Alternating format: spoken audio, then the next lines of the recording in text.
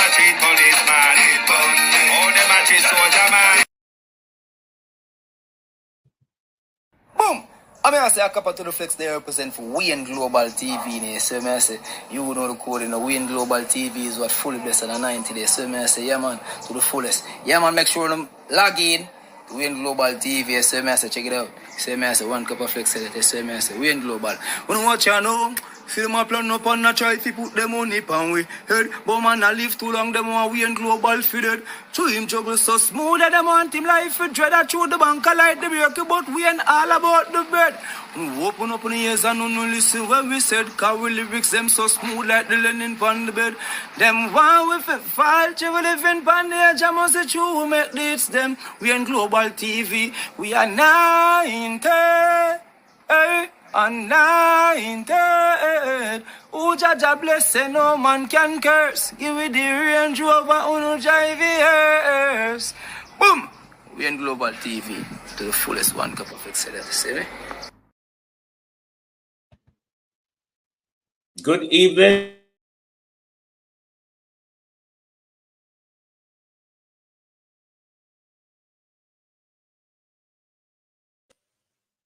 But given, I think there's a bit of delay. Given that, you know, I do not understand numbers very well, then you will understand my wrong information I gave to you earlier. But thank you all for coming. Like and share the live. Please, we are watching, keeping an eye, because we want to get you every word of what will be said this evening. Every word. So while we have 5 minutes to go, before I say good evening to you all, let me say I know it will be tedious for some of you this evening listening to a lot of the lives, but please act like a dopey on a sit. Step on a big toe, bite on something and bear through it. Because some of you, the lies are going to get under your skin this evening. The failed, repeated promises are going to get under your skin this evening. The giveaway is going to get under your skin this evening. Good evening to everyone on the X, the Twitch, Facebook, on YouTube. Good evening and welcome, Natalia Freeman. Good evening, Sunshine. Good evening, Georgia Dennis. Good good evening. Debbie Jarvis, good evening, and welcome. Good evening, all. Good evening and welcome. Mary Messenger, good evening. Elaine Turner, good evening. Jay, good evening. Sasha Lewis, good evening. Veteran up, good evening. JP, good evening. Jay, good evening. Sasha Lewis. Who else? Annie Jones, Abina Sidoki, good evening. Jamaican Foodie, good evening. Good evening all and welcome. Welcome to Buzzer presentation. Good evening, Shauna Smith. Good evening, Rodney Reed. Good evening, Agency Driver File. Big up, bro. What's up? Good evening, Colleen Humphreys. Good evening and welcome. Blue Wave. Good evening. Like and share the live, please. Good evening, all, and welcome. Good evening to all my moderators, Beat and Teach and Sim Sim and Cousin Jamie. Good evening, all, and welcome, Anthony R. DI Easy Jerk World, Jamaican Carlos, Patricia Matthews. Everyone, good evening and welcome. Like and share the live. We have only a few minutes to go before Nigel Clark takes the floor. So as soon as the link goes live they've changed the time, people. They've changed it now to 7 p.m. I don't know what Nigel Clark is playing at. It was set for 6 o'clock this evening, and just now the time has changed. They've added another hour to the time. I wonder if Nigel Clark, I'm sure this time I didn't get the time right. They've just changed it because the countdown clock was on a few minutes, and then now it's gone up to 61 minutes. So the time has just changed. I don't know why, but what am I going to do? I'm going to watch this link for a while, or we might just have to reset a link and come back.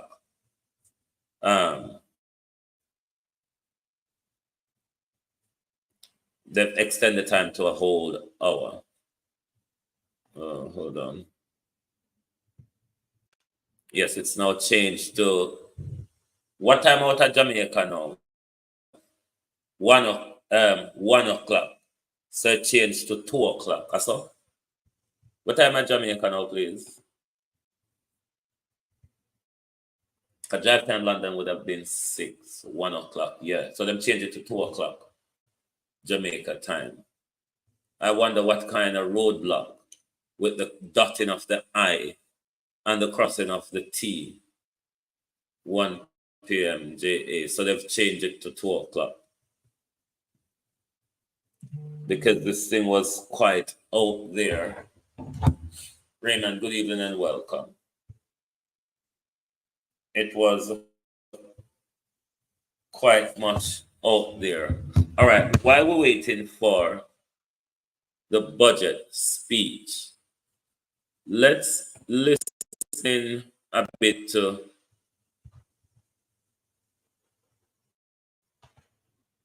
Marlene Malloch.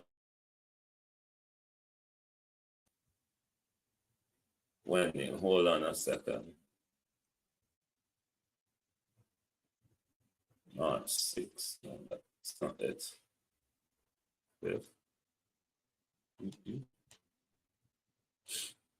Spare me a sec.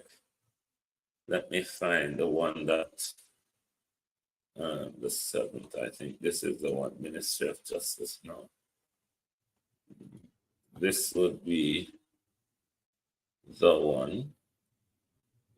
Let me see if I find, while we're waiting for them,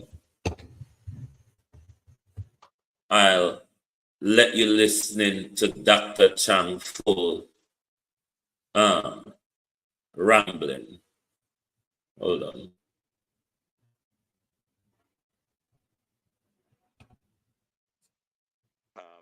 Recurrent budget is 133.779 billion. Hold on a second.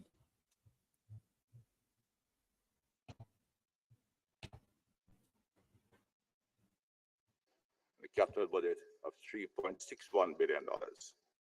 The reduction was linked to the delayed recruitment and the culmination of a number of capital projects which no longer require significant investment in the new fiscal year. This provision is the fourth largest allocation amongst the ministries, and with the details outlined in our.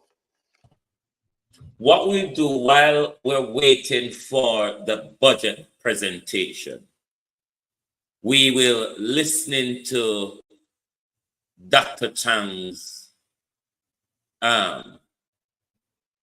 scrutiny of the standing community to do with this very budget presentation this evening. So it was a presentation where he spoke about the much people in with tech from Haiti, and I'm sure he's going to tell you how well the JCF is doing and has done and will continue to do. So let's listen to this while we monitor the budget presentation, and as soon as that is ready, we will go over to the budget presentation. Presentation. In closing, the Ministry of National Security acknowledged the crucial need to realize a safe and secure society. To this end, continues efforts to strengthen the legislative framework, improve the security infrastructure, and expand social investment. The three principal strategic directions we have adopted. The effective utilization of available resources remains a cornerstone of this effort. I now defer to you, Madam Chair, and esteemed members for your question, observation, or comments on the budget of the Ministry of National Security. And its several agencies crucial to security. It includes PICA, Passport Immigration, Citizens Agency, FLA, Firearm Licensing Authority.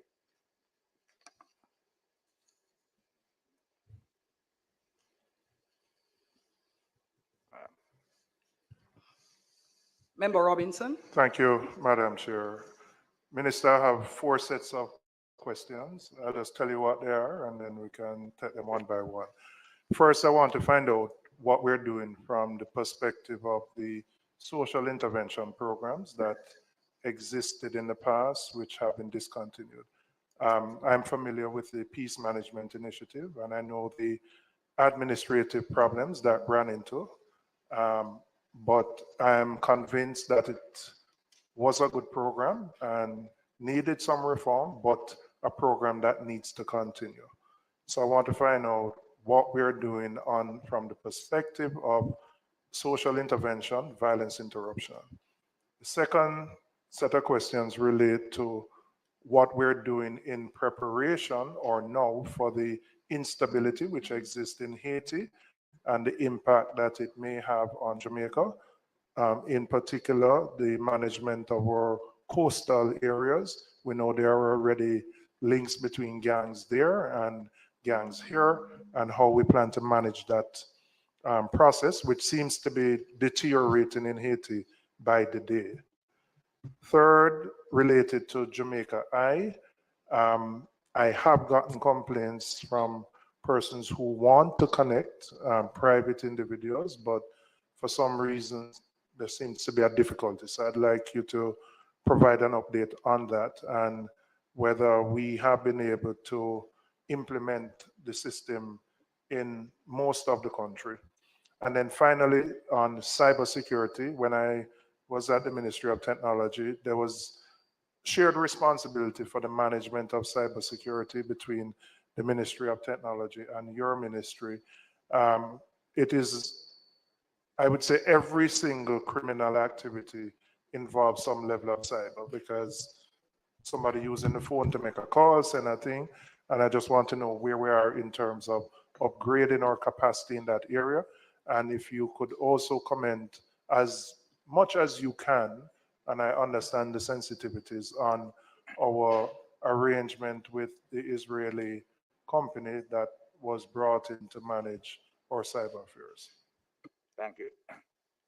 I will begin with the social intervention. You want me to begin to respond? Yeah. All social intervention program is still a priority on the government's approach to crime prevention.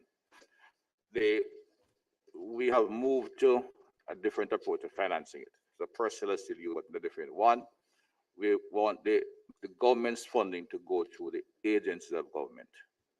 The small NGO projectized activities did not have the reach that they should have. So funding for social intervention, which is directed to the relevant ministries through what we have established in the government, the citizen business grouping, which involve all permanent secretaries, all heads of agencies that are involved in social activity across the board. And then we have a small subgroup which deals with immediate problems, and it is monitored by the Citizen Security Secretariat, which means all our activity in social investment has a quarterly report to look at achievements and challenges that we have to make changes on an ongoing basis. But we find investing through relevant Ministry of Education, Social Security, brings greater impact and ensure that the funding we have reaches the people that they should reach. Less money goes outside of the part of the government. To ensure that, of course, private citizens can participate at the community level outside of the government, the Project STAR is the primary project we seek to operate with, because they work in tandem with the government agencies. The point I make, when you put funding through, I've had the personal experience through projects or agencies parallel to government. At PMI, we still maintain a small amount of it in Montego Bay, which administrators operated differently.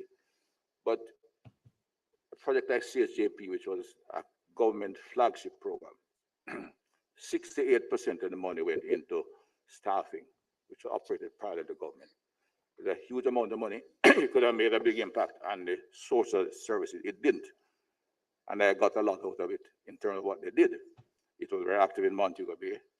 So you do a program with PMI or any other agency outside of the government, it works for a period of time and then disappears. The school remained in the same condition it was before. And hence, for example, in PMI, they had a psychiatric services. They have one office based downtown Montego Bay. Nobody would go there. First, it was identified as a counseling service with psychologists. Secondly, it was you had to travel out of the community. What we're looking at is executing effective wellness program in conjunction with the Ministry of Education and the Ministry of Health. But like on the PMI, and I served as the PMP's rep for a while, the therapeutic services would go out. They weren't waiting for people to come to the office. I can speak about PMI East. They would go out when there were incidents in communities, people were killed or injured. They would go and meet with the family. It was a very effective service that was being offered. But very limited. Huh? Very limited. What we're doing now is limited by resources, because they only had one or two people who were working. Yeah, because you can't build a parallel service. What we're looking at, the Ministry of Health must have the institution built to service the entire island, right? And the start has been done. There's specialized effort in selected areas, but the entire ministry must be geared to provide that service wherever it appears, whether it's in the hills of Clarendon or in the urban. But that is aspirational in terms of. It's being operationalized. That is being done right now? Yes. And being done effectively. So when somebody gets shot up in Colonel's Ridge in your constituency, somebody from the Ministry of Health. The police first goes there, and then we call the Ministry of Health as required. And we're adding staff to the Ministry of Health. The first set was approved, 13 people assigned for Montego Bay, and it is being examined across. We're starting, so everybody in that place. But the principle there that the ministry answers on the issue, the Ministry of Health. And we are looking to ensure that whatever partners come in, go up there. The last project, much smaller than CSJP, the EU funding of 20 million, started that process, and it has gone very well, but it still needs to be expanded. But the funding goes through established agencies. All right, I understand that. Now, the PMI was a little unique in the sense that the violence interrupters, I don't know that those people would get a job in any ministry or department based on the nature of what they do, right? The case managers play that role. And I know that they moved to increase that through all the agencies, the Prime Secretary and the Violence, they're waiting on the Violence Commission report to expand that. But we employ much more case managers than that was in PMI. And the case managers play the same role. They're involved in the community, they meet the families, and we seek to not only do counseling, but the case manager become the individual who would direct the family to the institution. So they go from PATH, they go to counseling. And this is in place now in the ministry, and working? I mean, I must tell you, this is a revelation to me, yeah, and Minister. there are most social workers that we have the number. Up to now, we are about between 30 and near 40, and we'll expand that service. And I said that they get the salaries similar to social workers, which is a new level, which now competes effectively with what was done when it was work as a parallel agency. Those in the projects and outside in the private sector, so to speak, and projects would get much better salaries than the government social workers. So there was attraction to go there. All case managers are treated as social workers.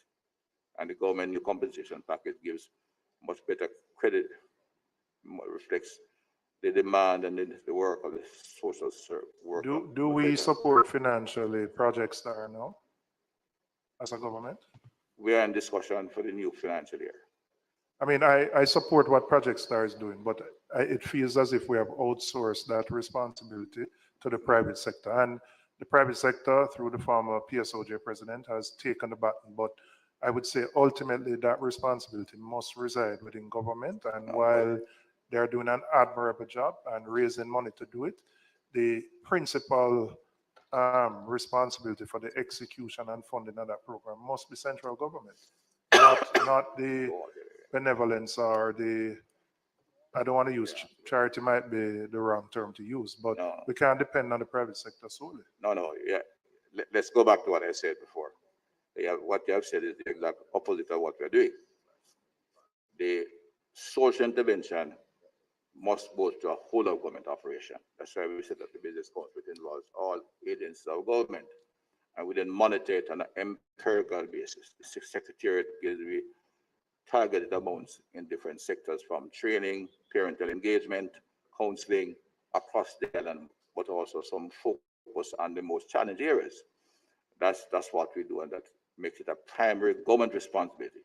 Project Star is seeking to work in tandem or with the government agencies. So some of the training they do, for example, they engage HART.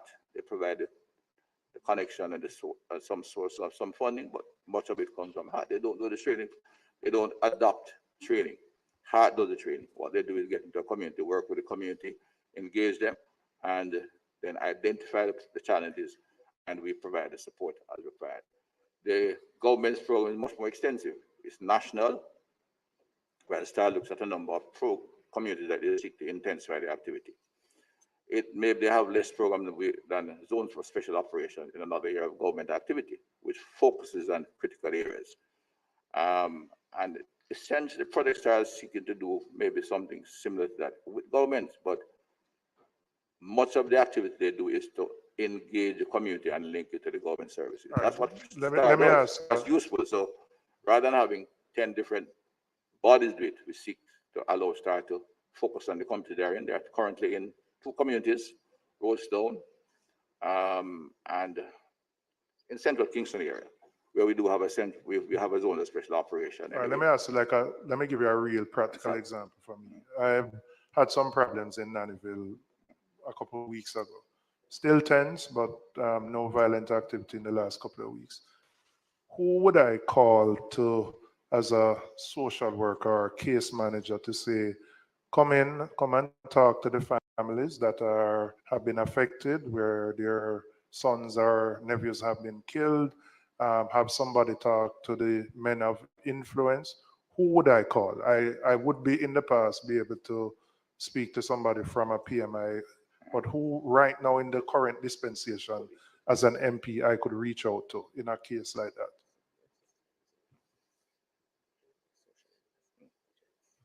No, the first person that you discuss really with is the police. And in terms of the social intervention, the CSSP is there, but they would bring in the case manager. No, the police responded. So I'm not. I'm saying, but there's a connection between the police from the CSSB and case managers who are not in the crime prevention, social intervention sector of the ministry. And What I'm saying to you, Minister. We'll have to identify some personnel for you, which you don't have, but we have several case managers in the corporate area who can be directed there. Minister, I think, well, I can only speak for myself. I can't speak on behalf of colleagues. Sure enough. I think you may be speaking to an aspiration of where you want to go. I don't believe what you are articulating exists right now in terms of the access to those persons. The police responded, but you know, and your deputy behind you would say, no, understand that there are limitations in terms of the interventions the police can do. No, what we have now is not, it's more than aspirational, but it's not where we expect to be by the end of this year and beyond. But it's much larger than PMI. You're familiar with PMI, they had the number of workers they have with them much less than the number we have now working in the area. I said we have near 40 case managers on the road, and we are expanding that this year. It would be useful as a member of parliament to know, for example, if some are in Kingston Eastern or Kingston St. Andrew Central, where my constituency, I would like to know. So when I have a problem, which the police can only do so much and no more, that I can call this person and say, can you come in and to try and reduce the tension and prevent reprisals and that kind of thing. I don't know who I'd call right now. Well, I take note of what you're saying. I will seek to ensure you get that information. Because we have expanded the program significantly, and the majority are in fact in the corporate area, but I know they are concentrated downtown. All right, my colleague just has a follow-up on this, but I want to come back. Chair, if you just allow. Follow-up on this. Sure. Thank you. Minister, your staff, your permanent secretary in particular, who in another dispensation, but very happy that you find someone of quality in your ministry. Minister, I want to... We do that routinely to seek the best quality for the Ministry of National Security. I can attest to this. In all areas. Okay. Minister, I want to go a little further. For years, as you know, I've been making the point that, well, you've made the point that the resources in the zones of special operation are not adequate to do certain things. I've said to you that there are, because I know as a matter of fact, there are communities that don't qualify in other areas. The resources are just not there. And for years we've been having this discussion. So this is not a case management situation where you have actual crime and a response, but the conditions are there, acknowledged to be there. And we're saying, what are some of the interventions that can be made? In my case, we've argued for certain types of intervention. There's been some kind of response, but not a follow-through. Where are we in this integrated community program? The type of response are well established. I think we have to face where what we went through a period of it was sheer fan available money. That's bottom line. The number of communities out there, the zones are now located in several 7 areas, and there is a legacy issue of inner city basic services program, which has been around for some time. That program has ended, but the activities from the Jamaica Social Investment Fund continues, and they identify the challenges in many communities. So there are about 105 communities that require special attention. It doesn't mean the area outside of this don't need some support, which is why we speak of a national effort, working with the core ministries, which is called Social Development Commission, with the police, the Ministry of Labor and Social Security, elements of Ministry of Economic Growth and Job Creation, that is influence removal, social housing, and of course the Ministry of Education, which has the pool of young people that we need to reach. So the area you're referring to tonight, I said we are looking at increasing activity. The case managers can cross boundaries, and we'll have to maybe highlight their activity and their personal to the various MPs more actively. and the numbers we have more. But we are looking at how we can increase expenditure outside of the zones of special operation. We're still focused on that. But as I said, the nature of the programs which require in the New Haven area is similar as in any other challenge communities to raise the quality of the environment from garbage collection, streets, development of the roadways, titling, zinc fence removal to give the community a better environment and ecosystem to operate in, to make sure the schools that they attend are safe and provide quality education, to ensure that those family members who need to be on the PATH program, which is also a support program, will get on it, because that's one of the challenges we face. And ultimately, I said, train some of the members, heads of families, especially single mothers, how we can get them independent and socially autonomous. So the character of the program been around. They are defined by the social workers for a long time. And they work when they're introduced in a comprehensive way. What we have to do is expand the budget, and we have this year more for staff, I think $111 million. But beyond that, we are looking at how we ensure that the service activities provided by government will reach these people. Something like PATH, in fact, oftentimes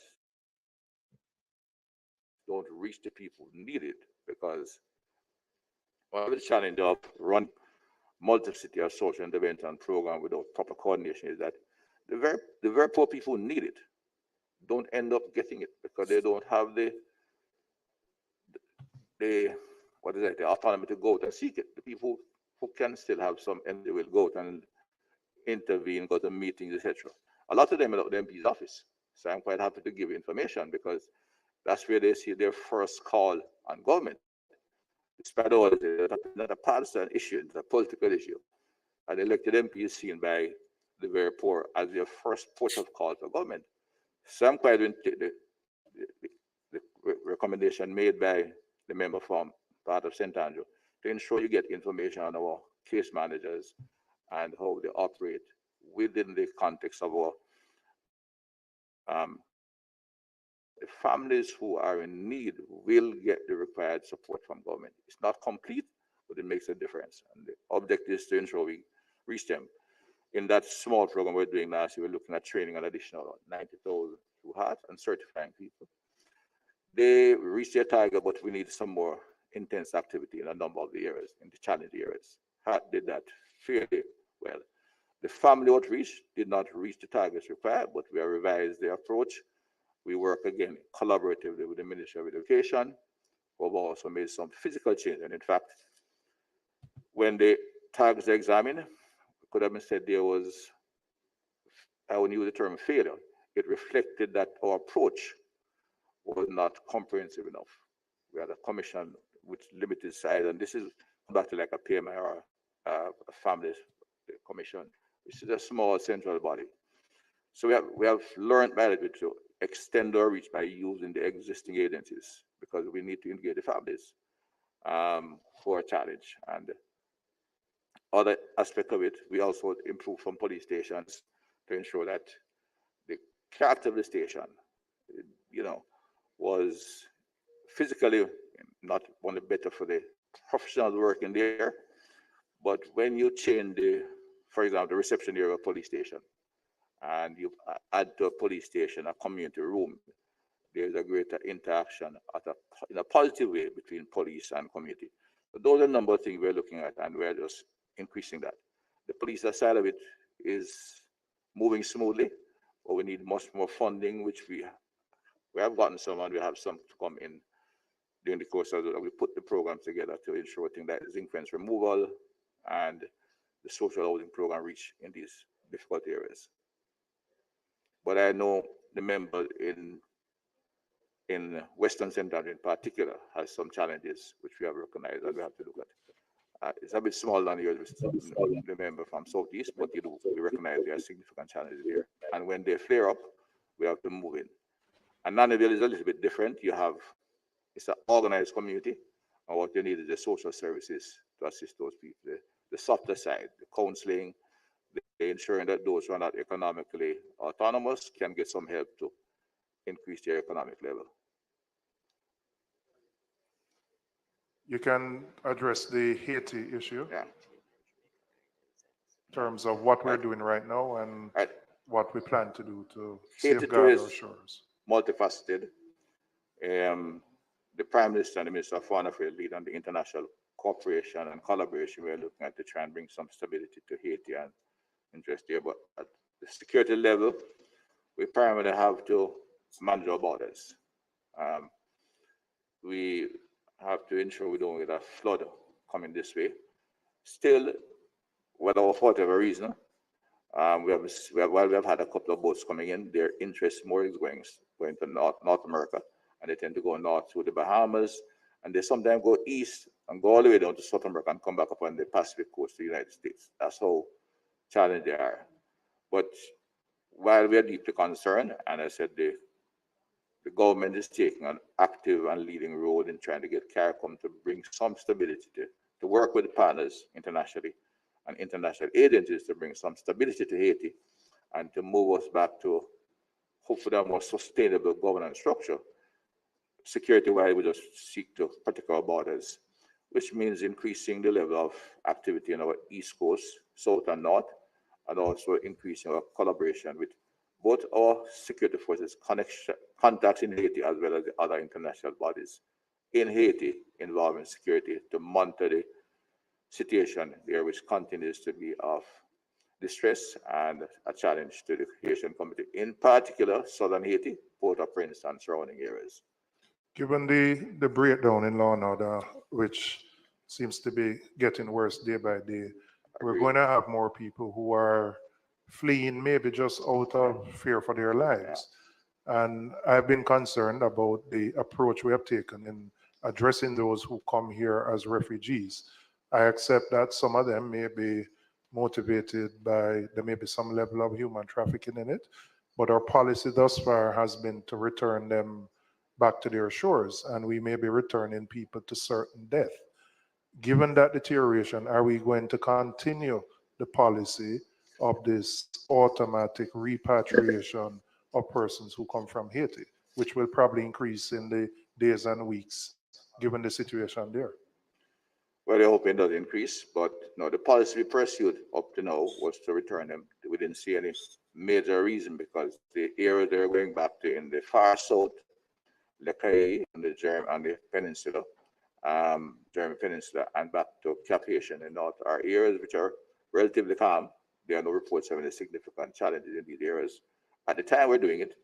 And, we even had members there that will return, would take a few weeks and they come back again because they know the routine and they're in pretty good shape. However, we are looking at the situation it is now as a situation deterioration in urban Haiti, in particular Port-au-Prince, is almost has been more than a 24-hour cycle. Is what, sorry, repeat? And a 24-hour cycle, 24 daily. Right. As the situation changes, we discuss it and look at what we may have to do to change our situation. At this point, we've agreed to take a number of people legitimately, namely the orphans in an orphanage that was isolated and challenged, and the mustard seed committee is taking them. We have agreed on the logistics of that being worked out. We have been requested by the World Bank to take their staff here, amount 53. We are working out the process to get that done. So what we can do to legitimate means we're doing. We still have to maintain control of our borders because we cannot afford a flood of refugees. But I said we'll look at what we do, and we look at that and review it on a literally daily basis. Okay. All right, you can give me an update on Jamaica I in terms of where we are at. I know the plan was an island-wide rollout, but as I said, I know there are groupings, citizens groups that have been trying to connect and have had difficulties. All right. In a nutshell, we say there's some challenge to the cybersecurity aspect of it. Indicated we do, it might be said, we spread over 2 ministries, cybersecurity. Our side is more, you might use the term cyber defense and enforcement, whereas the Prime Minister's office is involved in the whole development of the cyber system in government and to ensure it's done with the kind of firewalls required to protect it and ensure it functions efficiently. The development, training, etc., is on that side. Jamaica itself we are expanding, but it has some challenge with the private sector. The security issue raises that most of our connection, especially in the residential areas, are what we call the variable IPs. Or what? Variable IP. Okay. And it is difficult to connect any connection with a variable IP to the central system. Variable IP. Variable IP. Oh, IP. IP. Okay, Yeah, sorry. that's the challenge we have with the private sector. Okay. It's a cheaper system to use, and the private sector, the companies have used that in all the residential communities, and it is posing a challenge. We are having discussion to see how we can overcome that, and the technical team involved are looking at how we really need to get that part of the program going. In the meantime, we are expanding across the country, and we're also ensuring that the legal side of it is all clear to the residents. We have to ensure that it is outwardly looking, so to speak. But the technical difficulty is what actually is a real problem. Yeah, the former Minister of Technology reminded me the underground fiber, which he would have negotiated with Flow and the other players, which is hardwired. Yes. I know the private companies would use variable IP, but you would have that access certainly in the urban areas to be able to hardwire those cameras and feed back to a central location. I would stick somewhere, because that's the public system. Yeah. Yeah. That's exactly how it works now. Variable IP is where you have private individuals, and the IP changes them, but for the government, Jamaica it's fine. So it's fixed, right? Right. That's when you want to add a private individual that has variable IP rather than fixed IP. The IP changes depending on the device. Exactly. That's where the difficulties come from. Right. So we have to change that within the hospital. Right. Exactly, which is fixed IP. So the hardware is the government and the public. The entire Jamaica infrastructure solid. Done. I just remind, as I said, the current Jamaica program and the expansion we're putting in all the public spaces is based on the hardware. And we are expanding that with additional cables. The eGov program is to ensure effective connectivity. I think it started earlier, discussed certainly, and we are executing. MSET does that to ensure that public spaces like public institutions, the schools, the courthouse, the police stations are hardware. Other modems are emerging, the satellite and the microwave system to ensure redundancy. But the private individuals are still connected on a variable IP basis, and that poses a significant challenge. There's a cost involved to stop that, but we are having discussion because we'd love, and there are quite a number of residential communities, especially apartments, complexes, townhouse complexes, would like to have that. And they have installed cameras, but the connection is a challenge. We have to work to overcome that concept of a variable IP for private individuals. It's a less expensive modem, and I think that's why Is there even a possibility at the local level? In my own constituency, I have very active citizens association groups. Yeah. They have invested on their own in their cameras, but Yes. even if you could connect to, but there's a local police station or a local, like St. Andrew Central as an example, Right. as opposed to the big system. Right. But, they are frustrated because they want to contribute. They recognize the value of the technology, but they're unable to. And in the cases, certainly I can speak, I'm in an urban setting, which is fairly in the corporate area. They have access to the hardware, and most of those systems are hardwired. The variable IP tend to be, yes, people in their homes would have the variable IP, but most people have the hardwired system that they want to connect, and they have generally one camera outwards on the road or by the gate, which is the one that they want to link to. No,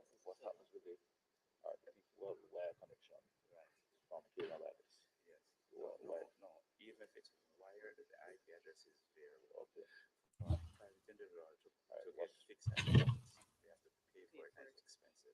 That is a challenge. So if we could connect it to like the station. No, that would make a change, because what happens, your private home, when you get internet from flow, you will always get variable IP. So what happens behind the router? Every time you turn off the computer, that new IP address, it's behind the router. And you don't see anything. Yeah, so even if you're going to connect to the station, that node, your home is still variable. No, what I'm saying, what is that? Is the station, that system monitoring these areas? Because No, the station does have fixed IP address. no, I'm not know that. Tonos complex that, right? They put in the cameras. So the watchman at the gate monitors the camera. Certain. Could that be connected to something at this station? Yes, the monitoring centers. Yes, Could monitor the monitoring yes, sir. centers. So we could look at that. Yes, certainly. But we still costly. have the problem that if a device goes down, Yeah. and when it comes back up, it may come up with a different IP You don't see address. anything. Exactly. So you have to do an internal mapping inside. Okay. Which is not All right. fast. I gather, remember, the technical challenges are being examined. And we are concerned. They said the variable IP, even when you have a wire connection from cable and wireless, is still a variable IP. And that poses a particular challenge in getting evidential material. The change to a fixed IP, they have to pay a significant cost. And it's something that some of the townhouse complexes may have to examine to get a non-variable IP, a fixed IP. But without the fixed IP, you have a total challenge. What you're suggesting can be done once we get the system up, but it's still a challenge because when your system goes down and the IP changes, you don't have material required. But That your is the what they're saying. primary challenge is for evidentiary purposes, right? Yeah, and security as well, because it will change. Remember, the address changes the data. So, in other words, what you asked with, if you could do, to examine where cities like in a townhouse complex, the gate man watches all the cameras.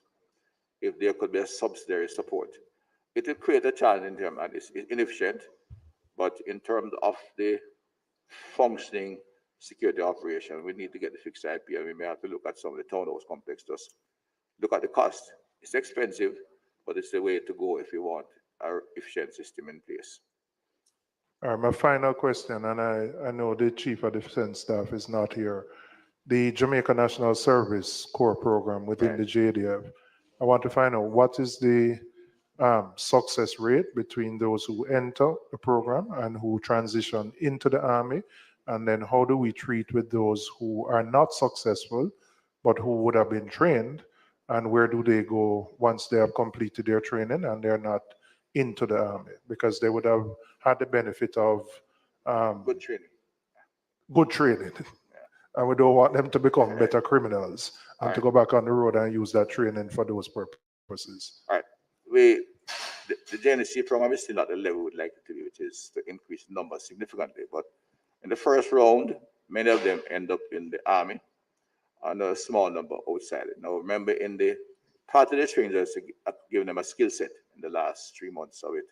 And the private sector have taken them, I've been pretty satisfied with them.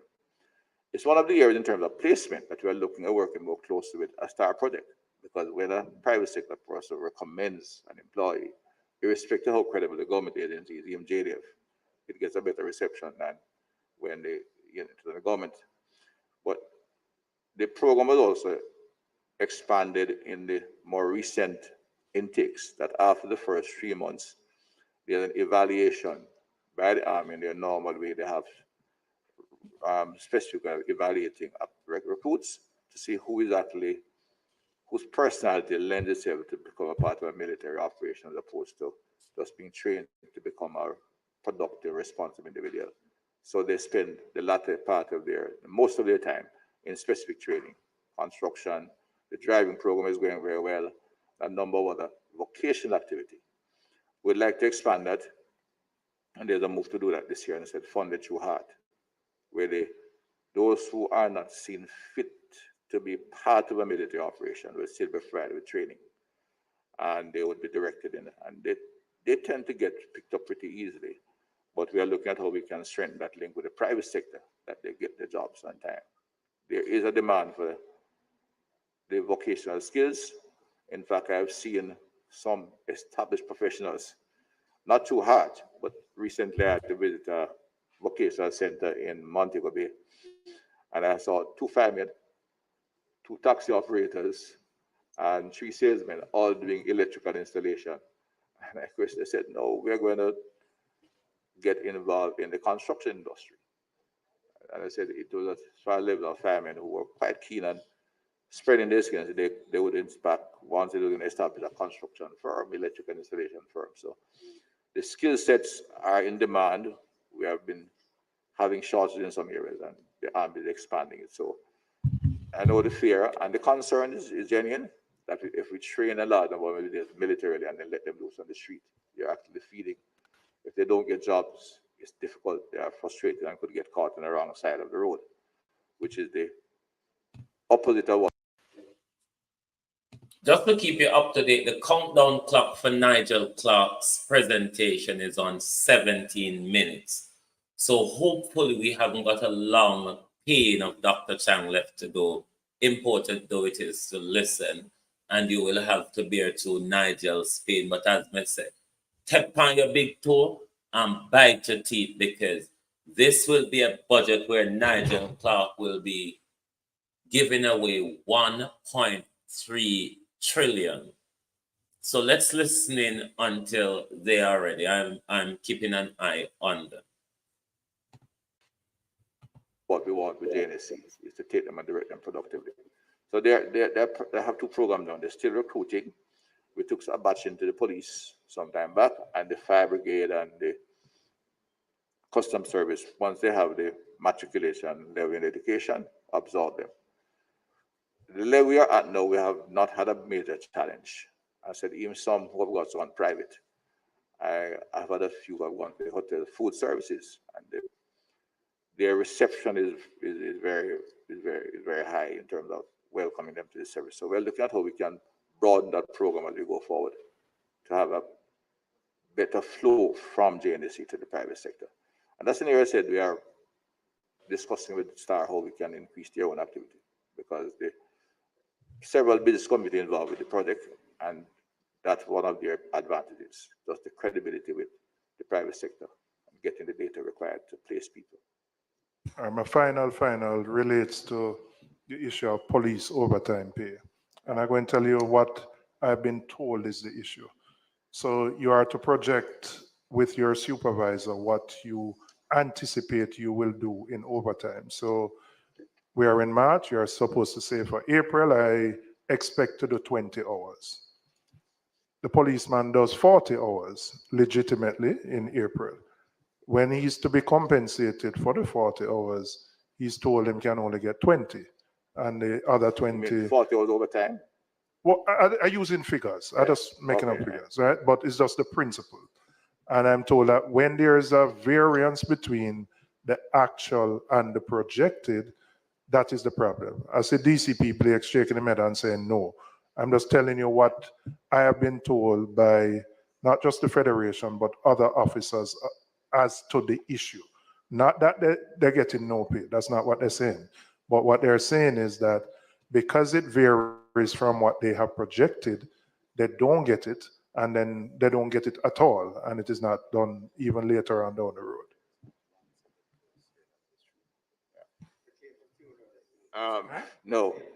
No, that's not quite true. The facetious.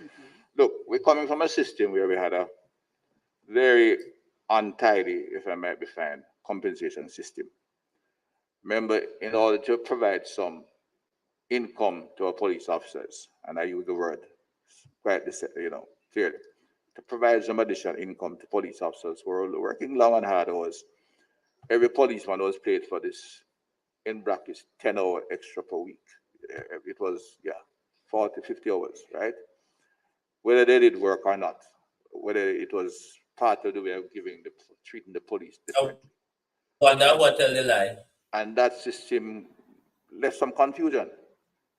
We now have a structured, organized overtime system. We have improved the basic salary of the police officers. So the allowances, in addition to merging allowances, they were given an increase. Bear in mind, the police be aware that the concept at the beginning of their salary career would get $895,000 as their salary, $895,000. There was additional things like some housing, all kinds of little allowances to bring them up to maybe 1.5. That and there was this added hours, which was part of that additional income. So many of the officers are looking at overtime as added hours. It is not. It's a completely different system.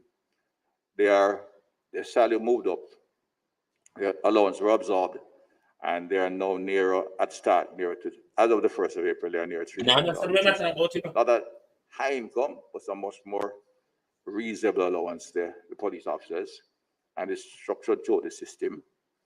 They have nine increments as opposed to 6. So even the country, they can move up the scale a bit. What a number of people look at it, that you would have a established overtime. Overtime is when you're short staff or increased activity demands a high number of personnel to work overtime. And it's calculated on a weekly basis. And the superintendent in charge with their sub-commanders, DSP and inspectors have to arrange additional manpower in the areas of need. There's no projection that you need it here. We have taken the officer corps now to establishment, 14,000 plus. And either when you're at full manpower and you have normal demands, you don't have overtime. Overtime is a sign of some level of shortages or excess demand.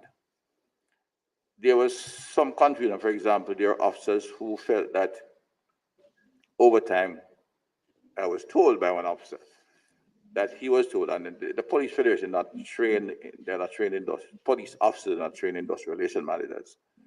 But I think there was an attempt to make mischief by some people because of the way the whole compensation went. It's a police and a level of reasonable acceptance. Officers have been told if you work 10 hours a day, you do 2 hours overtime. If you work what? If you work 10 hours for the day, it's an 8-hour day, and therefore you did 2 hours overtime. So you could work for 20 hours and get 10 hours overtime. Doesn't work like that. So the legitimate working hours is 40 hours per week. And if you are given time beyond that. So you can work, if you work 2 days of 20 hours each, you do 40 hours and you get a week off. That's industrial practice. So you can work 3 days, do 40 hours, and you get a week off, come back 3 days next week. It is not practice, it is not good to do that in practice because extended hours leads to stress and tiredness, and in something like the police use of high-end machinery, you run into problems. Bear in mind, pilots, for example, do 100 hours a month. They train operators at the port, which has this expensive sensitive equipment and sensitive activity. They do, I think they're also at 100 hours. The ones who operate the high cranes, those on the ground do the 40-hour week.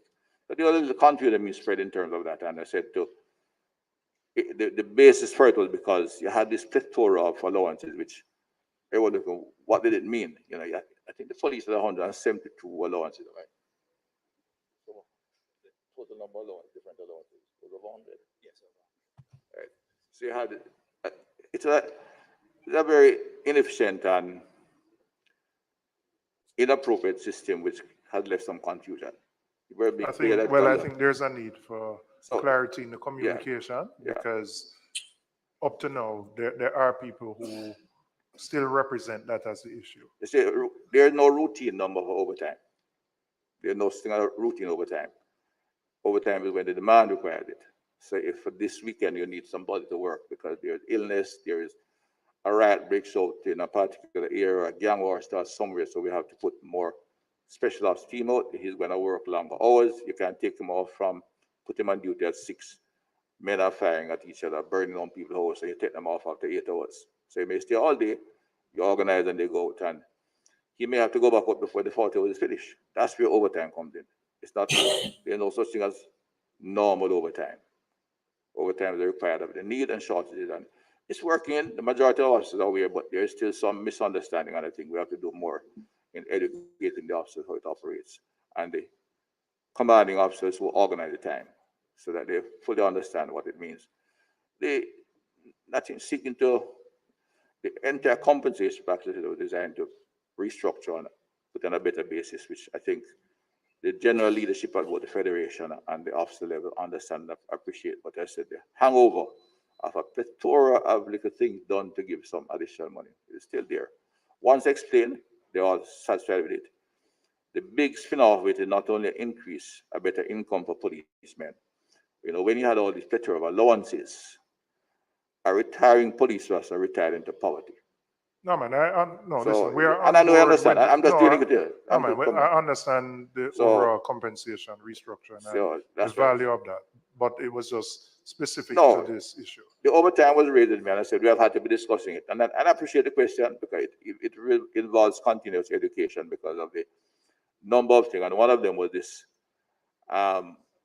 which was routine overtime. You're paid 10 hours extra, irrespective of what happened. And remember, we went to court because there was a demand for 20 hours extra, which meant an allowance, which didn't make much sense, right? And that you went to court and was thrown out. So it's not mischief making by the leadership in any way, but there's misunderstanding by the rank and file, and you have to keep educating them and ensure that they get the pass. I know at one point your officer rank had some issues. Have those been resolved? It's being discussed. Their issue had to do with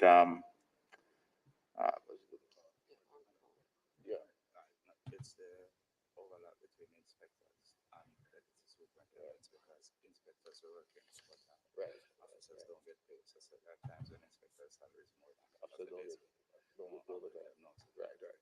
Yeah, the issue, the forces sorted out internally. They were clear on it. I remember the issue. I have been involved in discussion. The challenge between inspectors and the officer corps at DSP level, right?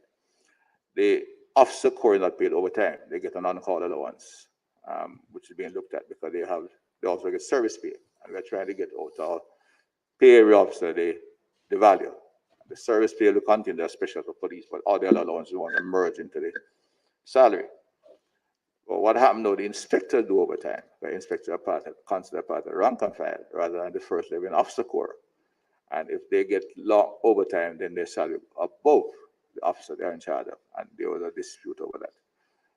It can happen. I don't think we can emulate it totally, but we're seeking to how we can manage that and the force itself. That's an internal matter with the force. But bear in mind, even in the private sector, I have I had some friend in the bauxite industry. A good millwright, if you work overtime, earns more than an engineer, but you don't allow it to happen every week because that's a sensitive area of operation. And if they get tired, it has problems, just like I said. And the same thing could apply to anybody operating sensitive equipment or heavy-duty equipment that demands a certain special skill that they are paid for. Overtime is not routine with them, but when they work overtime, they can get more than their supervisors. And that's what was happening between the inspector and the DSP, right? It was, the number of levels in the force was such that it was all a little bit, as you go up the ladder, that little overlap became a challenge. Final, is DCP Blake's presence here a sign of things to come? DCP Blake is one of, I think maybe Mr. Chocolate told me there are many things coming as you look in the budget.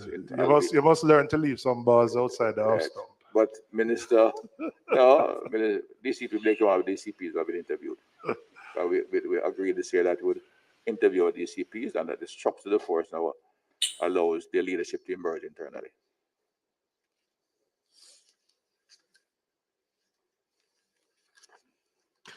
Thank you. Minister, I'm going to have three questions. Firstly, I think the issue of guns and ammunition, none of which we manufacture here in Jamaica, but they're here in abundance, really creating the discomfort, and people are asking a question. Border security is one thing, but the lawsuit that was filed against the manufacturers in the US, for which I'm told, I were advised that this government had joined in some amicus curiae had supported the lawsuit. Can you tell us where that is and what's the likely outcome? And more generally, what is the discussion taking place from a international cooperation point of view with our neighbor up north? And they have an internal constitutional system that allows guns to flow all over the place, but it's having an impact extraterritorially in countries like Jamaica. What are we doing to address that aspect of foreign relations? The matter is handled, that aspect, by Ministry of Foreign Affairs, Yeah. and I'm not sure if we became one of the friends in the appeal, but the challenge is right, and I'm not sure it's the Americans have a system which assures their citizens of the right to bear arms, make it a constitutional right, and it's hurting. Our activity in national security is to just strengthen our border control, in particular our legitimate ports, and we have increased collaboration with both the ATF, United States Firearms, and their INL International Narcotics, no, Homeland Security, who handles an aspect of illegal export of firearms from the US. It is posing a big challenge because the primary weapon of choice in Jamaica is the firearm to kill people. Now, even when we get the inter-gang activity down, which we have had significant progress on, once a young man have a gun, they tend to use it. It's a source of power, and they use it almost cavalierly. These incidents, they're willing to shoot somebody who upset them. We have seen increased recovery this year. We are getting better at intercepting the ports because a lot of the guns came into the ports. The coastal monitoring also improves. We have not been able to announce a lot, but we know we have intercepted a fair amount because when a boat has guns on it, they throw it overboard, it disappears. When they have drugs, you actually pick up the drug, they float. But we have expanded that. That's among the reasons why the Coast Guard is given much more resources in expanding and strengthening their own operation. And I said the police entire intelligence apparatus has been focused on that. The guns, drugs, and scamming remain the three big sources of criminal income. And the police is certainly reorganized to focus on them. We have had some success, but we still have a way to go, and we are putting more resources in there. We are strengthening the entire, that's part of the strengthening of the entire technology side of the police, because while the witness protection program functions well, unless you can get the quality forensic evidence, many of our witnesses are fearful of coming forward for good reason. Difficult to protect them out there, but we are getting better at it. And we have the team in both the police and the intelligence unit as well as the army, and MOCA, which is focused heavily on cyber monitoring, cybersecurity monitoring, is really improved their capacity significantly, and we are getting better at intercepting.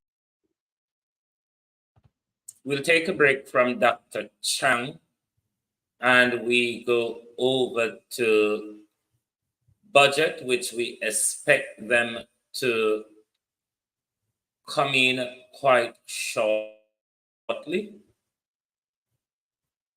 So let's wait for that link to kick in.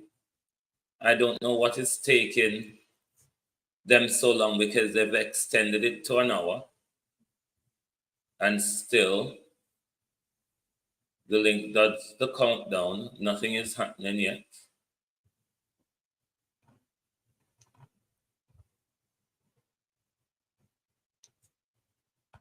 I don't know what is happening in Nigel's camp this evening, but even on JIS, they've publicized that they will be, Nigel Clark will kick off the budget debate this evening. They've extended the time to an hour, still waiting for them, and nothing as yet. But let's continue to, let me see if I find what GIS put out this morning.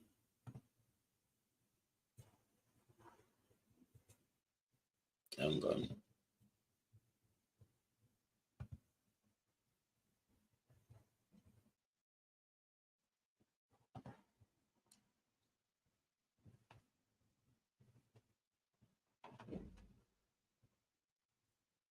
That is what JIS put out this morning.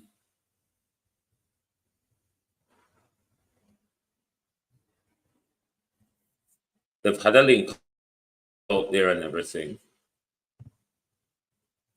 But for whatever reason, they seem to cannot get themselves together. Let's go back over to Dr. Chang until Dr. Clark is ready. And finding the operators on the ground. So my two remaining questions has to do with that aspect of it. First, we were told that I think the observation from those of us in constituencies is that there's leakage from the prisons. The telephone calls are still coming back and forth. Where are we in the new prison that will, and some technology to address that sort of seepage? We're looking at two new facilities, put it that way. One is significantly down the road. If we have to replace the old facilities we have in St. Catherine and downtown Kingston. They are very old facilities, and they should not still be here. But it will be expensive, but the program to replace them is moving along. I think we have, in fact, the concept has gone through the Public Investment Asset Management Board, and the work has been done in terms of the viability, so we can justify the financing. You're looking on multi-billion dollars in those areas, but we are looking at a medium-term situation where we build a small facility that will be electronically hardened, and we take out our between 50 and 100 most dangerous action and put them in that particular facility. We hope to begin that in the course of this year. But we have also gotten better at monitoring what they do. In other words, when that's, the PBC trailer has just come on, so their countdown should really start soon. So bear with us. Nigel Clark is still dotting the I's and crossing his T's at the moment. But let's continue to listen to Dr. Preke while Nigel Clark gets himself together. Intercepting people's communication, which is governed by law and privacy. But we have been able to monitor the prisons where we have the responsibility to do so, and we're getting equipment to so do, and we have been able to intercept quite a few. I say the majority, we now get information. I mean, of that, of course, you must realize many times that they go is not the odd contract killer for private businesses and family squabbles. We do find, but much of them is, as one officer said, we are saving criminals' lives. But we do it, and we do it on a much more extensive basis. So the other question is about the forensic. The suite that is being built, page 26C4, that project. Where are we? The pathology, yeah. No, that's going very well. The building is now 95% complete, and we expect to operationalize at the end of the financial year. It's accredited to the law enforcement aspect of the country. They refurbished DNA lab and the forensic bullet traps here. They're all working very well. They're all proven extremely valuable in tracking and identifying even cold cases. And now the autopsy suite will improve that aspect of the service significantly. We're taking it from primitive to right modern. So we have been finished. It's well on the way. Orders are in now for like the X-ray machines, the body, the appropriate freezing equipment, refrigerator equipment, and other fixtures to have them ready for the operationalizing in the fourth quarter of this year. And finally, Minister, we have an asylum policy and a framework, but it clearly is in need of upgrading. Where are we in thinking about and acting on that upgrading of our asylum policy to law? I keep watching people. I don't know what's going on here. They've gone live on the PBCJ YouTube but on the website, they've not actually gone live yet. There may be a delay between the two. I'm just waiting, but they've just gone live on their YouTube channel.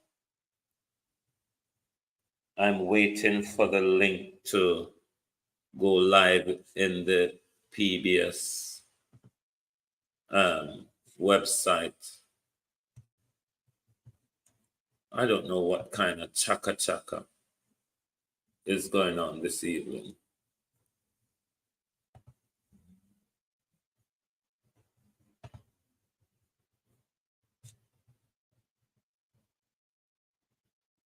What on earth? BCJ programming manual.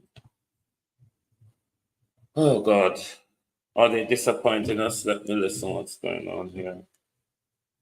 Or are they just... Mr. Jackson, They're doing the Mr. roll Loring, call at the Ms. moment. Lee,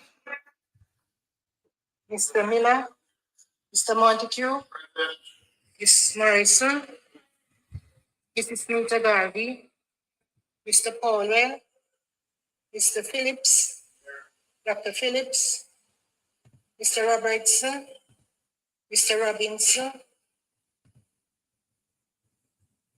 Mr. Samuda, Mr. Shaw, Mr. Sibley, Mr. Flowley, Mrs. Vaz, Dr. Wheatley, Mr. Williams, Mr. Wilson, Mr. Wright.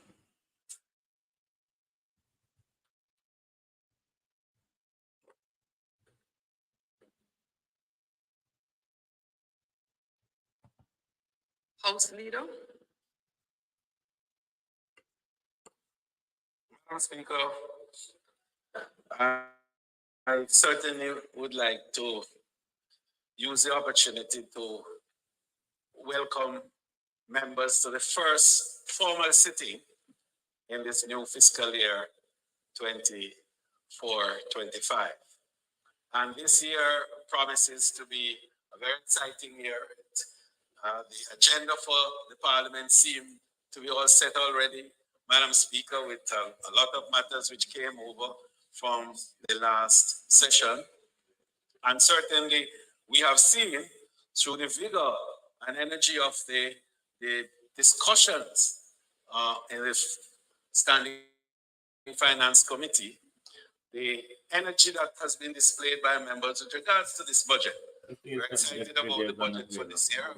And the feature, of course, of today will be the presentation by Minister of Finance and Planning and the Public Service, the Honorable Dr.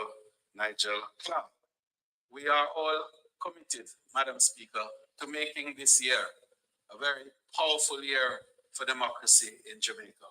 We're excited about the prospects of continuing to serve our people, and under your able guidance, we're looking forward to a very strong, efficient, and powerful financial year, parliamentary year, and political year 24-25. Thank you, Madam Speaker. Madam Speaker, it is not and understanding that whatever we do and whatever we say will be done to your blessed name. We come.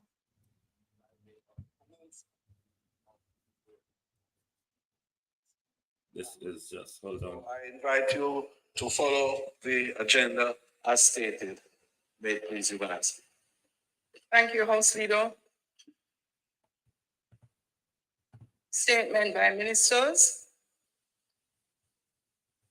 Announcements. Laid on the table of the House today are the following. The Auditor General's Department examination of the components of the fiscal policy paper for the financial year 2024-2025.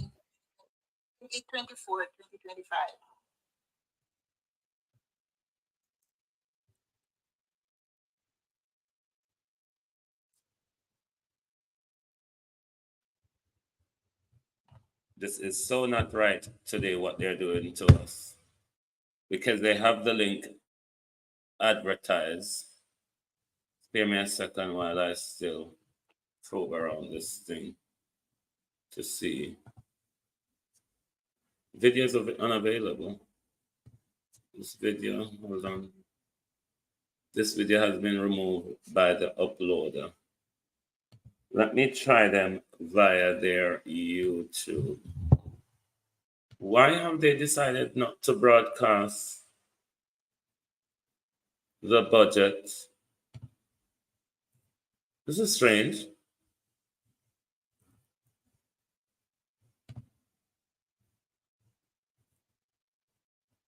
This is very strange.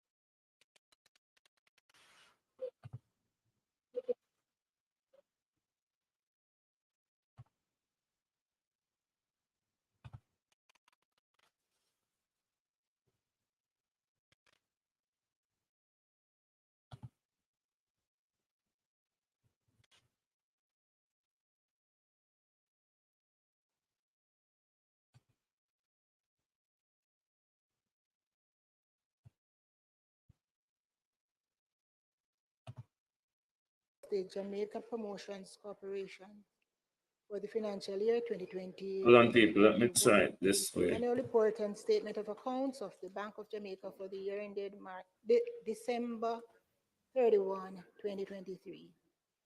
Jamaica answered parliamentary proceedings of the Honorable House of Representatives, the sessions 2016 to 2017, volume 42, number 3, dated January 10, 2017, and January 31, 2017. Jamaica answered parliamentary proceeding of the Honorable House of Representatives, session 2017 to 2018, volume 42, number 1, part 1, dated February 9, 2017 to April 26, 2017, and part 2, dated May 2, 2017 to July 25, 2017. Bills brought from the Senate, petitions, papers, reports from committees. House Leader. Speaker, I beg to move for a suspension of the sitting for 5 minutes in order to enable the minister to complete a matter which he is deeply engaged in at the minute, so as to enable the reports to be presented. May it please you, Madam Speaker. The question is that the House suspend its sitting for 5 minutes to facilitate the next item on the agenda. Those in favor? Those against? The ayes have it. Suspended for 5 minutes. We resume. There's something going on with these people because they've cut that link and they said, I don't know. I'm not going to be wound up by this budget. Hold on.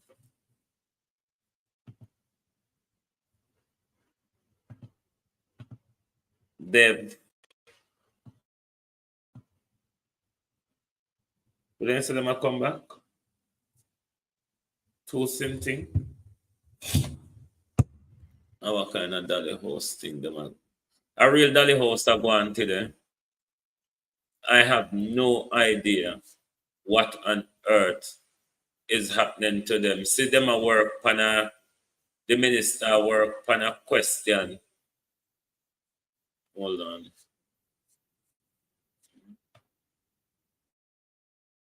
The minister work on a question. If you come where they should have already. What me tell you, so the man did he dot him I and cross him T's. What else would Nigel Clark be doing? Why the budget presentation was delayed? No, not you.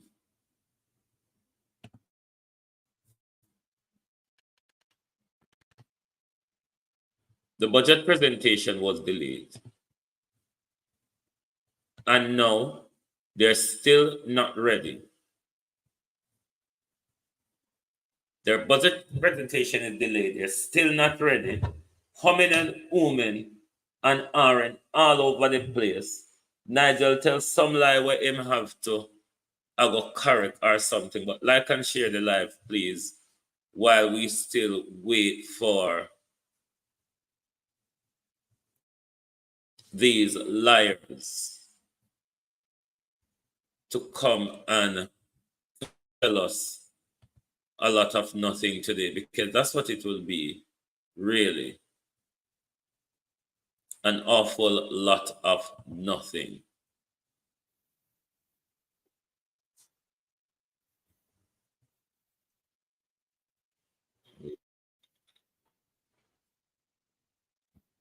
An awful lot of nothing today. I've never seen. Right, hold on. This look like PBCJ get it right. Yes.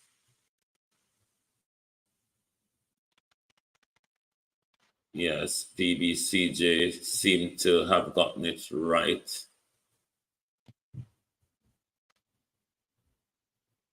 On their thing, you know.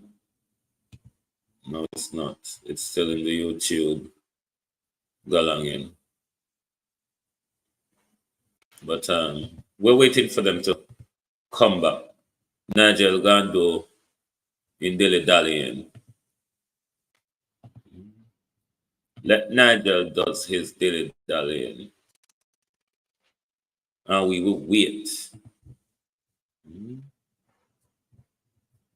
We will sit down and wait for the Minister of Finance. Them say them live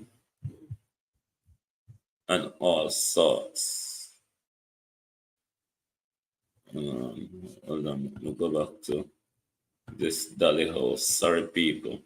It's just them Dolly House in me about to deal with this mad arrangement.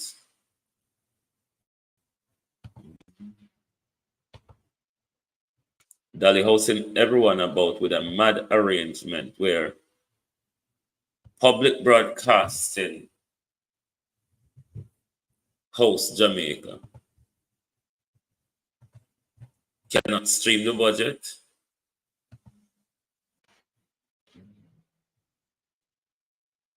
They stream all of these affairs, but it looked like, I don't know if some technical difficulty hit them this evening, just like how it looked like line difficulty hit the budget. So Nigel Clark is speedily working away on a question. Speedily working away on a question. Hold on, him come now. 2024-2025, the medium-term debt management strategy for the financial year 2024-25 to the financial year 2027-28. The revenue estimates 2024-2025 for the financial year ending March 31st, 2025. The Jamaica Mortgage Bank estimates of revenue and expenditure for the year ending March 2025. The public sector consolidated estimates of expenditure for the financial year ending March 31st, 2025, and the tax expenditure statement of 2024. Notices of motions given orally. At the next meeting of the House, I will move the following. Be it resolved that the report of the Standing Finance Committee of the whole House of Representatives, consisting of all members of the House, on the estimates of expenditure 24-25 for the financial year ending March 31st, 2025, the Jamaica Public Bodies estimates of revenue and expenditure for the year ending March 2025, the Government of Jamaica fiscal policy paper for the financial year 2024-25, the medium-term debt management strategy for the financial year 2024-2025 to the financial year 2027-28, the revenue estimates 2024-2025 for the financial year ending March 31st, 2025, the Jamaica Mortgage Bank estimates of revenue and expenditure for the year ending March 2025, the public sector consolidated estimates of expenditure for the financial year ending March 31st, 2025, and the tax expenditure statement 2024, which was laid on the table of the House on the 12th day of March 2024, be approved. Madam Speaker, I further beg to give notice that at a later stage today, I'll move for the suspension of the standing orders to enable me to take this motion. And Madam Speaker, I beg to give notice that at the next meeting of the House, I will move to have introduced and read a first time. Just a bit of break here. I'll go over Of bills to without leave of the the House. JIS First obtained. website. Minister? I have to cover it from over there. Sorry.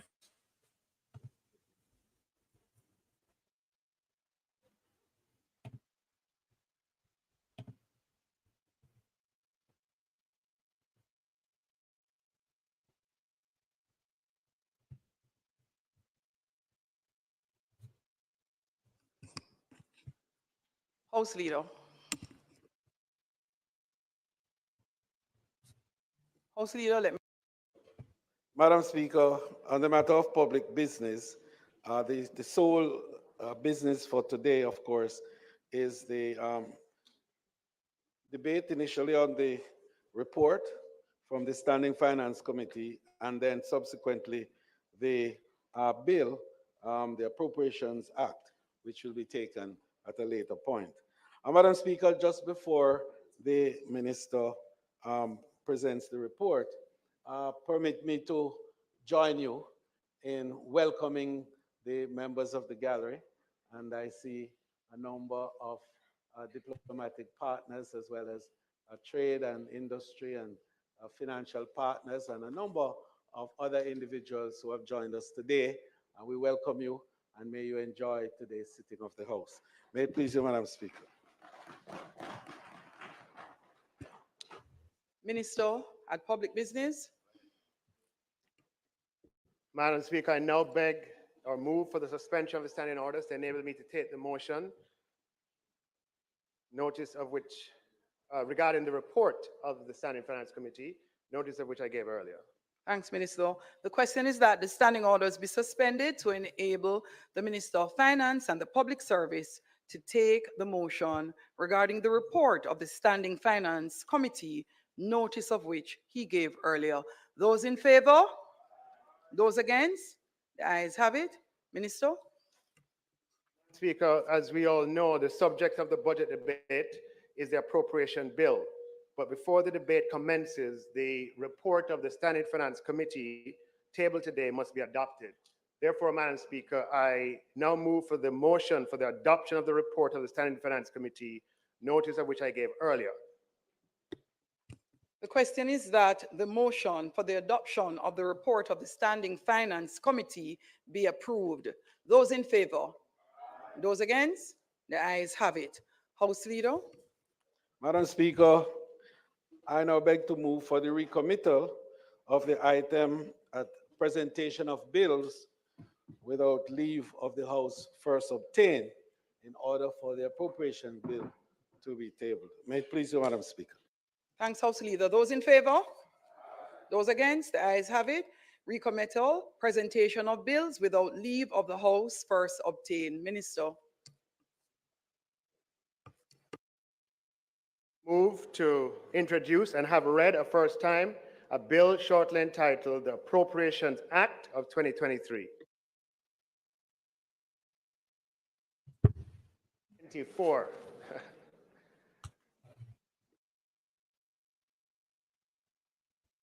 Clark?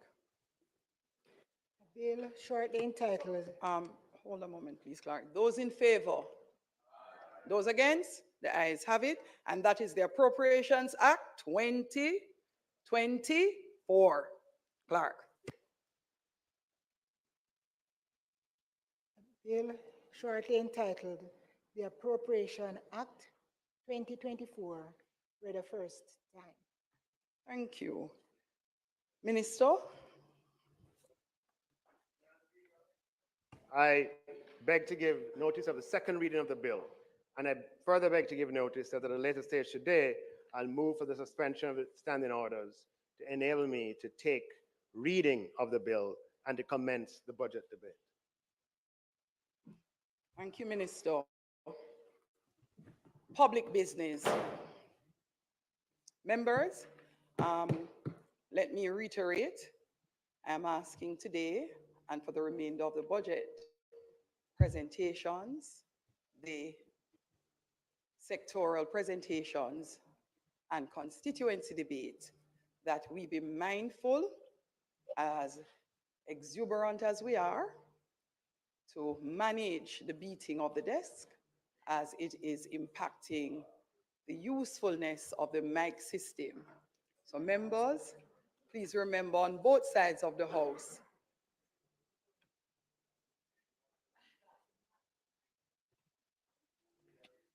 members, today we will listen to our Minister of Finance and the Public Service as he opens the budget debate. Please make the Minister welcome.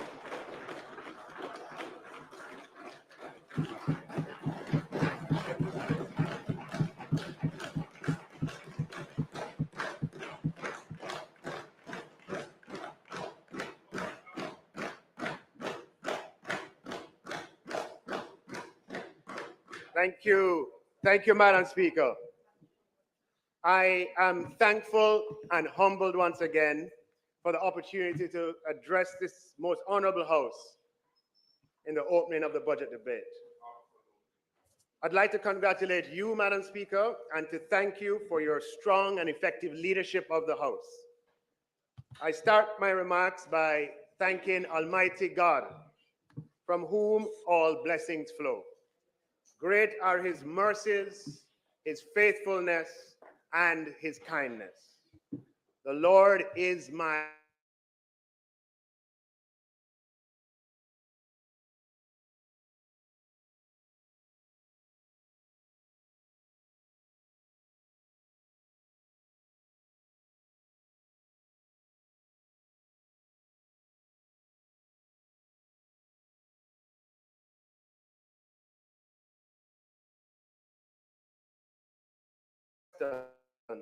Thank you for placing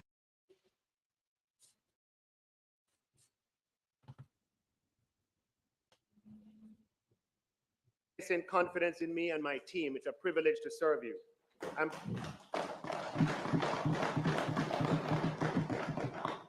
I am particularly grateful to the many workers and supporters, including the recently re-elected 3 councillors of St. Andrew Northwestern.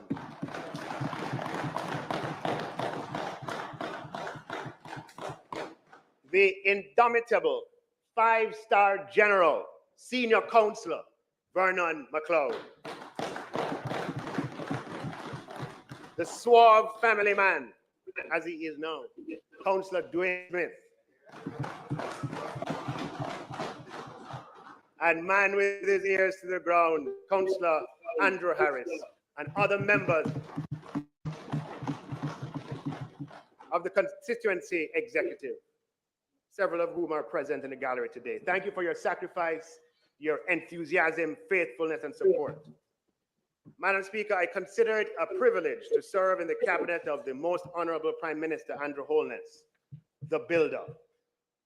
He's a visionary, courageous, strong, empathetic, and wise, and I'm grateful for his counsel, advice, and confidence in me.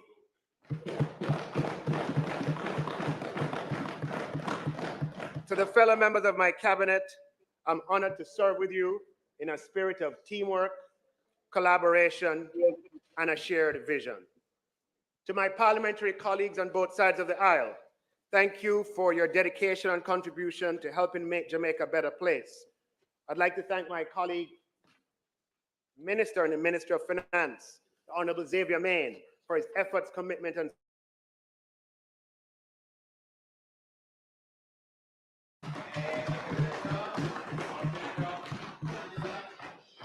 Madam Speaker, Jamaica is truly blessed to have an exceptionally talented, dedicated team at the Ministry of Finance who I'm fortunate to serve alongside.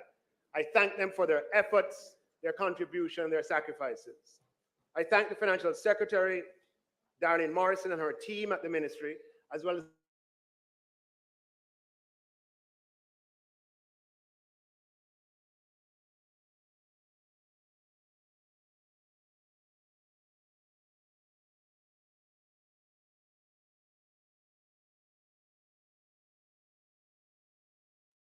the Financial Services Commission, the Students' Loan Bureau, and all of the public bodies within my ministry, all of whom play a key role in Jamaica's economy. Most of all, Madam Speaker, I'd like to thank my wife, Rupi, and my children, who have kindly agreed to share me with the Northwestern Andhra and the people of Jamaica.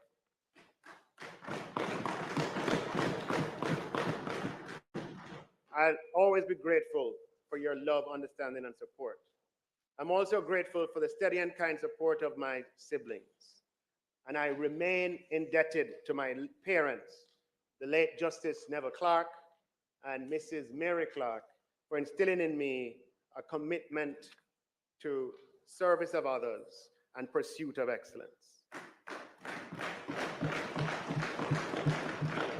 Madam Speaker, thanks to those who made it here today in the gallery, members of the diplomatic corps, members of the business community. I mentioned members of the executive, members of the media, and others. And I'd like to thank, Madam Speaker, those who are joining on radio, social media, in the diaspora.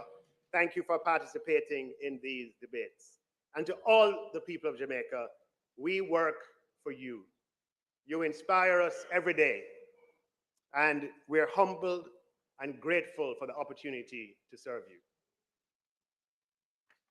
Madam Speaker, in this budget presentation, I will provide the data that supports the fact that Jamaica's macroeconomic fundamentals today are stronger, better, and more favorable than at any time over the last 50 years. I'll define economic stability and demonstrate that this period is the only period in the last 50 years where we have enjoyed this. I'll advance the argument that economic stability is essential to the growth in investment and jobs which drive government revenues. And it is from government revenues that we finance public investment expenditure on police stations, on buses, schools, hospitals, roads, and other infrastructure, which benefit all the citizens of Jamaica over the long term. And materially increasing the levels of public investment expenditure is absolutely necessary if we are to improve quality of life. Madam Speaker, therefore, economic stability is indispensable to increasing the ability of the government to improve the quality of life and standards of living of the people of Jamaica. But while macro stability is absolutely necessary, it is by no means sufficient. Madam Speaker, in February 2018, while I was campaigning house to house during the Western by-election, a lady greeted me at her gate and said to me something that I'll never forget. She said to me, "You see all them things there? Growth, debt, inflation. Them important, you know? Them very important. But them not important for we. What is important for we is the garbage collected? Is the pothole them fixed? Are the street lights working? That is what is important for we." Real story. It was one of those moments that will always remain with me. I shared this experience with a few people at the time, including the Prime Minister. And these words have been close to me since then. It was that conversation, Madam Speaker, that was a motivating factor in one of my very first moves as Minister of Finance and Public Service to pay down the streetlight $7 billion bill, which at the time was over 24 months due. And since then, to have the central government pay streetlights every year to the tune of $3.1 billion. Because we have always recognized what is important for the people. Now, Madam Speaker, economic stability is very important, as my constituent rightly acknowledged. It must be achieved and preserved, but it is not an end in itself. Rather, it must deliver for the people, not just the connected or the powerful or the well-organized. Rather, it must deliver for all the people of Jamaica. Because many Jamaicans look it on, say, all right, look, it's great to have achieved macroeconomic stability and all of these wonderful things that have eluded us for decades. But what about my issues? What about my issues? My roads are in a deplorable condition. My garbage is not collected on a regular basis. I've been waiting decades. I still don't have access to water, or in some cases, electricity. It takes an hour for the bus to come, and its timing is not reliable. Food prices have gone beyond my capacity, and I cannot go anywhere and hear reggae music in peace. Everywhere we go, them turn off the music. The people of Jamaica want us to address these important, critical issues and many others like them. The people want to see that these issues are priorities in the fiscal policy choices of the government. The people want to see that the allocation of resources in our national budget is aligned with the pain points that they experience. The people want us to put the same energy into the micro that we put into the macro. Madam Speaker, the people want to see an acceleration in how quickly we can use public investment to address long-standing challenges.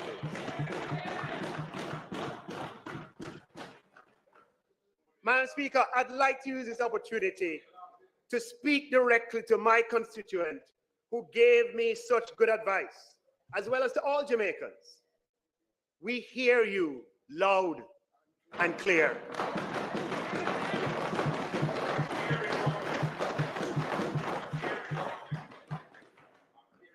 This government, headed by the most honorable Prime Minister Andrew Holness, is a listening government.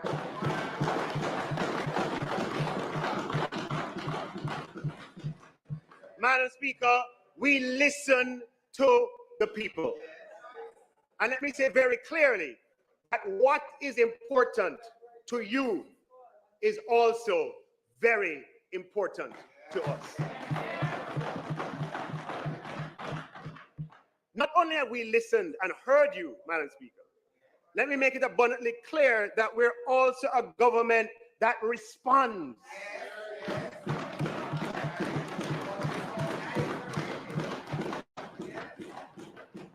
And a government that acts. As such, Madam Speaker, we will align our fiscal policies to address the pain points in our society.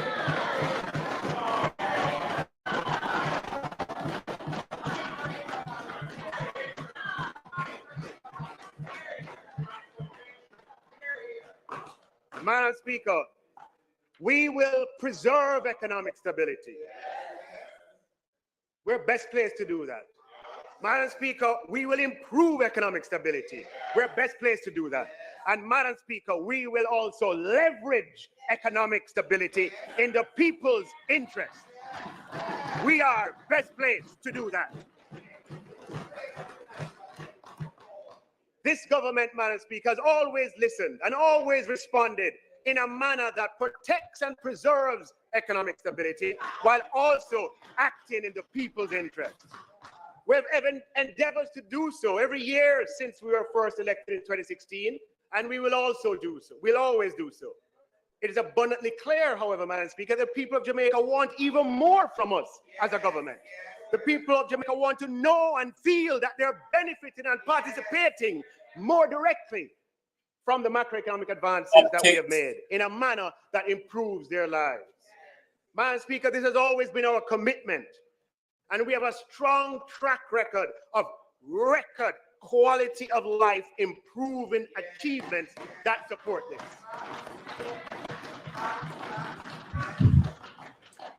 Are you Madam getting any Speaker, glitches we or is it coming renew, through clear? Sorry. we redouble, we re-energize our commitment to walk and chew gum.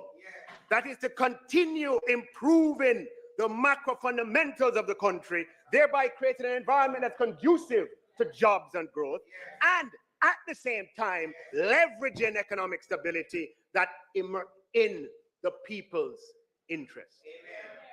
I It is don't know in what that is context, causing Madam that, Speaker, to be honest. that I'm honored to present the budget for the fiscal year 2024-25. Okay, this is coming. Yeah.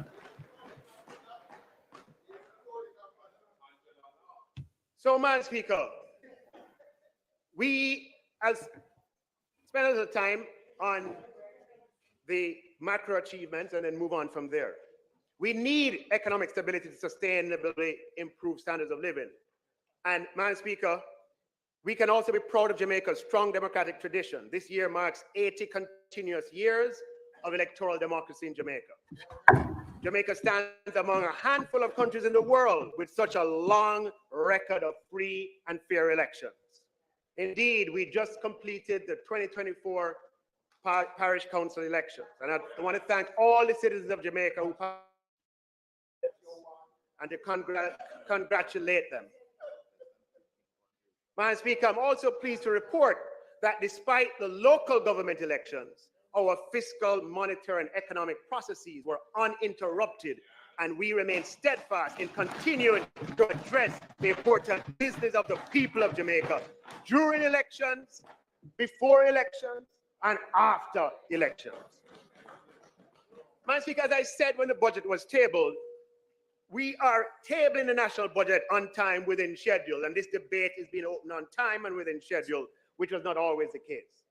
For the listening public, the general elections in 1989 were held on February 9th, the same month as this election, and the national budget was delayed until June of that year.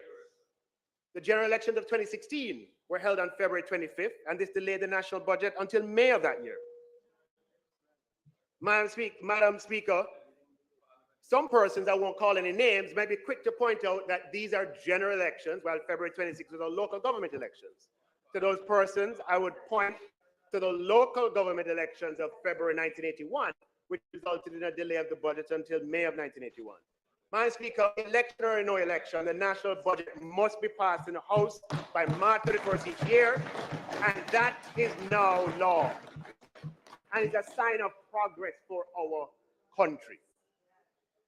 This brings order, increases certainty, and allows citizens to plan. Election or no election, people's business not to go on. Madam Speaker, another example, the Planning Institute of Jamaica has an annual schedule of public economic briefings, and this schedule is decided in advance. Despite the then pending local government elections, the PIOJ held their quarterly briefings on the scheduled date, as they always do, and updated the country on economic projections. Election or no election, the PIOJ updated the country on time, on schedule, with no delay. Now, Madam Speaker, this is something I have to comment on. Similarly, the Bank of Jamaica has monetary policy committee meetings on a scheduled basis each year. The dates of these meetings are published in advance, and the minutes of those meetings are required by law to be made public after the meetings are held. In addition, the BOJ holds a scheduled monetary policy briefing and press conference after each monetary policy committee meeting. Madam Speaker, Jamaica should be proud of the fact that a few weeks ago, the BOJ held its monetary policy briefing and press conference, where it updated the country on monetary policy developments and the outlook for inflation on time, on schedule, election or no election. Now, Madam Speaker, change can be difficult, but these are important developments. The predictability of scheduled economic policy updates from our primary economic institutions taking place on time and on schedule is an essential feature of a modern market-based economy. In a market economy, individual households and businesses in aggregate allocate vast amounts of resources on a daily, monthly, weekly basis. And this private allocation exceeds what the government has available to deploy. Timely and credible economic data and information is indispensable to the efficiency of this process and to the maintenance of a vibrant economy. Credibility is enhanced if these data being provided are done in a predictable manner, impervious to perceptions of whether the data are convenient or not, or to which segments of society they may appear convenient. On the contrary, if economic institutions pick and choose when to speak and adjust according to electoral or political cycle, their pronouncements become suspect, and the service they deliver to the Jamaican citizen, households, and businesses and investors as well is weakened. As such, Madam Speaker, for our market-based economy to work properly and for it to have the capacity to deliver the resources in such a system, confidence is very important. And it can be irreparably damaged if people believe that economic data is provided in a manner that suits the government of the day, or if a pre-scheduled economic data releases are withheld or postponed during electoral cycles. As such, the practice is that once a schedule is set for these primary data releases, and they're done 4 times a year, the schedule is public on the website, those briefings do not vary. And why not one time? Well, the problem is if you do it once, you set unfortunate precedent that it can be done again and again. There's too much at stake, Madam Speaker. For the past 62 years, we have been squeezed into borrowing US dollars from abroad. We demonstrated that with a credible regime, credible economic and monetary policy regime, we were able to borrow in Jamaican dollars for the first time. Madam Speaker, I propose that we formally implement public protocol under which it's clear to everyone that our major economic institutions continue to adhere to a fixed schedule of major data releases and commentary, where the schedule is made public at the beginning of the calendar year, but restrict discretionary interviews or speeches by invitation during an election period, which has been the practice. In the June 2016 referendum in the UK, a similar protocol was established and made public. It had existed before, but it was written and made public on this occasion. Some will say, but wait a minute, that's a big UK. You know, what does that have to do with small Jamaica? Well, Madam Speaker, Jamaica and the UK are similar in that we are both politically democratic, market-oriented economic systems. And as the right excellent Marcus Mazara implied through words or deed, who becomes strong by imitating the weak? If you want to be strong, you do what the strong do. Madam Speaker, as with the national budget, with the PIOJ briefings, with the BOJ quarterly updates, election or no election, the people's business must go on. And as I stated before, Madam Speaker, we are committed to ensuring the people's business is addressed on time, on schedule, all the time. Madam Speaker, I'm pleased to report that the Jamaican economy has grown for 10 consecutive quarters.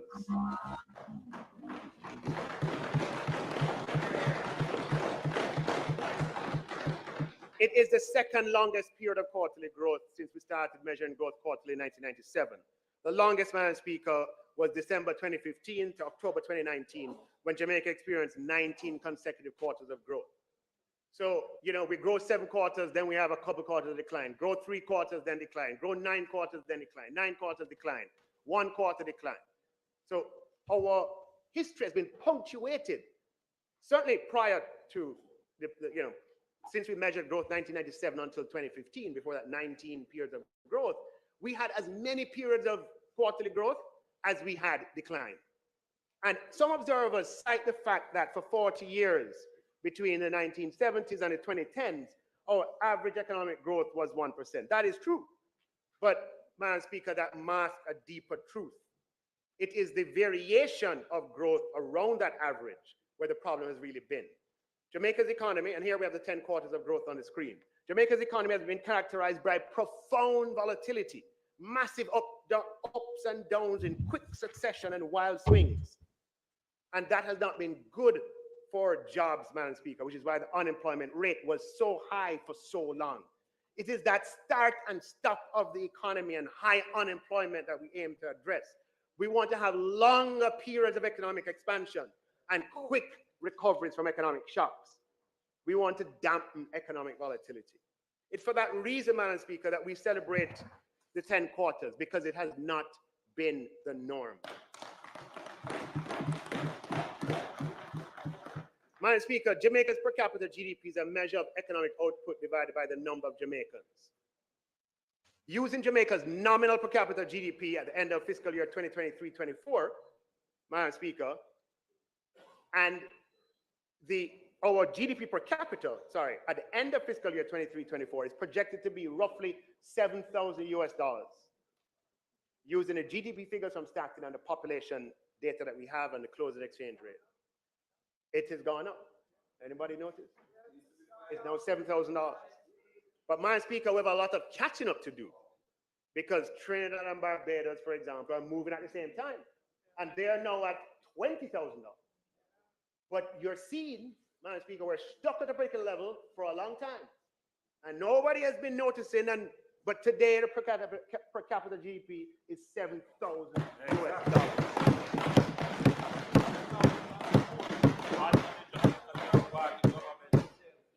Madam Speaker, the unemployment rate has fallen to 4.2%.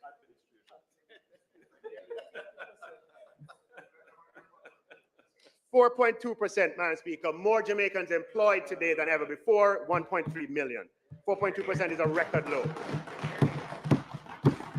And, Madam Speaker, between 1990 and 25 and 2015, unemployment averaged. Sometimes it was higher, sometimes it was lower. But it averaged over that 25-year period, 14%. That is the context, Madam Speaker. And our labor participation rate is higher than the United States, higher than the United Kingdom, higher than Barbados, higher than Trinidad. A greater proportion of our labor force, of our population, is in the labor force than all of those countries. Now, we want to increase the value of jobs, but the only way to sustainably do it is to increase the skills and boosting the education outcomes of the population. Madam Speaker, debt to GDP is projected to be 72% by the end of the fiscal year. This will be the first time, Madam Speaker, our debt ratio will be lower than prior to the FinSAC era. And it's taken us 30 years to achieve this. Very enduring and painful lessons. Madam Speaker, build wealth by earning 5.2% interest on your pounds. Now you can with Trading 212. With a website from GoDaddy, you can sell in all ways, like Blossom and Grow Florist, the owners. I don't know what.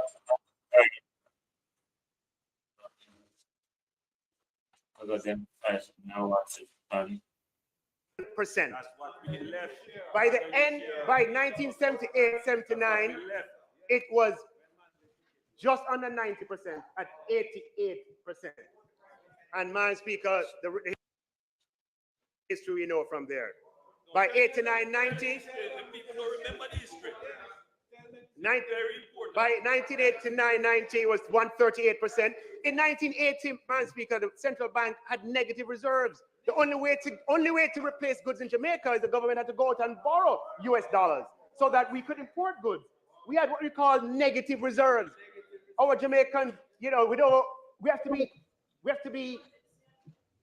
internalize our economic history for the good of the country. That is the paradox. We say it don't matter, but it does. We say growth don't matter, but it does. We say interest don't matter. So, Madam Speaker, we are proud of our commitment and our successful efforts so far to reduce the debt ratio to the lowest level, Madam Speaker, in 30 years, and by next year, the lowest level in 50 years, Madam Speaker. Now, just a point of fact, Madam Speaker, the debt ratio is not the absolute level of debt. Okay? So it's not a matter that we are paying down the debt, right? Madam Speaker, the absolute level of debt in Jamaica stayed relatively constant for the past several years, hovering around 2 trillion to 2.2 trillion. It's not that we're paying down the debt in a literal sense. We're managing the government's finances so that we don't materially increase the size of debt while we grow the economy. So the debt does not become a threat to the economy. And we grow the economy so that the ratio between the size of the debt and the size of the economy gets lower each year.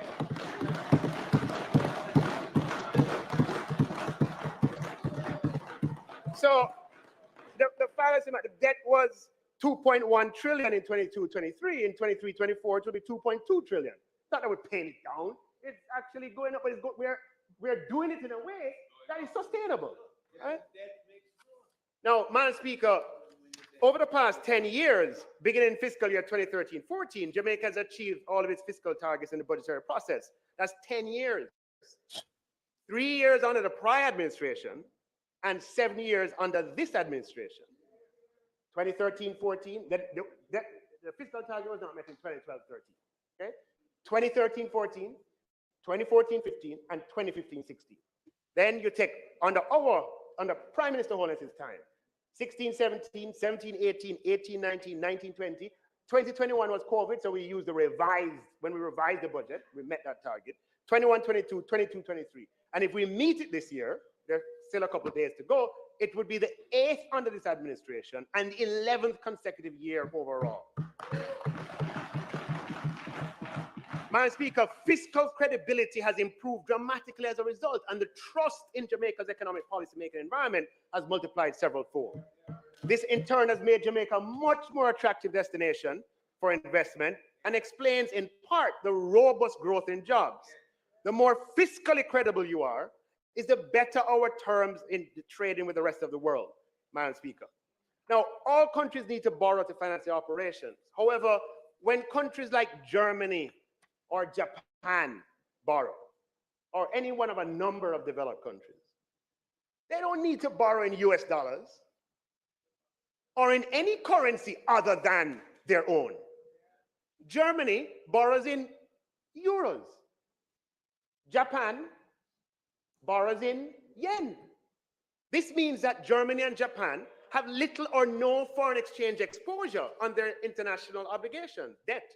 In other words, foreign exchange risk is effectively eliminated, and that helps to make them economically stronger and more resilient. And international investors lending to Germany and Japan are content lending to them in euros and yen because they have trust in the stability of the economic environment that Germany and Japan have, as their institutional mechanisms, such as independent central banks, guarantee price stability. For a developing country like Jamaica, the picture is quite different. Jamaican developing countries also need to borrow internationally. There's not enough resources domestically. But when developing countries choose to borrow internationally, they're compelled to do so in currencies other than their own. International investors want the comfort and safety of the US dollar or a similarly strong developed world currency. This has the effect of adding a source of risk to the economies of developing countries, because borrowing internationally introduces foreign exchange risk vulnerability. Madam Speaker, it was in 2019 that I publicly stated that Jamaica will launch its first local currency bond internationally within 5 years. Madam Speaker, some people thought I was whatever. The Gleaner captured my statement, and I'm particularly pleased that November 2023, prior to the expiry date of that commitment, the government of Jamaica issued its first ever Jamaican dollar currency denominated instrument in international capital markets. Never been done before in 62 years. Promise made, Madam Speaker, and promise kept. Now, what this means, Madam Speaker, is that international investors from all over the world, London and Zurich, Frankfurt and New York, Boston and Los Angeles, took Jamaican dollar exposure to lend to the government to the tune of $46 billion. So, Madam Speaker, this would have been unimaginable 5 years ago. And the development represents a substantial policy dividend emanating from an improved macro environment, deepening monetary policy transparency, and the institutional mechanisms to pursue and maintain stable inflation. Madam Speaker, the ability to tap overseas investors for Jamaican dollar financing broadens and deepens and diversifies government funding sources, while providing opportunity over time of altering the currency mix in a national debt. Madam Speaker, the more of our national debt that's in Jamaican dollars is the stronger Jamaica will become, and the more we'll be able to benefit the people. Today, the foreign component of our debt is 62%. Our goal is to get it to 50% within a reasonable period of time. It will take time, but we have to have ambition. Our goal is to reduce it to 50%. Madam Speaker, the level of foreign exchange reserve stands at 4.7 billion. This is more reserves than we've had at any period in the past, and it will soon pass $5 billion US dollars for the first time. We've come a long way. As I mentioned earlier, Madam Speaker, in 1980, Jamaica had negative foreign exchange reserves, and that influenced what had to happen because the country needed foreign currency. The only way to get it would have been to borrow, and that is what happened. And it wasn't for 17 years. We had negative net international reserves for 17 years.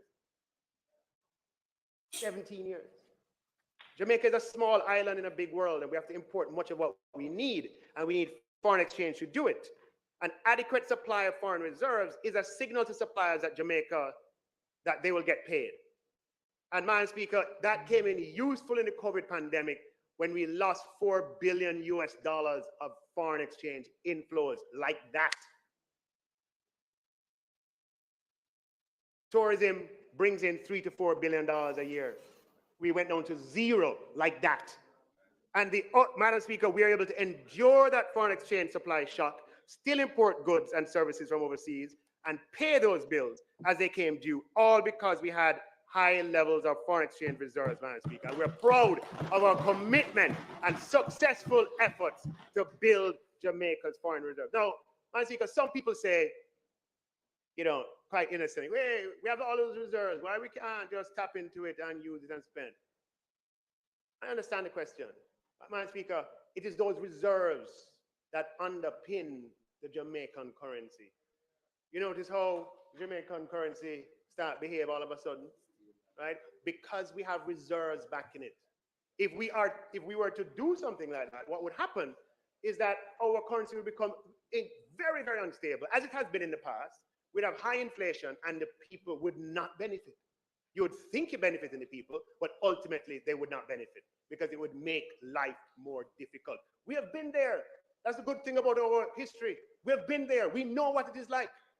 And so we don't want to repeat the errors and mistakes, Madam Speaker. Now, Madam Speaker, on the matter of, I just want to touch something here.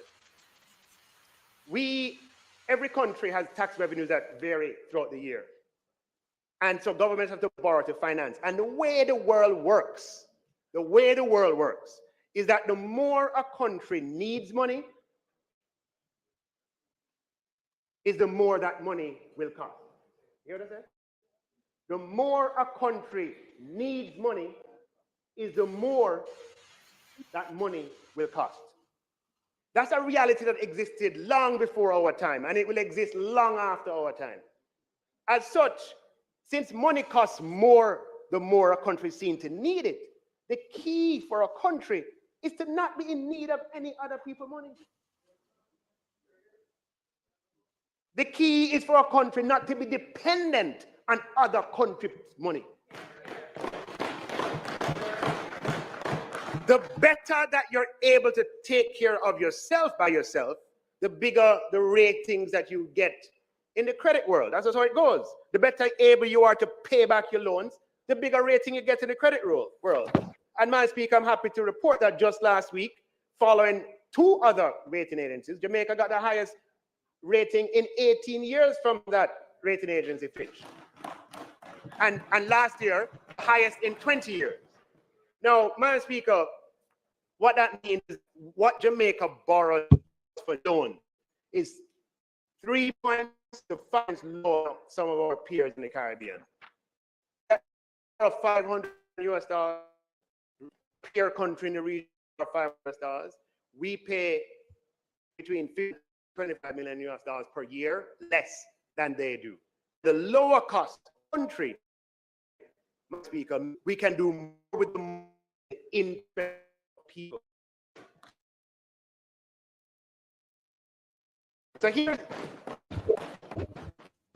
So Madam Speaker, the way the world works is the more you need other countries' money, is the more you'll pay for it.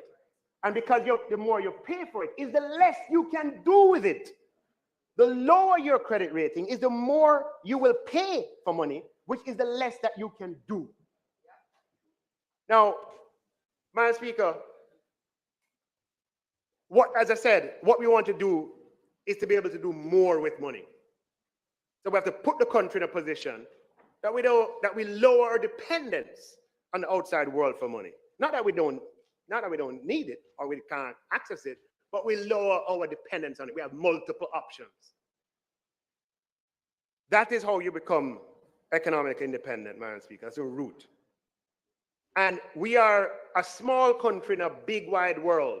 We don't make the economic rules of the world. My God, I wish we did. I wish we did, but we don't. That's a reality. But we have to be smart enough. We have to be wise enough. We have to be agile enough to max out the rules of the world and use that knowledge to the advantage of the Jamaican people. The economic rules of the world, Madam Speaker, is that countries that are economically strong and independent are able to do much more for their citizens because they're not burdened, Madam Speaker, they don't have instability. That's why we want to be economically strong as a country. Low debt, high reserves, long periods of growth, high credit ratings. But make no mistake about it, the primary lesson from 5,000 years of human civilization is that, and it's just a fact of history, the past. God hope the future is not like it. The 5,000 years of human history teaches us that in the past, strong countries and strong nations have always dominated weak ones. We don't want to dominate any other country. We just want to be economically strong so that we can offer our people a good quality of life and ensure that we are never dominated by others.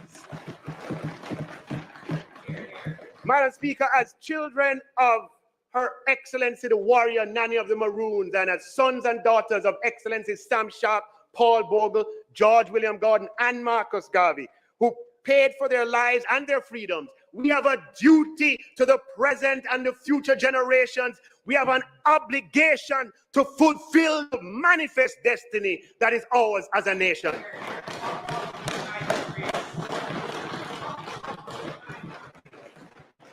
Madam Speaker, we are a people with a message for the world. We are a nation that is destined. There are some who may have a limited vision of who can be, of who we are, and what we can achieve.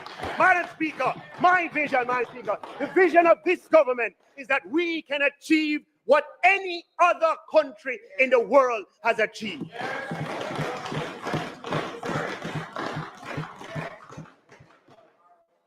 So, Madam Speaker, I'm pleased to report, as I said, that the macro fundamentals are better than any time in the last 50 years. Does that mean that all Jamaicans are hunky-dory and well off? Not at all, Madam Speaker. Far from it. Far from it. And that's something we're going to have to address. It is something that we have been addressing. And it is something that we'll continue to address, Madam Speaker. But we cannot afford to throw out the baby with the bathwater.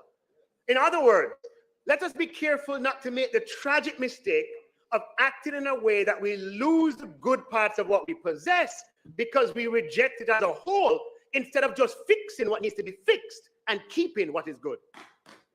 Because it's a very, very good thing, Madam Speaker, that we have achieved what we have.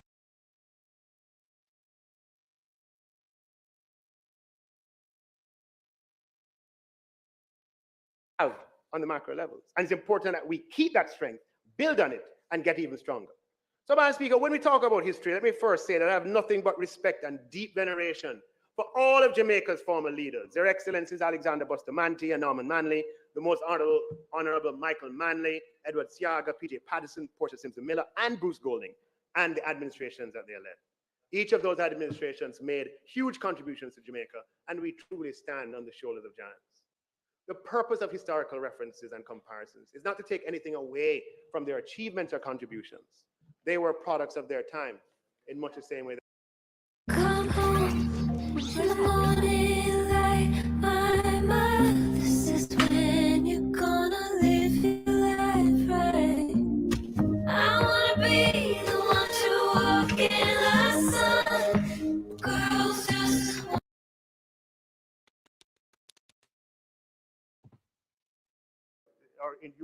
person that teaches about the tulip bubble. They teach you about the 1929 stock market crash. Societies learn from their history. History, as Malcolm X said, is the most important subject.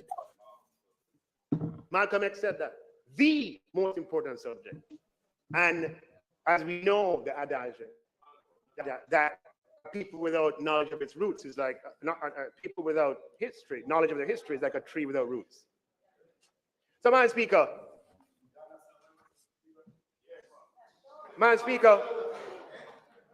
over the last 5 decades, Madam Speaker, this is the, so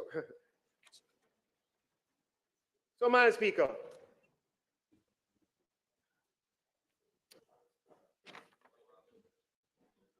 we intend to pursue economic stability in the people's interest. It is stability that allows us to expand. Minister, in fact, you do have another minute, but listening to your speech, I do not want to break you when you are in full stride. So, House Leader. The member's time having been expired, I beg to move that his time be extended sufficiently to allow him to complete his presentation. May it please you, Madam Speaker. The question is that the minister be allowed to complete his presentation. Those in favor? Those against? The ayes have it.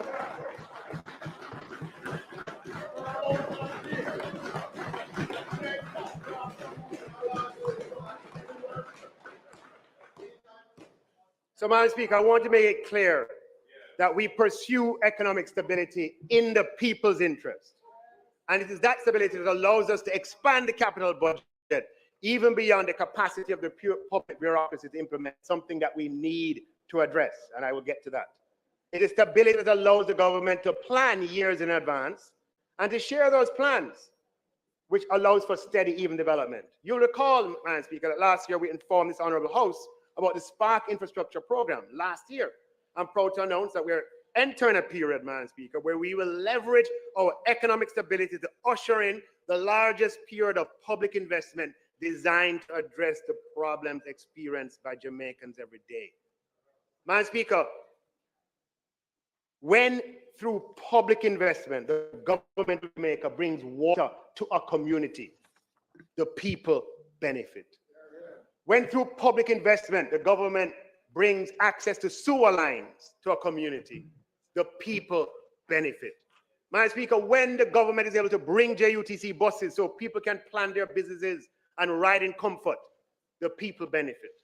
When the government builds new hospitals and schools in public investment, the people benefit. When we build new tax offices, the people benefit. When we build public parks and new courthouses and acquire garbage trucks, the people benefit. Now, Madam Speaker, in my capacity as chairman of the Public Investment Management Committee, the committee embedded in the Financial Audit and Administration Act, responsible for considering, reviewing, and approving public investments, let me assure you that we will positively impact the daily experience of Jamaicans with public investment expenditure designed to solve pain points. Some of these will be financed by the government and some by the private sector by way of structured transactions. Madam Speaker, the public investment program will deliver well over $1 trillion of infrastructure expenditure over the next 5 years, inclusive of this year and inclusive of expenditure by PPPs. Roads and bridges and public parks, hospitals, schools, water, sewage, irrigation systems, houses, tax offices, courthouses, buses, garbage trucks, digital infrastructure, IT systems, and highways. It will be the greatest expansion of public investment, Madam Speaker, that we have seen, geared towards improving public services. And every minister of government is involved, and we're all working assiduously on your behalf. Police stations, equipment for the police, so that these projects span the full breadth of ministries. By the time he's done, Madam Speaker, the Honorable Prime Minister, the builder, will break ground and open more projects than any Prime Minister before him. No, already. Already, yeah. Yeah. So, Madam Speaker, this is only financially feasible, members of this Honorable House, right? This, what we're talking about, $1 trillion of public investment over the next 5 years, is only financially feasible. Let's remember this. If we maintain our credit rating. Because the government can't do it all. The government can only, our program is public. The fiscal policy paper has $500 billion of capital expenditure over the next 5 years. To get the rest, we have to be able to structure transactions that can get private financing, and the private financing, those projects become feasible, the lower the cost. So today, there are public investments that are feasible that were not before. And we intend to leverage the stability, Madam Speaker, to bring these projects to life for the benefit of the people. Now, Madam Speaker, let's talk about some of the elephants in the room. We will not be able to implement such an ambitious program of public investment with the procurement system as it is. Make no mistake about it, Jamaica's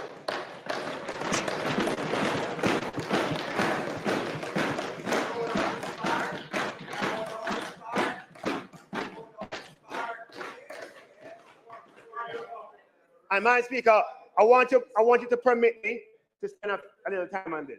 Can you see the connection, right? We need economic stability to get public investments to solve the people's problems. But for the public investment to turn into execution, we need procurement and we need public investment to work.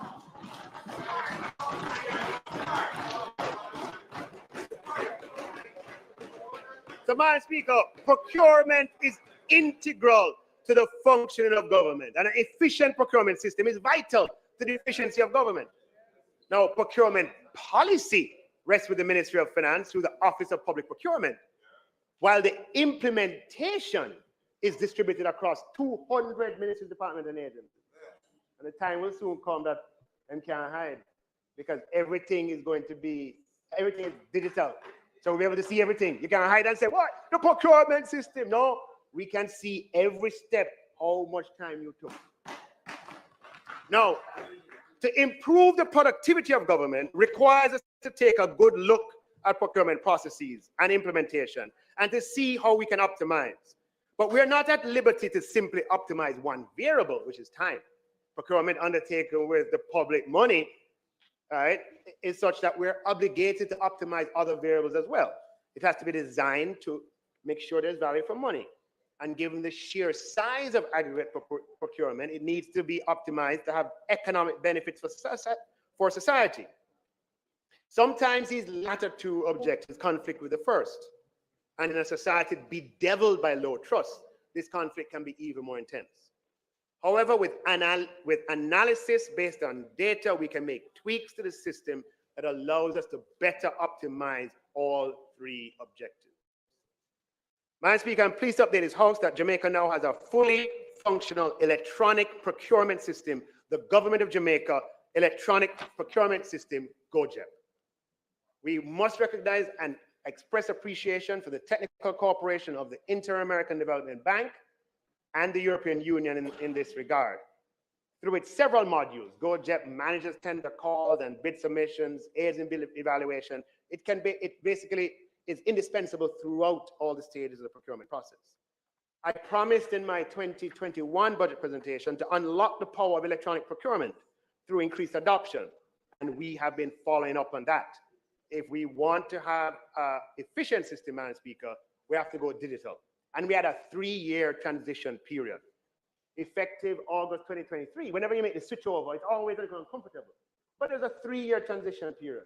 And the switch over came in August of 2023, where every procurement above the threshold, which today is 1.5 million, has to go through the electronic system. Now, I want to show you what we can get with this electronic system. We already, Madam Speaker, have tons of data that we've been able to analyze. 14,000 procurements over 20 months between February 2022 and October 2023. We measured the average time the procurement takes from the date of advertisement, in the case of a competitively tendered contract, or the date of notification in the case of restricted bidding, or the date when quotes are released in the case of single source methodology. And we measured that until the date of contract award. Pretty easy to do when you have an electronic system.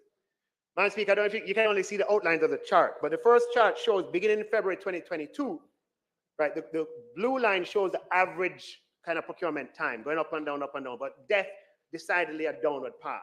And this is average now across all procurement types for all procurement methodologies. A crude statistic, but a useful one nonetheless. Procurement average time oscillated between 47 and 77 days, but by the end of that period, it was 53 days. We can look beyond those basic averages and look based on methodology. The single source methodology took an average of 35 days for goods, 37 days for services, and 33 days for work. Again, we have this data because of the electronic procurement system. Couldn't respond before because the information is too hard to collate. So it took 30, this is under the pink at the bottom. That's the time that single source takes, which is why, yeah, the red. And the column to the right of the people in the parliament is goods. So when you purchase goods, 30 days single source. Services, 37. Works, 35. Leave out the first column in a second. The purple is restricted bidding. And for restricted bidding, it took 44 days for goods, 59 days for services, 85 days for works. Now, when you come to open bidding, national, Madam Speaker, an average of 152 days for goods, 202 days for services, 193 days for works. When you look at open bids internationally tender, it took an average of 284 days for goods and 200 days for services. So when you hear people talking about procurement, Madam Speaker, it's really those that they are referring to, which are the more impactful projects, the one that can really materially change the quality of life.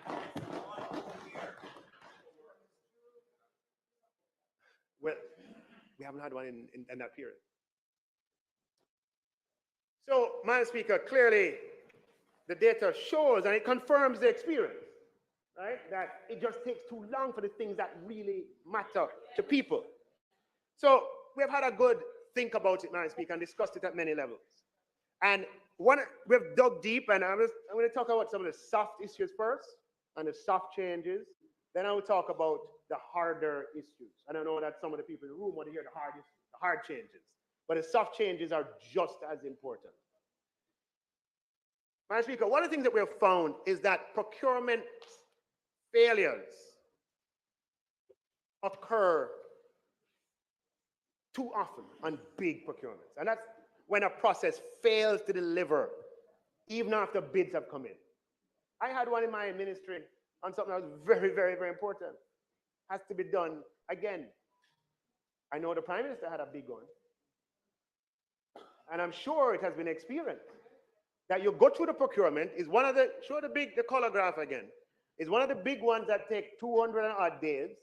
You go through and you finish the 200 and odd days, do everything, and you have to go back again because it did not deliver. Either it failed. There are many reasons that describe fail. Now, the procurement team in doing the detailed analysis, Madam Speaker, and sometimes, as we discussed in standing finance, a bidder is unable to perform, cannot post a bond. Now, by supplementing these results with qualitative investigations, we've been able to identify some of the key soft issues, Madam Speaker.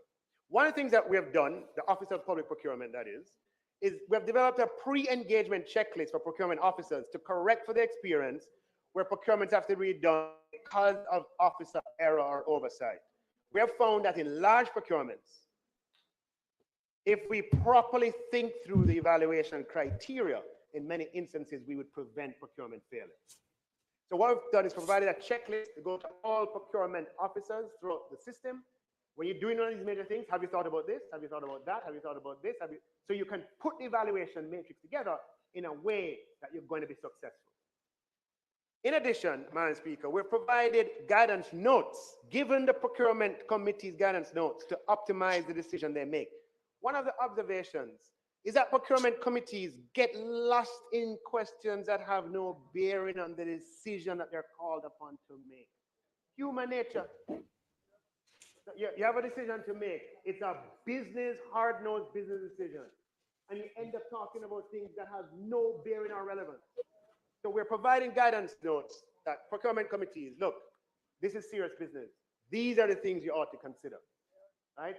And so forth. The third, Madam Speaker, is that for evaluation committees, most of the people on it is not their full-time job. You have a procurement officer, but other people on the committee have other jobs. And we're kind of looking at the decision distribution between the procurement officer and the committee. There are certain things we don't need the committee to do. The final decision, yeah, in many cases, yes. But there are steps along the way that the officer can do. And Madam Speaker, the ministry has now published a series of time efficiency benchmarks that will form the basis of reporting going forward. So what we have done, we're sending it out to all procurement departments. And we've said, for this leg of the process, it should take no longer than this 10 days. For this leg, it shouldn't take more than that day. For this leg, it shouldn't be more than that. And Madam Speaker, what gets measured gets done. We're going to publish the procurement statistics of every ministry, department, and agencies, Madam Speaker, correcting for contingent issues such as resources and contract volume, because what gets measured gets done.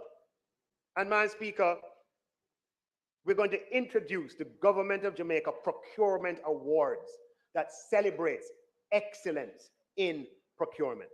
We're going to change the culture around procurement, Madam Speaker.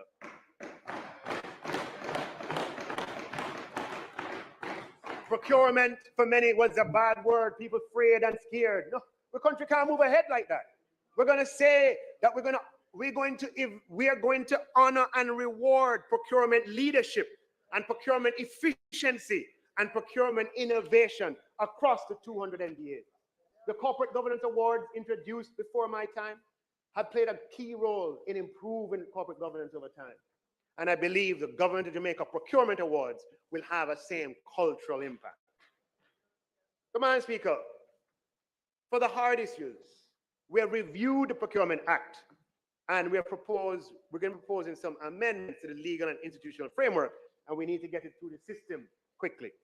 For example, Madam Speaker, in the case of contracts for goods and services, we'll be increasing the threshold below which single source procurement is permissible from $1.5 million to $3 million, Madam Speaker.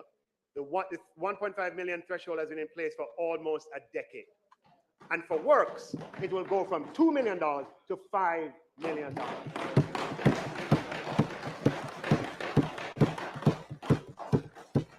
Madam Speaker, in addition, we're going to be moving the limits required for public procurement committee approval from $30 million to at least $60 million. So we are going to be empowering procuring entities to have more autonomy and to award higher value contracts without need for external approval. These things will speed up the pace at which the government can deliver. And Madam Speaker, there is a mandatory 10-day standstill period in the Procurement Act. The intention is good enough because we're like, again, it's built for negativity. Oh, if there's just in case somebody gets upset, we have to have a 10-day, the procurement done, you're ready to go. You have to sit down for 10 days, 2 weeks, and wait. Because what? Somebody's going to come and complain or whatever. Now, I can understand that for the large material procurement. But my God, to hold up the whole system, the whole procurement system, 10 days? For what? Madam Speaker, we're going to shave unnecessary delay and we're going to abolish this mandatory standstill for all but the large procurement.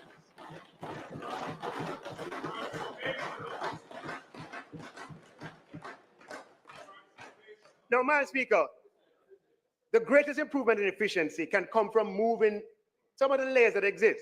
I want to go through the layers for the largest procurement. I want you to bear with me. You remember, it's the people's business that we're on. We're talking about accelerating how we can deliver to the people's benefit. All right, I want you to stay with me.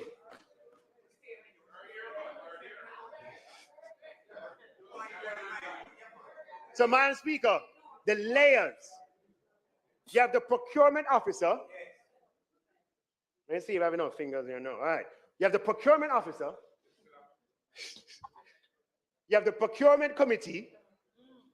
And after that, it goes to the head of the procuring entity. Then, depending on, I'm saying for the larger one, it goes to sector committee. Then it goes to the Public Procurement Commission.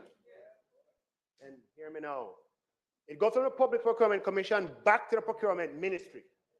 The Procurement Ministry has to prepare a cabinet submission. It goes to the Cabinet Office. Then it goes to Infrastructure Committee of Cabinet. Then it goes to the full Cabinet. Then it goes back to the Procuring Ministry. I need a tour. It then goes back to the Procuring Officer. No, Madam Speaker. If we are serious about the people's business and we want to leverage stability to impact people's lives, we're going to have to change the structure.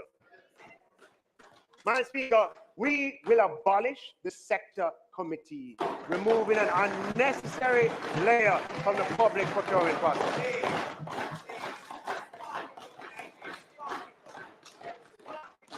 Now, Madam Speaker, the draft bill is in advanced stages. Madam, and of course, I'm dependent on the process to help me to get the bill quickly.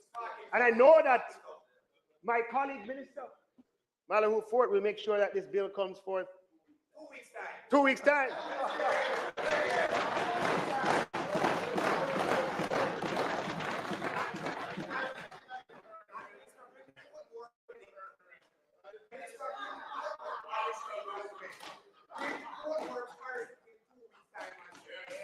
So, Madam Speaker, I want to touch on a little, I want to touch, it's family time, Jamaican family. I want to touch on a part of the procurement process that we can't afford to overlook because we're serious about the people's business. Okay? Yes. Madam Speaker, when you look at the big procurements, the 200-day procurement, the data suggests that sometimes the cabinet process takes up as much as 25% of the time.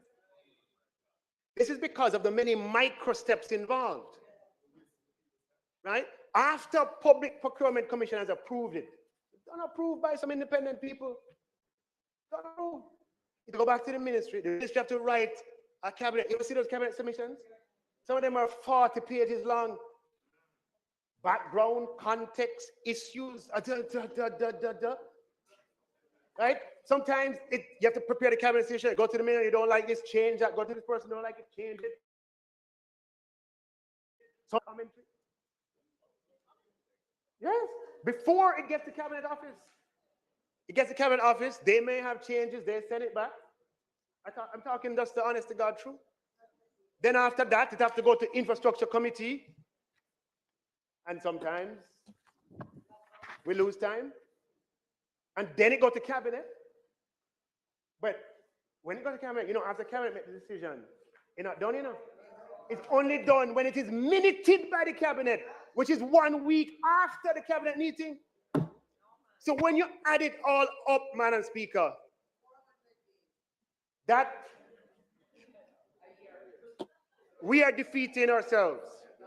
Madam Speaker, something major in the process has to change for us to get major change in outcomes. There's the reason why this is instituted is a low trust society, and this is probably the reverse of the low trust, so to speak, right? But Madam Speaker, we can find other ways of providing information to the cabinet so they're aware of what has happened. Yeah? But Madam Speaker, if we are to leverage macro stability in the people's interests, and to contemplate $1 trillion of public investment over 5 years to resolve the society's pain points, including big ones for this year. These considerations are very important. I'm not coming with a prescription, but I'm putting it out there, Madam Speaker. We have to look at the cabinet's role in the procurement process. There is good reason why maybe there should be no role, or maybe that you set the threshold so high. Today, the threshold for cabinet is 100 million Jamaican dollars, 700,000 US dollars. It's 60 million, sorry. 60 million, what am I talking about? It's 400,000 US, right? So every pencil and pen you buy, I mean, that's an exaggeration, but $60 million in the context of a government, there's so many, there's hundreds of procurements that are coming through cabinet. Cabinet has become a procurement office. It's not efficient. And it's something that we, as having policy responsibility for procurement and putting it out, that is something that we have to change in a major way.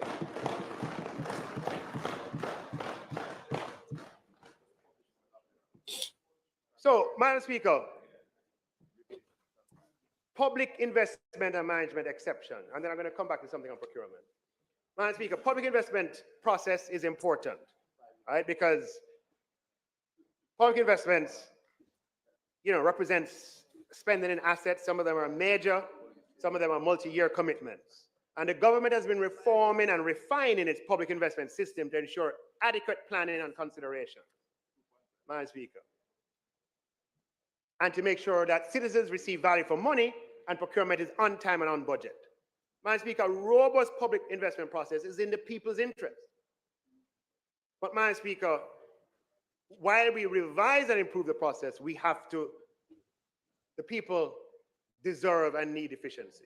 In August 2023, the Ministry of Finance introduced adjustments to the established process for appraisals and approvals of public investment projects, Madam Speaker, to allow for expedited processes for projects in exigent circumstances, emergencies associated with national disasters, or matters of national security.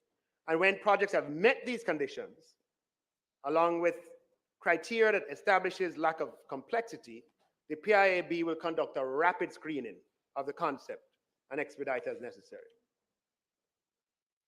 And the proposal stage, Madam Speaker, is similarly expedited. We have used that now for a couple of procurements that have solved previous problems that we had. However, we need to do more. The Financial Audit and Administration Act stipulates that all public investment has to undergo appraisal and approval through the public investment process. That's what the law says. That's what the law says. The law says it, that all public investment. Now, that's something I have to look at too, in that public investments range from $20 million to $20 billion. Is it really necessary for public procurements along that entire spectrum to go through the same process? Yeah? So we are looking at introducing a threshold that would create a different treatment. If we go the way of saying procurements, public investments below a particular threshold does not need to go through the public investment process, we have to change the law, and that takes time.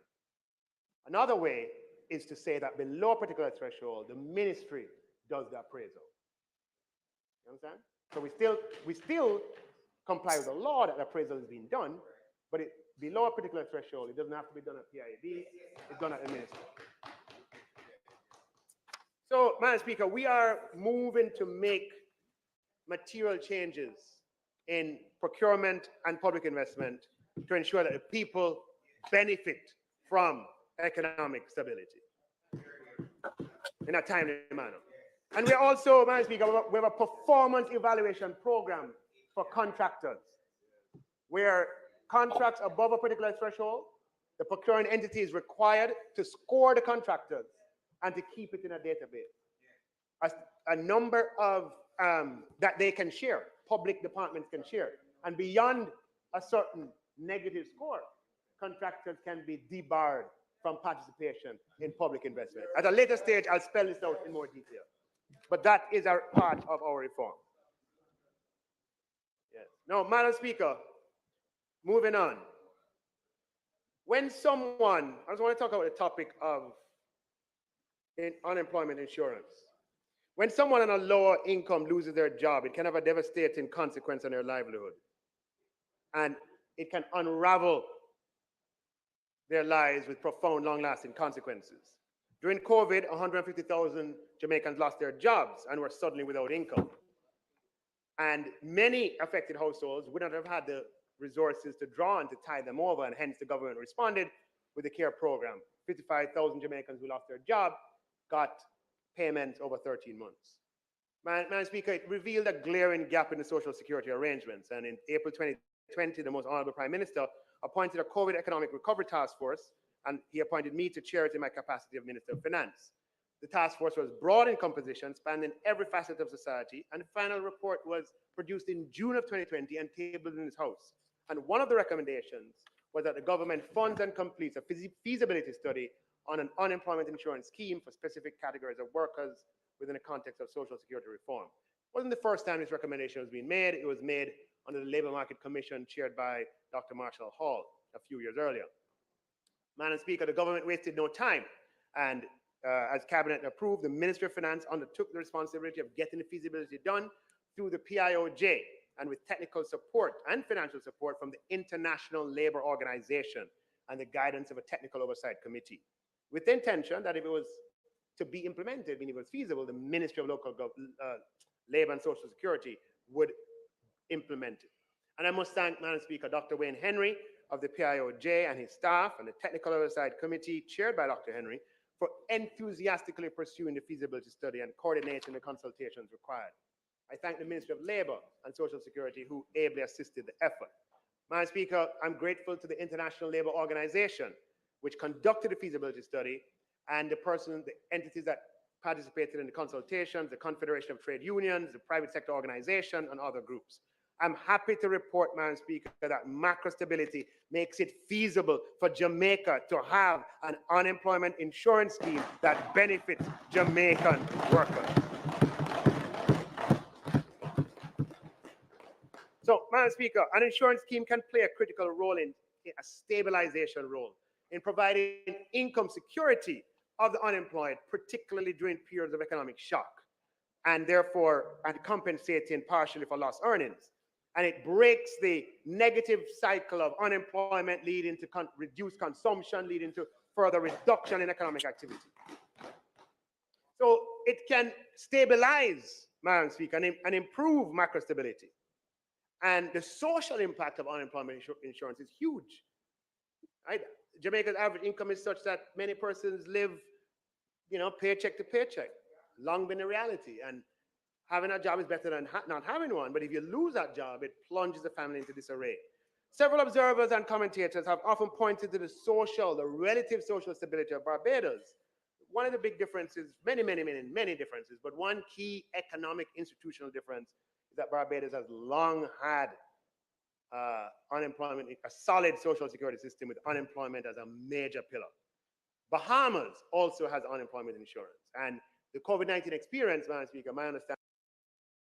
When there's nothing holding you back, what would your thing be? Current and former Asda store workers, the deadline is fast approaching to register for thousands of pounds in compensation.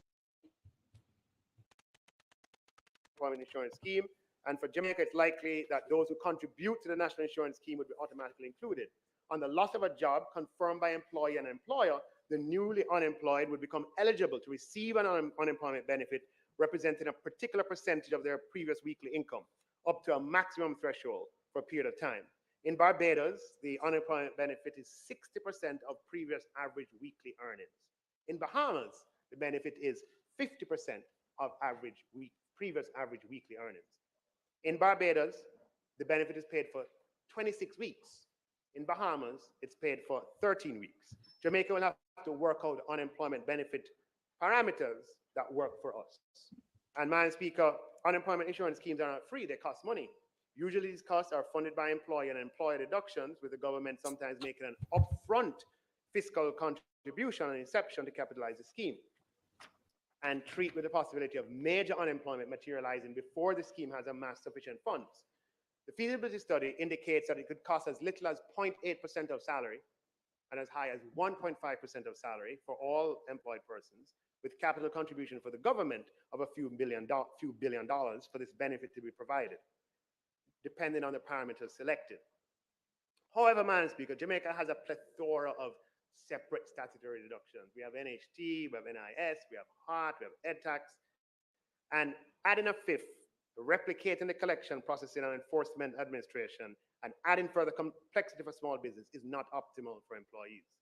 As such, we are looking into administratively consolidating these statutory deductions into a single deduction, with the distribution to each entity of its share enshrined in and protected by legislation. This is not a new idea, not a new idea, but there are details and complexities. Anybody who takes it up, right? Details and complexities to be worked through. However, the major advantage of consolidation, Madam Speaker, in the context of introducing a new benefit like unemployment insurance, is that initial calculations show that we could potentially introduce this benefit without increasing the headline statutory deduction rate, and with no additional cost for up to 95% of persons enrolled in national insurance. So, Madam Speaker, we're now at the point of implementation, and we can talk about that. Make an appointment.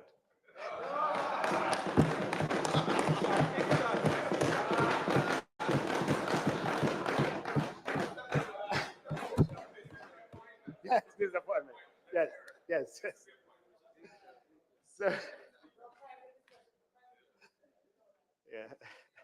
So, Madam Speaker, we have a lot of things, right? We are expecting to sign, I believe it's a $20 million loan agreement with the World Bank, where they'll provide the Ministry of Labor and Social Security with the technical support to implement unemployment insurance. And the World Bank will assist us with many things, including the legislative architecture, the institutional mechanisms, the administrative arrangements for unemployment insurance. And Minister Charles will have charge of this leg. My leg was the feasibility, Madam Speaker. Minister Charles's leg is to implement with the support of the Ministry of Finance. And while we work on the funding model and refining the funding model and optimizing the efficiency, consolidating statutory reductions, and so on in the manner described. You know, we had the consultations we had with the Confederation of Trade Union and other unions. We discussed the fact that Jamaica has in place, one of the positions of the business community was, you know, having unemployment insurance, do we still need the provisions under the Redundancy Act? And Madam Speaker, we had a fruitful engagement in a session. Members of the Confederation of the unions felt that that was a hard-won gain of the 1970s, I believe, and it's something that they're very jealous of giving up. But the conversation continues in an open, transparent, and democratic space. Madam Speaker, in doing the feasibility and so on, I had occasion to look back on the debate in this House in 1965, when Minister Newland, under the Jamaica Labour Party administration, brought the national insurance scheme to this House. Then turn it around. So, Madam Speaker, a debate ensued in 1965 about unemployment insurance, and that if you're doing NIS, we need to tack on unemployment insurance. And just to be truthful to the fact, it was raised by the opposition, Mr. Arnett. He said, hey, what about unemployment? And the government of the day said, look, I want to see unemployment benefit, but we can't do it without strong financial support. We're just starting an NIS. It has nothing. And as soon as it becomes practicable, this government will come back with proposals to deal with the security of the unemployed. Madam Speaker, government changed, the rest is history. But the Andrew Holness government is here to fulfill the vision of the founding fathers of Jamaica. It was the vision, Madam Speaker, of opposition and government of the 1960s that unemployment insurance is an inextricable part of Social Security. But for 50 years or longer, this eluded the Jamaican people. We're going to be using economic stability, Madam Speaker, to bring benefits to the people in the form of unemployment insurance. 60 years later, Madam Speaker, time come. Time come.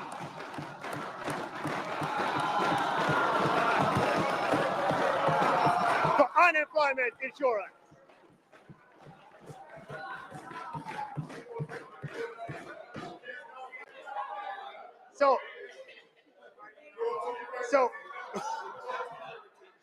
So, Madam Speaker,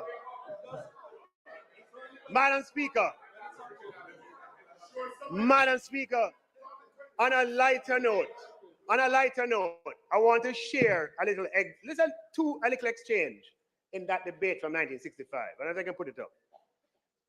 The member, Mr. Manley, in Hansard, says, on a point of order, Mr. Speaker, there's a member, and he points to him, sleeping in the house. Is that allowed, sir? And Mr. Jackson from the government says, while a man is sleeping, he can't create violence. And the debate just continued. No cas, but just so I laughed when I came across it, and I thought I would share it. Madam Speaker,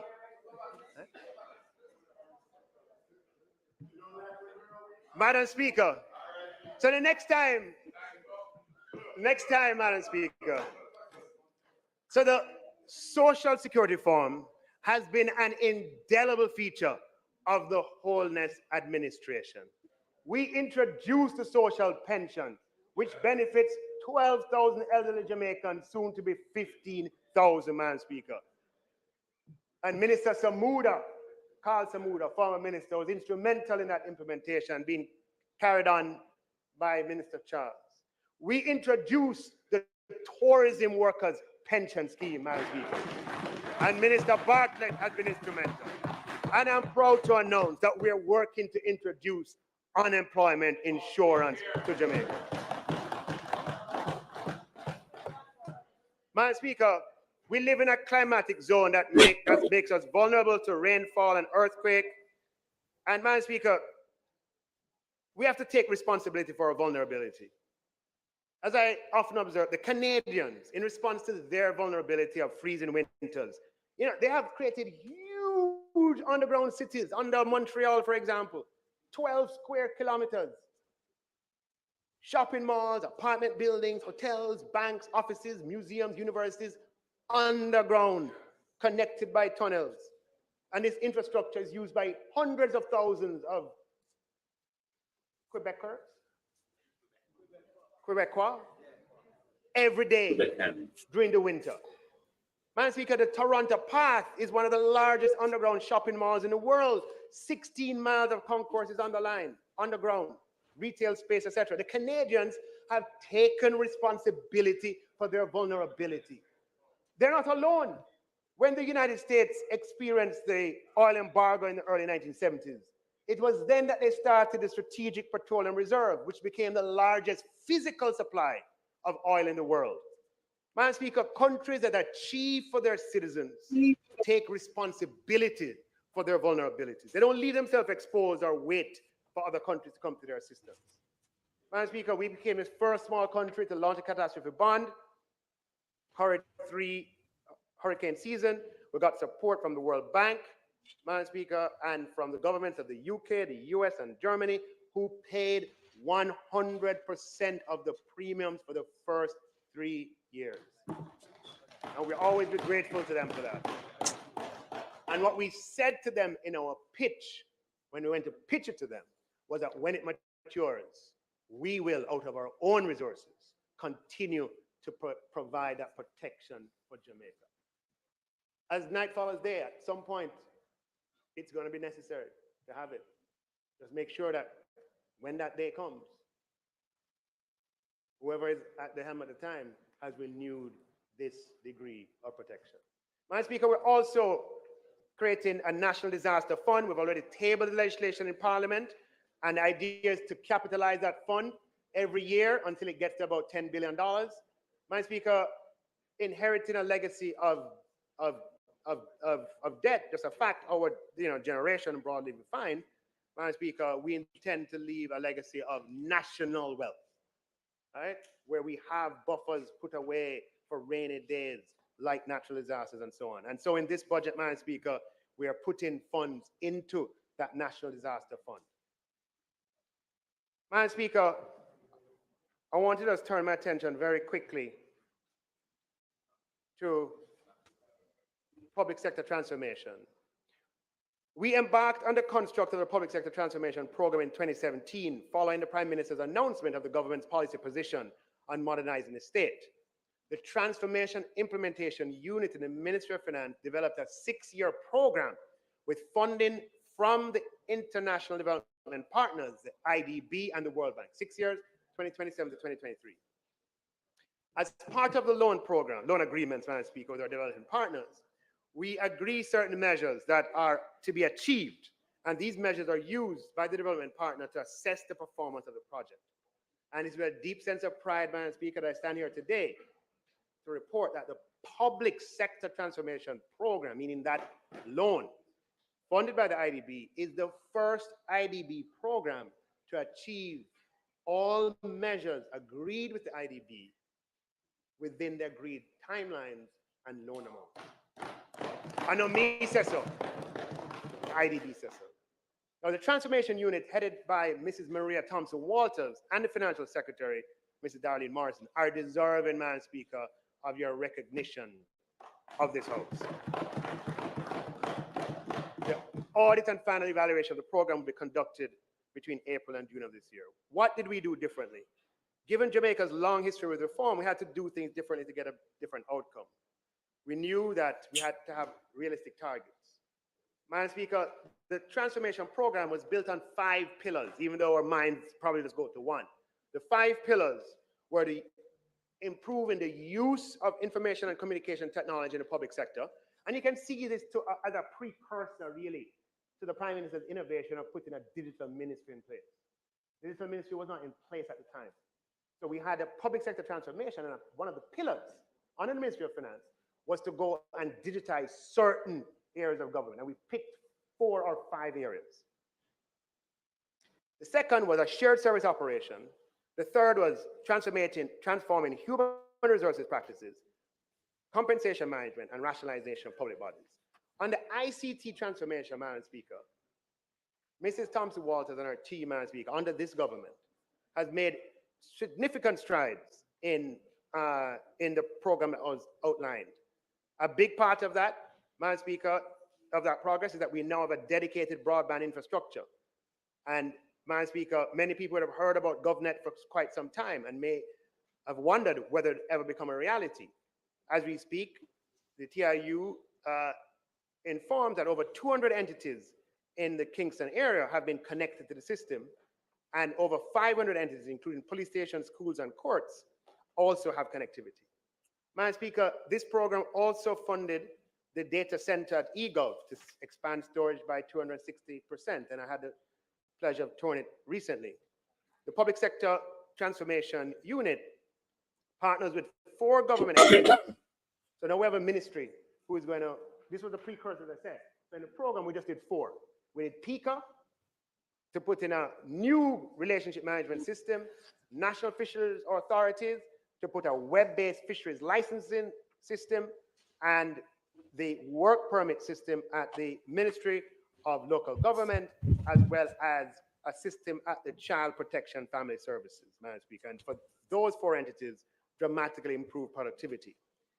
On the ICT front, the transformation program implemented My HR Plus, an integrated HR and payroll management system that the vision is to serve all ministries, departments, and agencies. Now we have 70 MDAs that are using it, Madam Speaker, and it puts the government in a better path to manage its most critical resource, which are our people.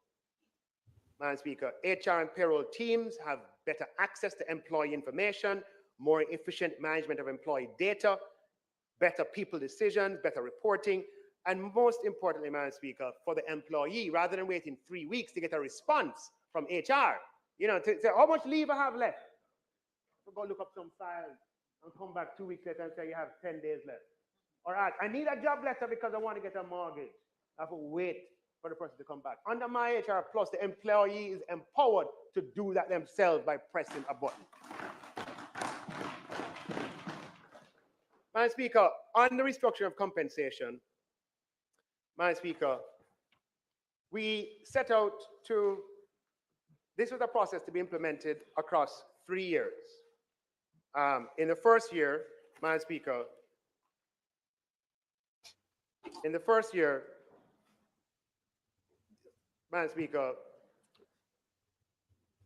we set out to change the compensation system, develop and implement a new job evaluation tool, have a single compensation spine, Madam Speaker, and then in the second year to introduce modern policies governing areas of conditions of service. In the third year, performance management. So the first year was 22-23, and we accomplished that. We had the new classification system, the 16 bands, Madam Speaker, has not been easy, but we've implemented a new single 16-band system for the public sector, reducing the multiplicity of scales from 325 to 16 bands across the entire public service. And we did that, Madam Speaker, within that first 12-month period. It was not easy, as I spoke last year in detail about it. Madam Speaker, other countries do it in phases. We're going to do the civil service this year, the nurses next year, the police the other year. But in our history, because of what has happened before, we tried it, or a version of it in the past, most recently in 2008. And when we did it in 2008, the teachers were dealt with. But before you could get to anybody else, there was a crisis. And nobody else was dealt with. So this time around, no, we're not going to do it. No. You have to do the whole thing one time. Yes. So I want you to understand what we did was to take on a restructure of compensation across the entire government at the same time. And the fact that we were able to restructure the salary spine, the job evaluation tool within that first 12 months, we had 95% convergence acceptance, Madam Speaker, is something that we as a country eventually will, yes, it is what it stands for itself. Madam Speaker, in this fiscal year, 23-24, which I'll touch on in a second, the idea is to modernize the terms of service. And in 23-24, they want to finish it. And in 24-25, to deal with performance, a new system of performance management. Now, in the process, Madam Speaker, you know, there's no precedent for this, all at the same time restructuring of compensation. And we have made a huge investment in the process. Compensation allocated to public employees moved from $222 billion before this, i.e. in 21-22, and is at $414 billion in 24-25. So across 3 years, almost $200 billion. Not quite, but almost. From 9.6% of GDP to 12.6%. Now, Madam Speaker, I believe this adjustment to be justified and deserved. It was the public sector employees that sacrificed for 10 years so that this country could recover, along with other people. They weren't the only ones who sacrificed. And we have to honor that sacrifice, Madam Speaker. And for our own good, we reached a point where we could not, and we still have a challenge, but it's not what it used to be, in terms of attracting people and retaining people in the public service. So this had to happen. And one of Jamaica's challenges is that we are right close to North America, and skills move very, very easily. Now, Madam Speaker, the estimates of expenditure are tabled in Parliament every year, and they're placed on the Ministry of Finance's website. Anybody who is diligent can see for themselves that the compensation allocation to just 3 ministries, the Ministry of National Security, which is civil servants and police and everybody associated with the Ministry of National Security, the Ministry of Education, all the civil servants, all the people in regions, all the teachers, The Ministry of Health, all the civil servants, all the nurses, doctors, and everybody in the health system. So For those three ministries alone, Madam Speaker, the uplift in compensation of those 3 years was more than $100 billion. Madam Speaker, I humbly ask, notwithstanding challenges, frustrations, that public sector employees, everyone, internalize and the unprecedented scale of this effort and achievement in the context of Jamaican resources. Madam Speaker, over those 3 years, while compensation has moved by $200 billion, investment in government programs, has, where 3 million people are impacted, has moved by $58 billion, and capital expenditure by $30 billion. And Madam Speaker, if you look at capital expenditure, I just have a 10-year cycle of capital expenditure to come up. Capital expenditure increased from $33 billion in 2015-16 to $70 billion in 2019-20. And we were able to do a lot of things as CapEx expanded. We had the 3 years of COVID where we had to focus on the health of the country and recovery, and CapEx took a hit. And Madam Speaker, we have not been able to get back up, even though we're recovered in other areas, to get back up to pre-COVID levels of capital expenditure has taken us some time. Had we not had COVID, Madam Speaker, CapEx this year could have been as much as $130 billion, right? In terms of that's what the steady growth path would have been, which means we'd have been able to do even more for people. Madam Speaker, in the allocation of resources, we have to consider the needs of everybody. Now, Madam Speaker, I'm painfully aware that some of the challenges that have been unearthed because of the new implementation of the compensation system are real. And in some cases, these have to do with inherent issues of classification in the public sector. For example, there are genuine anomalies that were created that affected some classification groups. And we have a panel of classification experts currently reviewing those anomalies. And their work will be completed by the end of this month, and corrective actions to be implemented before the end of the first quarter in the fiscal year. Another pain point, Madam Speaker, is that the appointment of officers acting in a higher post, unintended consequence, where on appointment, that officer receives less pay because they're appointed on the first point of a salary band. Not at all the intention, definitely frustrating for the employee and frustrating for us. Minister Mackenzie brought me a case the other day, advocating on behalf of an employee in his ministry. We feel the pain too. We understand. Minister Mackenzie called me on the phone and wouldn't stop. Somebody in his ministry, there's an anomaly where they were acting in a position, and once they were confirmed, the pay went down because of this thing that we have to correct. Madam Speaker, the Office of the Services Commission, who is responsible for appointments, in collaboration with the Ministry of Finance and the Public Service, are currently working to address the matter. And I expect that by the end of April, this too will be corrected for the affected persons.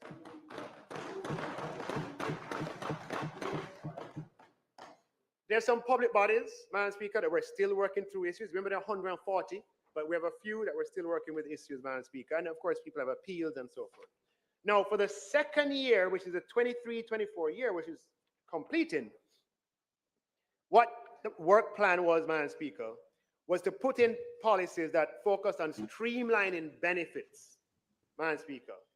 Because what we have across the public service is that we have allowances for the same purpose and rates and conditions for payment that are different across the public service. I want to give you just two examples. Payment for work done outside of normal working hours. There are several ways in which public officers are compensated for this. Weekly paid staff are paid overtime at the prescribed rates.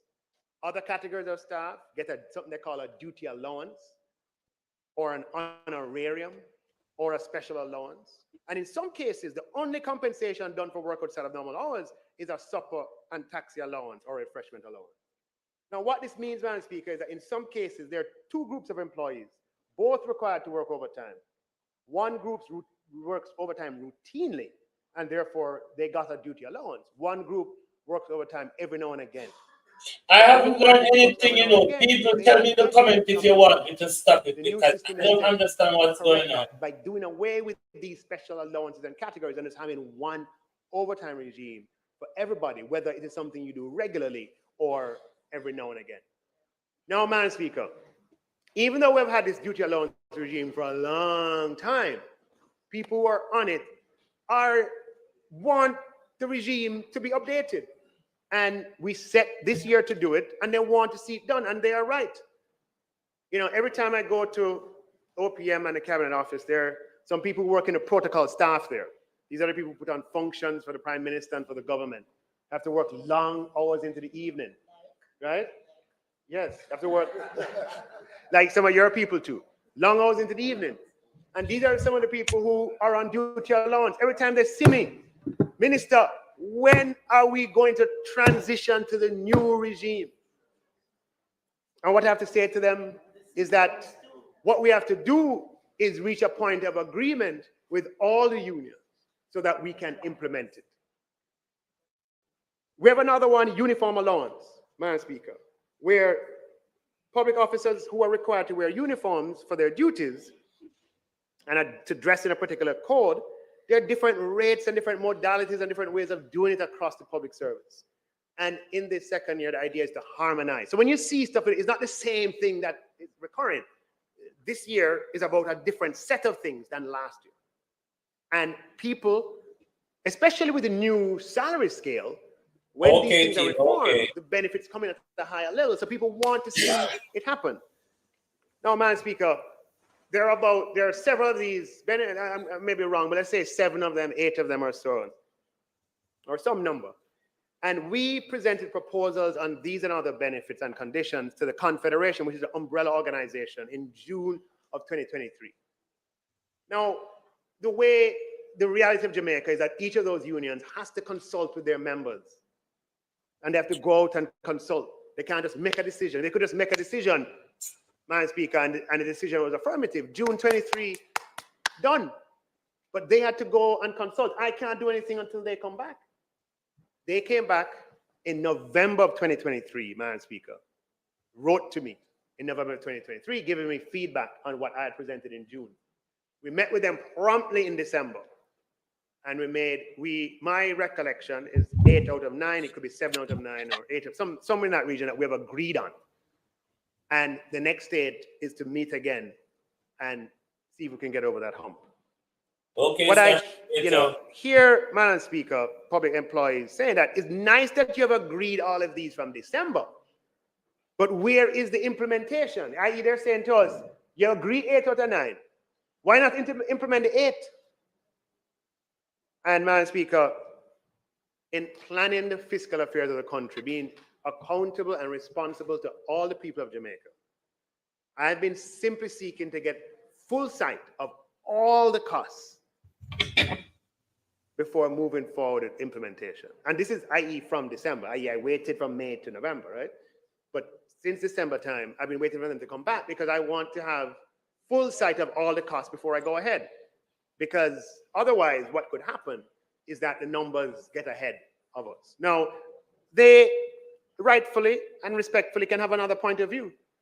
And I can respect their point of view, Madam Speaker. We can sit down and talk about it in the interest of our highly valued public sector employees. In the third year, we're addressing performance management, and I'll say more about that later. Madam Speaker, employment and contract, I indicated last year the government will be addressing it over 3 fiscal years. That's the thing, we've had it for 30 years. But everybody heard me, it's taped on TV. I said we're going to do it over 3 fiscal years. We cannot, it's not humanly possible to deal with a problem that's been around for 30 years and to do it overnight. The important thing is that we're making progress and that people are being brought on, Madam Speaker. And I've given you examples already that in the Ministry of Education, Minister Favor Williams has done huge work because the Ministry of Finance can't do it alone.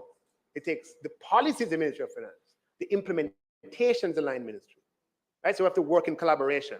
And with Minister Favor Williams, 8,000 contract workers became permanent, Madam Speaker.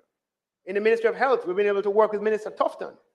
And we created 1,600 posts, and they were able to, Minister Tufton's ministry, get 1,400 doctors who are on contract now permanently employed in the system. Significant boost to the healthcare system. Working with the Deputy Prime Minister. Deputy Prime Minister, there are 1,100 contract workers in the Ministry of National Security. And working with DPM's ministry, we got them off contract and into permanent employment. Madam Speaker, we're working with Minister McKenzie, Minister of Local Government.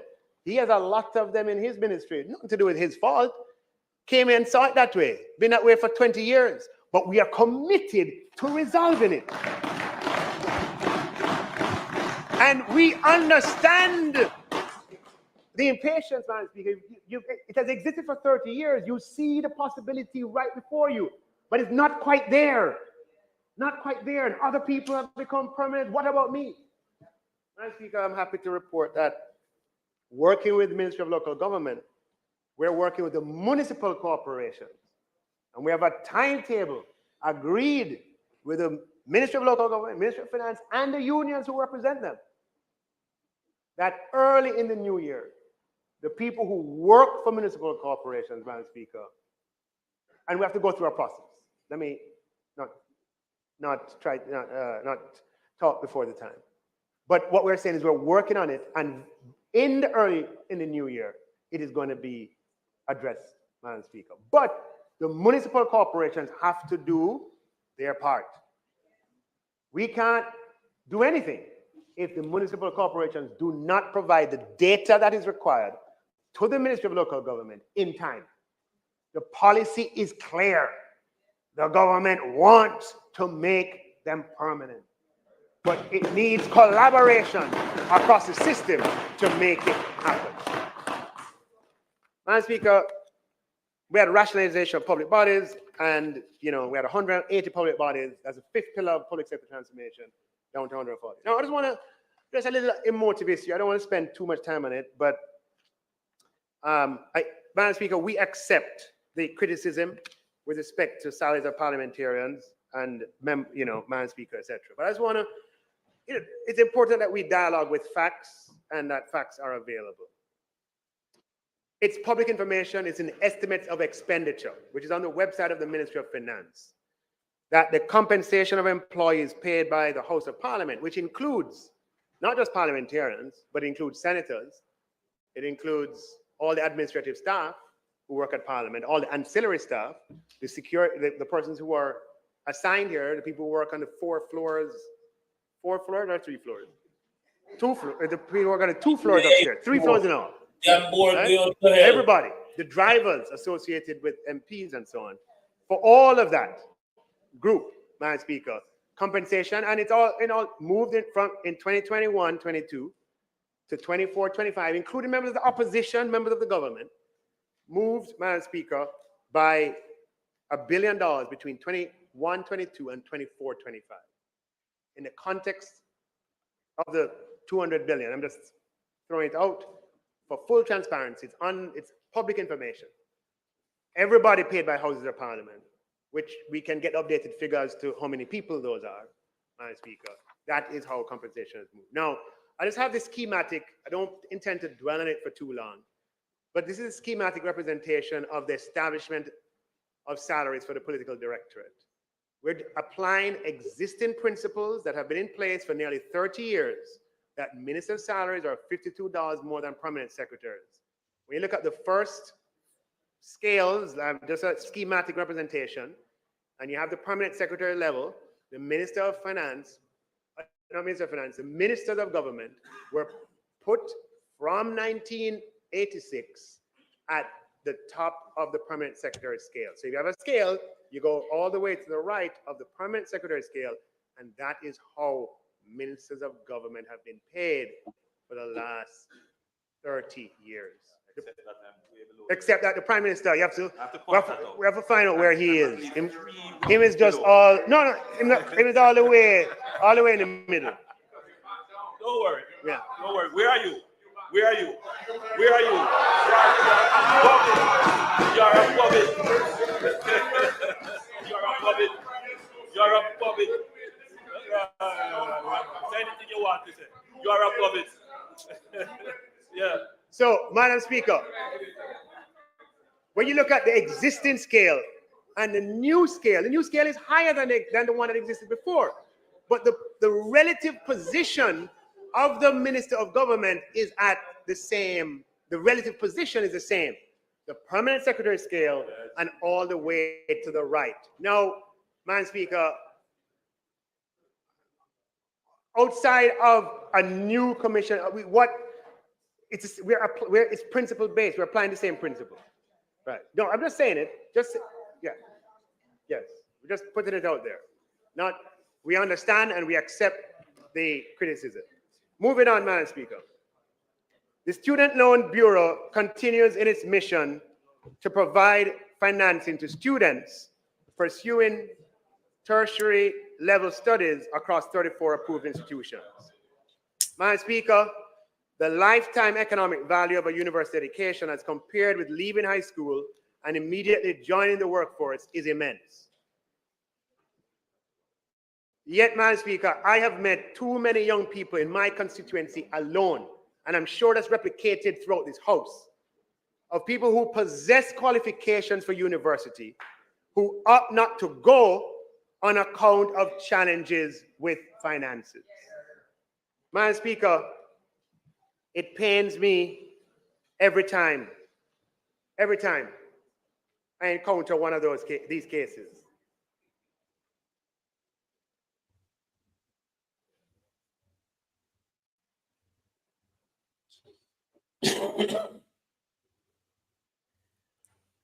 It's even more painful, Madam Speaker,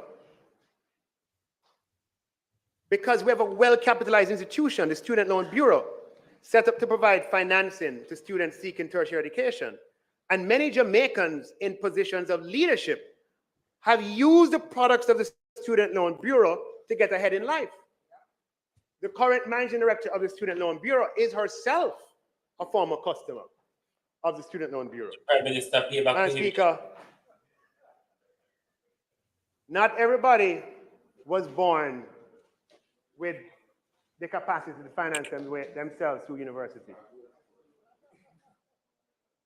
I didn't want to say gold spoon, but I can't bother with that. I don't want to bother with that. Madam Speaker, the most honorable Prime Minister has publicly volunteered that he too is a former customer of the Student Loan Bureau. Pay back it yet. The Minister Morgan is a former customer. Minister Bartlett, former customer of the Student Loan Bureau. The Student Loan Bureau works, Madam Speaker.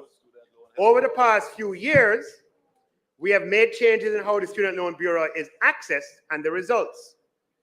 In the 2022-23 budget, we removed the requirements for guarantors to be provided for applicants who are wards of the state. Within the 12 months of that policy change, as I said last year, the number of wards of the state increased by 100% from 46 to 98. Madam Speaker, last year, we lifted the requirement for guarantors, Madam Speaker, for persons on path. For the last 12 months, the beneficiaries accessing student loan who are on path jumped from 192 the previous year to 547, and the year is not done yet, Madam Speaker. 185% increase. Jesus. Madam Speaker, in the face of this staggering evidence as to the inhibiting effect of the requirement of a guarantor, how do we keep it? I want to share with you a true story, Madam Speaker. The day before the local government election, I met a member of my constituency.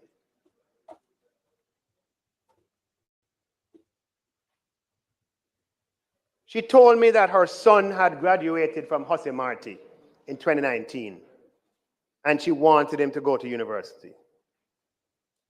I asked her how many subjects he got. She said to him, "Him get 7 subjects." So I said to her, I'm like, what's the problem? You know, so I said, what do you do for work? She said, I work at an ice cream shop. I said, customer service? Yes, customer service in an ice cream shop. I asked her how much she made. She told me, but I'm not telling you. But I said to her, what happens when you go to the Student Loan Bureau? She said to me, then tell me that I don't earn enough to be a guarantor for my son. And Nigel, call me Nigel, him well want to go university. Him well want it, Nigel. Oh God, me feel like crying now, Nigel. So she talking to me. I looked her in the eye, man, speaker, and I said, it's people like you that we have in mind with a policy and plan to announce shortly. That's exactly what I said to her. I said, Nigel, nobody tell me that now make me feel good. Nobody tell me that make me feel good. I took her name and her number, and I told her I would call her when I was ready, man, speaker. She's in the parliament this afternoon with her son. Cheryl is here, man, speaker. Her son, Malik, who graduated from Hustle Martin in 2019. I want to be the first to say to them live and direct that come April 1st, there'll be no guarantors required for student loan.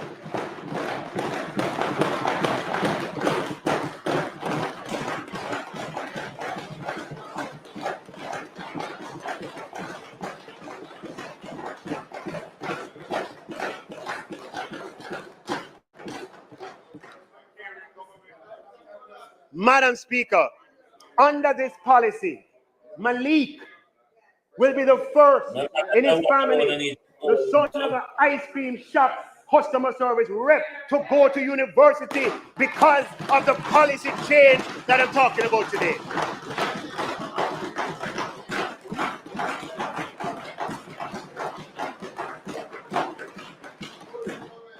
Under this government, Madam Speaker, we want every youth to be a star. Madam Speaker, the requirement of a guarantor for student loans is regressive as it discriminates against low-income families who cannot as easily, if at all, find guarantors for student loan. The policy, though, has been in place for several decades. And we are happy to abolish the requirement for guarantors for student loans. Madam Speaker, from copious amounts of data, even with high delinquency rates, very rarely are payments actually made by guarantors. In all but a few instances, guarantors have served the purpose of locating students. Madam Speaker, we anticipate that by the time the first batch of students graduate who have benefited from this policy, the National Identification System, or NIDS, will be a reality. We will not need guarantors to find people anymore. Now, we signaled, Madam Speaker, that this was under consideration with our changes in the guarantor requirements. But it was important to demonstrate to skeptical people in the public, it's public's money, what the effect would be. So we did it with all other states. We got a 100% increase. Did it with path guarantors, got a 185% increase. Now, Madam Speaker, the evidence is crystal clear that this is the right policy.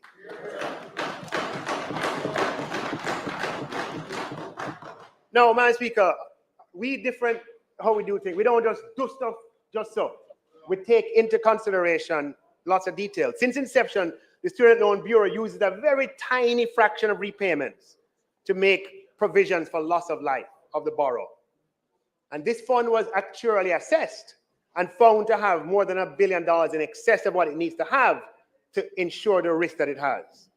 With this new guarantor policy, we'll move this $1 billion excess from the life insurance reserve, which you don't need in that position, into a new guarantor reserve fund to back this new policy. Everybody can say remove guarantor. When we do it, Madam Speaker, we do it in a sustainable way. We're not doing it for no popularity contest. We're doing it to benefit the people, but we're doing it in a way that the taxpayer is also protected.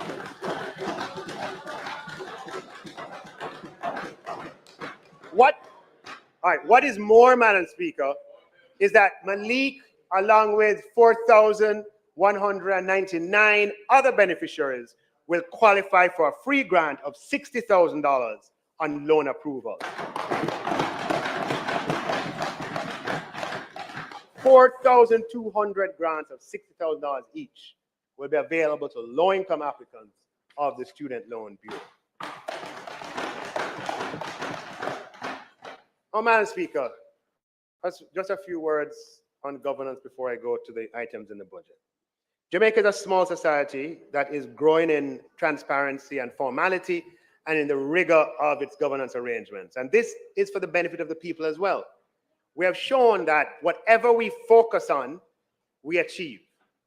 Over the past few years, the matters, Madam Speaker, of conflicts of interest in the public sector has surfaced, and there have been many publicized cases, some alleged, of abuse of its basic tenets. Madam Speaker, I think it's fair to say that 99% of public servants wish to be compliant and make an effort to comply, but in this area, there are no appropriate standards or guidelines domestically of domestic origin that can capture the practical experience of a small society, short on professional and technical talent. In the absence of guidelines, persons have had the experience of doing what they think is right, only to be told that they're wrong. Madam Speaker, the government intends to appoint a committee to engage in broad consultations with political parties. Sometimes political parties say they're left out. We're going to make sure that in this consultation, engagement is with political parties, with unions, with academia, with business groups, with the Integrity Commission, among other stakeholders, to develop a set of practical guidelines that are appropriate for Jamaica. Not the kind of guidelines that are introduced and you have to change after a year because they're not practical. Right? Practical guidelines. The panel will be tasked to develop guidelines that take the challenges of size, developmental status, technical capacity, and resource levels into account, and also to take into consideration the views and experience of stakeholders. Madam Speaker, we are improving to benefit the people.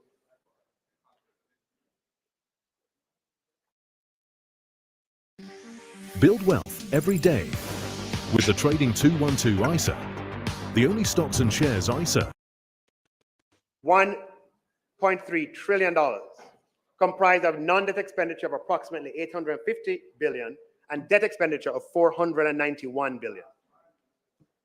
The non-debt expenditure is $442 billion for compensation of employees, some of which is employer contributions, $327.8 billion recurrent programs, and capital expenditure of $80 billion.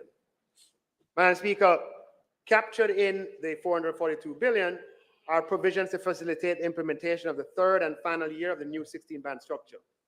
We also have $8.1 billion for the allocation, Madam Speaker, to the health insurance scheme, which is a 24% increase over the previous year to public sector health insurance. Madam Speaker, the allocation to recurrent ministries has been published and is available on the website. Just going quickly through it. Minister Olivia Babsy-Grange, veteran minister, would like all Jamaica to know, Madam Speaker, and she asked me specifically to do so, that the necessary funding of $120 million has been included in the budget to complete the rehabilitation of Jam World and Fort Rocky as fully functional 24/7 entertainment zones. Minister Grange is a strong advocate and wants musicians to have spaces where they can earn their livelihood in peace and where Jamaicans have the opportunity to enjoy reggae music in peace.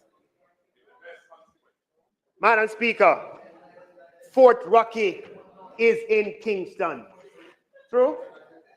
Fort Rocky, Minister Green, is in Kingston. It's in Kingston still. Madam Speaker, I want to humbly tell Protégé that this government of Prime Minister Holness listens, and we hear you. Madam Speaker, to tell Protégé that with this government, reggae music will play in Kingston 24 hours a day, 7 days a week. Madam Speaker, we are leveraging economic stability in the people's benefit. Minister Grange also wants you to know that we're honoring the commitment to support the development of Jamaican cricket over the medium term with $100 million over 3 years, $40 million in this upcoming year.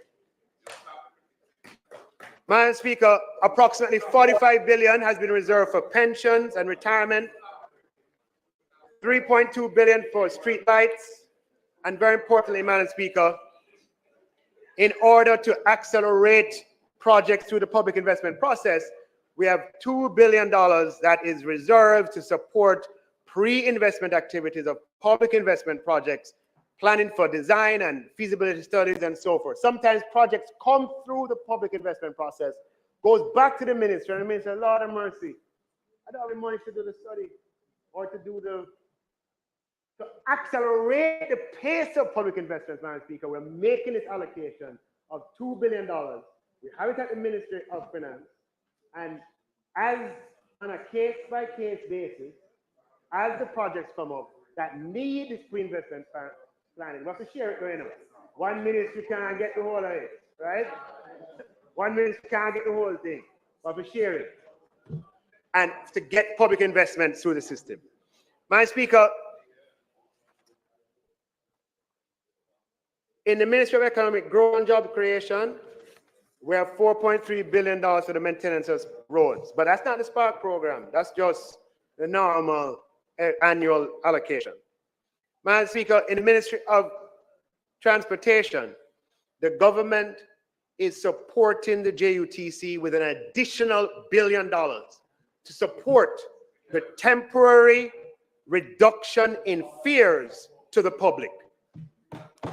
Fees come April 1 will be reduced from $100 to $50.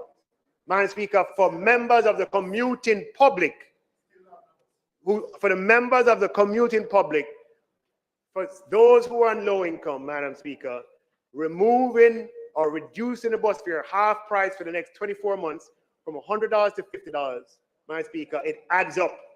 The monthly contribution for transportation is thereby reduced, Madam Speaker, by a Nigel himself useful is getting bored amount. of himself. Madam Speaker, $2,000.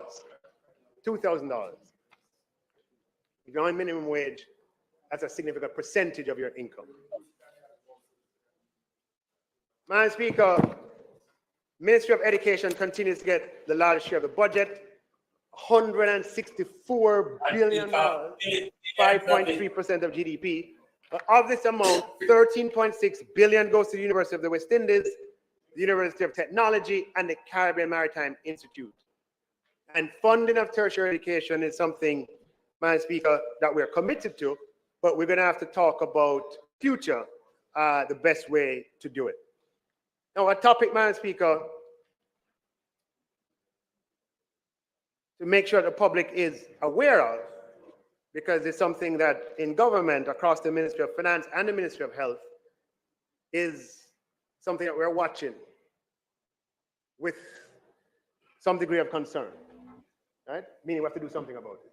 And that is the increase in pharmaceutical and medical supply costs over the past few years, where they've gone from $8.8 billion to $19.7 billion over 3 fiscal years. And you don't need to be a rocket scientist, Madam Speaker, to know that if you're to project this kind of rate forward for the next 3 years or 4 years, then you could end up in something unsustainable. Now, the Minister of Health has long sounded the alarm. This is a sign of a good thing, that the ministry is having more efficient pharmacies, and so people are able to get processed quicker and get served. But we're working together, supported by the World Bank, on a public expenditure review, and once that is done, the Ministry of Finance and the Ministry of Health have to work in tandem over the medium term. There's nothing that can happen tomorrow to discuss some of the ways in which we can address this challenge, and Minister Thompson has already put forward some ideas. And we just have to make sure that we can do these things in a sustainable way. But by the time that comes around, we want the public to be aware of the challenge that we're trying to solve. So this is just sowing the seed by putting the information out there of this challenge that we have. Madam Speaker, we're increasing allocation to PATH by approximately 30% or over $2 billion. Madam Speaker, for those who are most vulnerable in our society, the overall allocation, Minister Charles will detail exactly how that is used, but the headline goes up by 30%. We're increasing the allocation to social pension, Madam Speaker, by 64%, from 409 million to 672 million. Again, Madam Speaker, focusing on those vulnerable members of our society. The CAPEX program for the government of Jamaica is tabulated at $80 billion, Madam Speaker. And this year, I'm very pleased by the fact that one of the highest allocations is to the Ministry of Health, $11.5 billion, Madam Speaker, to support the construction of 3 hospitals at the same time. Now, you tell me,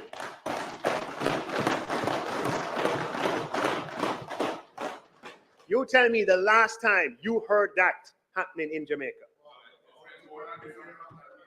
To the best of my knowledge, Madam Speaker, there's no parallel for this volume and this pace of health infrastructure investment over the past 50 years.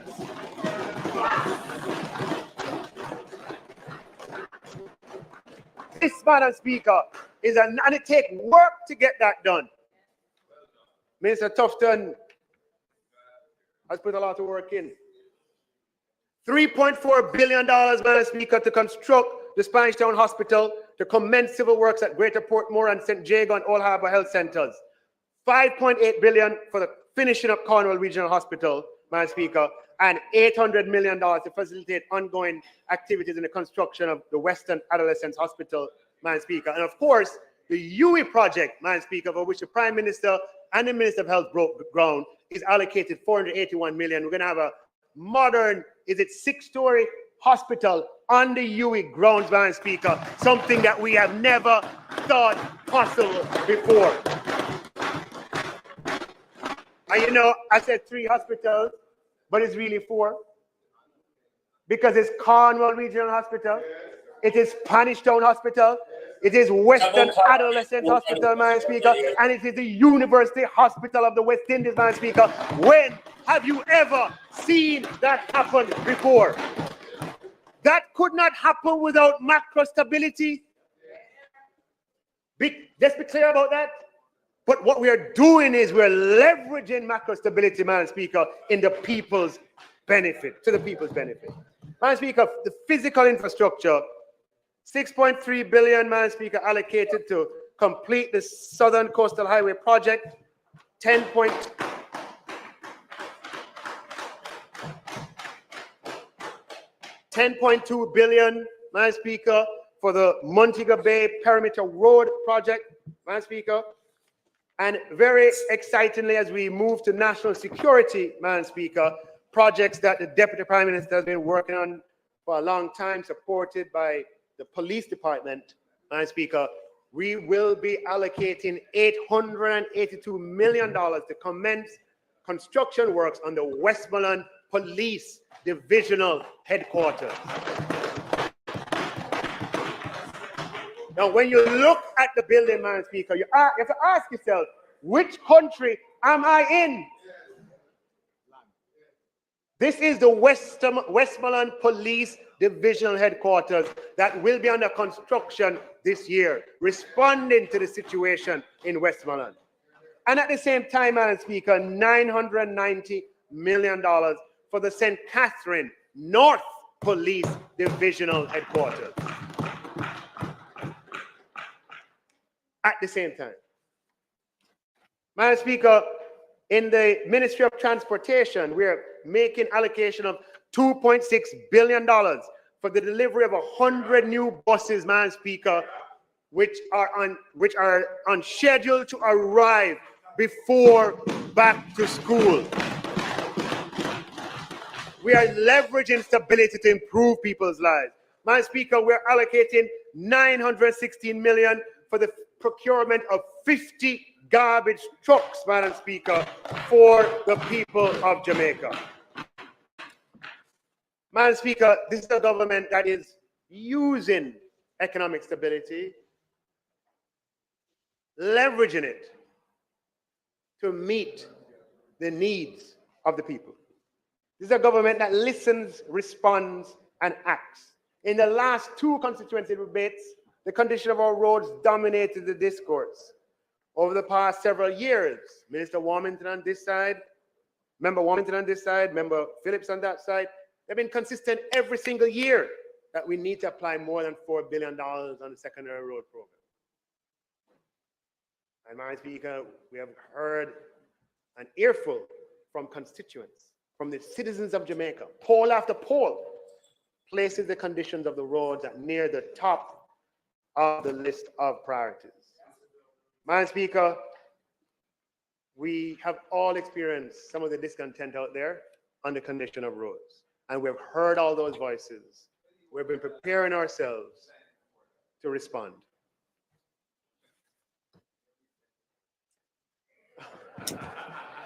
Madam Speaker, this is a government, Madam Speaker, that is pursuing stability, not as an end in itself, but because it allows.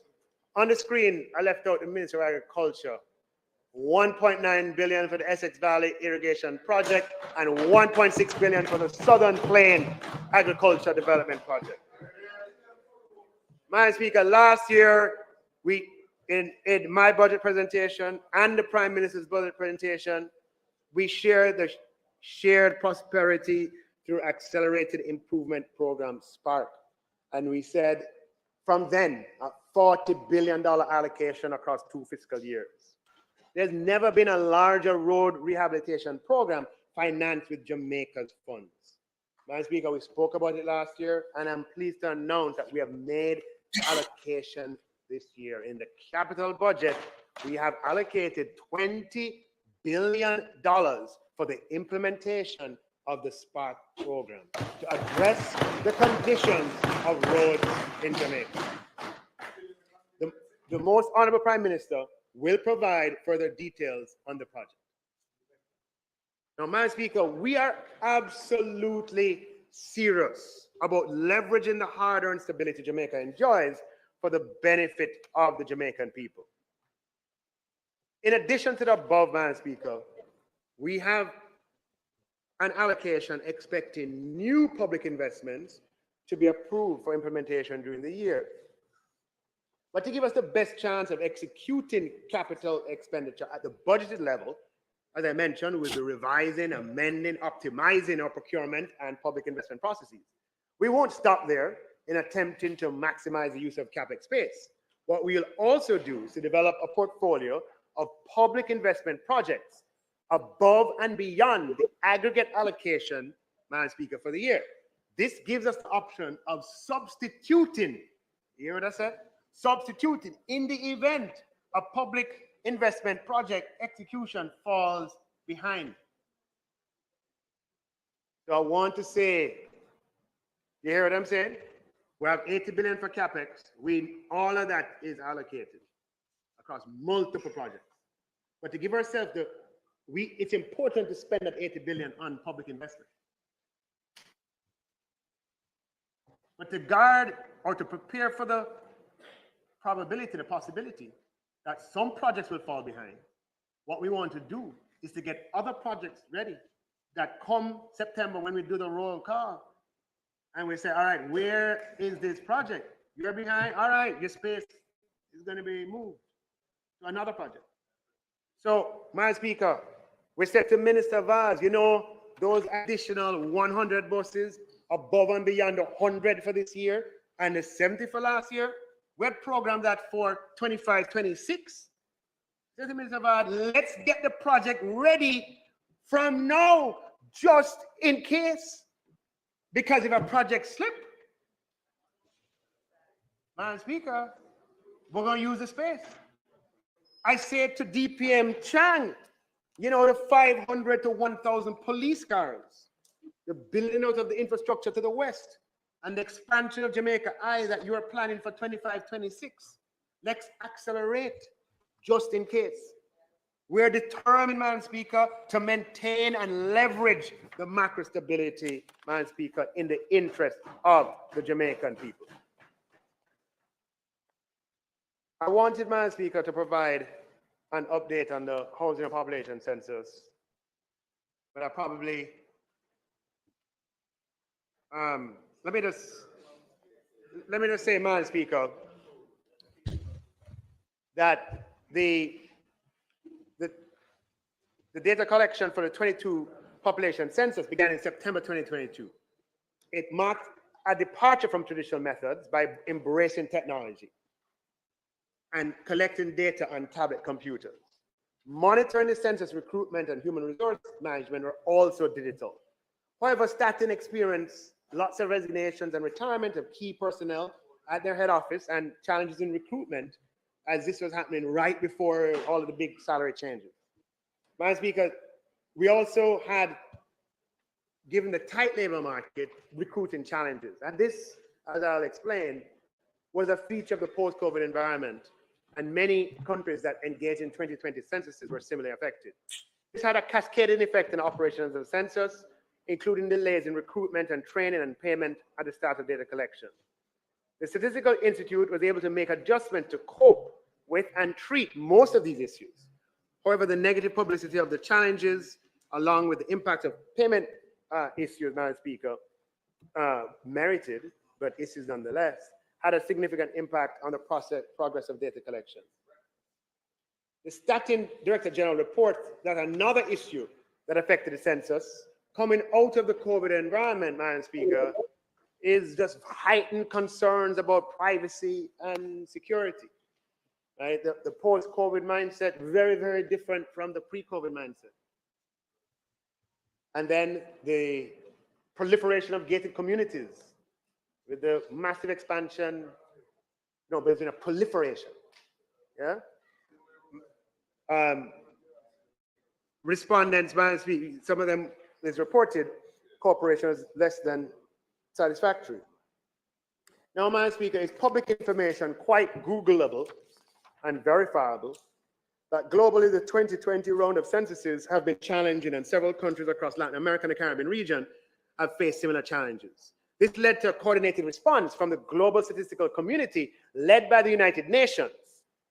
The United Nations Statistics Division is involved, which implemented strategies in response to the issues faced by the 2020 rounds of censuses.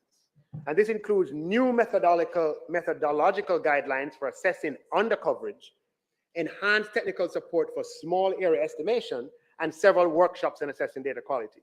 Staten has been involved in several of these initiatives at the global and regional level and has hosted one technical assistance mission. Madam Speaker, the census started on a phase basis in September 2022 and was expected to last 4 months. However, the data collection was extended with face-to-face data collection by contracted census workers ended in December 2023 for reasons mentioned earlier. Madam Speaker, although this extended data collection is unprecedented for Jamaica, as I said, it's a feature globally of the 2020 round of population and housing censuses. Unlike previous census rounds, data collection in most countries has exceeded 6 months and has been extended well beyond a year, even for countries with smaller populations. Madam Speaker, the focus of Staten during the latter part of 2023 is to rapidly ramp up data collection. We're now in the post-enumeration phase and post-data collection survey, Madam Speaker, using the web and in-field work. The extended data collection and short form, Madam Speaker, will introduce some challenges, Madam Speaker, but this is a necessary compromise as we seek to preserve the most important aspects of the census. And Staten is receiving the technical support from the United Nations Fund for Population Activities, the Latin American Caribbean Demographic Center, and the Statistical Division of the Economic Commission for Latin America regarding these concerns, i.e. there are global standards that have emerged for dealing with the issues that countries have faced under the tight labor market conditions, the privacy concerns that have been common across countries over this time. Now, Madam Speaker, the Payment of, there have been census workers who have complained of not being paid, Madam Speaker. Every one that's brought to my attention, I have brought to Staten, and some go there directly. Madam Speaker, we live in a country of rules and laws, and payment for work done is based on approval of the census questionnaires by Census HQ. And Madam Speaker, Staten has pointed out that as outlined in a training manual and several correspondences sent to census field staff, the questionnaire approval process includes approval by the census supervisor and a second review by persons at HQ. Without those, Madam Speaker, it cannot lead to payment. This allows for checks and balances to ensure the quality of the data, Madam Speaker. And a very important component, a technical term, is submission of the census worker of the visitation record. And in many instances, that has been outstanding. In fact, most issues have been as a result of outstanding visitation record. Madam Speaker, use this forum, this platform, to say to census workers that Staten is willing, available, and able to make payments. It is a creature of laws. It's audited by the Auditor General. The visitation record has to be completed for those that are outstanding, Madam Speaker. And there is an email address, censuspaymentqueries@statenja.gov.jm. That is censuspaymentqueries@statenja.gov.jm for any person to register their concerns. Now, Madam Speaker, I want to say a word on the Financial Investigations Division, Madam Speaker. The FID is a department of government in the Ministry of Finance that collaborates widely with the security apparatus and is responsible for certain legislation like the Proceeds of Crime legislation and other pieces of legislation for implementing. The Asset Recovery Agency in FID is responsible for the management and disposal of restrained and forfeited assets.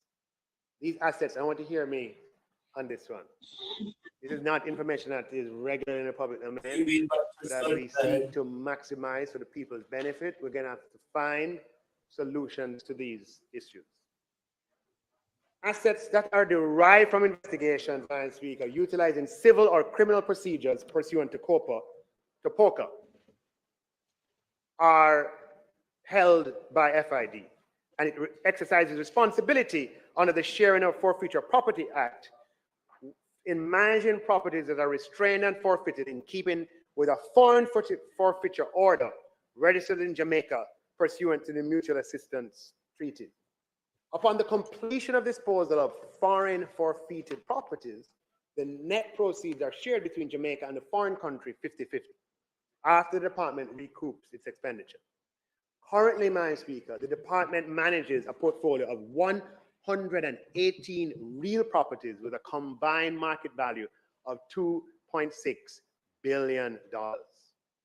67 properties with an estimated market value of $2 billion have been forfeited by the courts. Of the 67, 26 with an estimated market value of $687 million are the subject of foreign forfeited orders, and the proceeds of any sale will be subject to that 50-50 sharing arrangement. The remaining 41 properties at $1.2 billion were forfeited pursuant to the Domestic Proceeds of Crime Act. Now, Madam Speaker, numbers might get a little confusing, but the message I want you to hear is that there's a lot of property that's been seized that is under the jurisdiction of FID, Madam Speaker. And I want to tell you that the challenge that is faced, and we need to do something about it, because these are resources that belong with the Jamaican people. Madam Speaker, in keeping with POCA, when a property is forfeited by the courts, it's vested in the Crown, the Commission of Lands. And these properties are, the sale of these are conducted by the government on behalf of the FID. The process to sell forfeited properties, Madam Speaker, has a number of steps. You have to obtain a certificate of title, and on request, the government advertises the property by way of sales, bids for the profit, bids from the public, etc.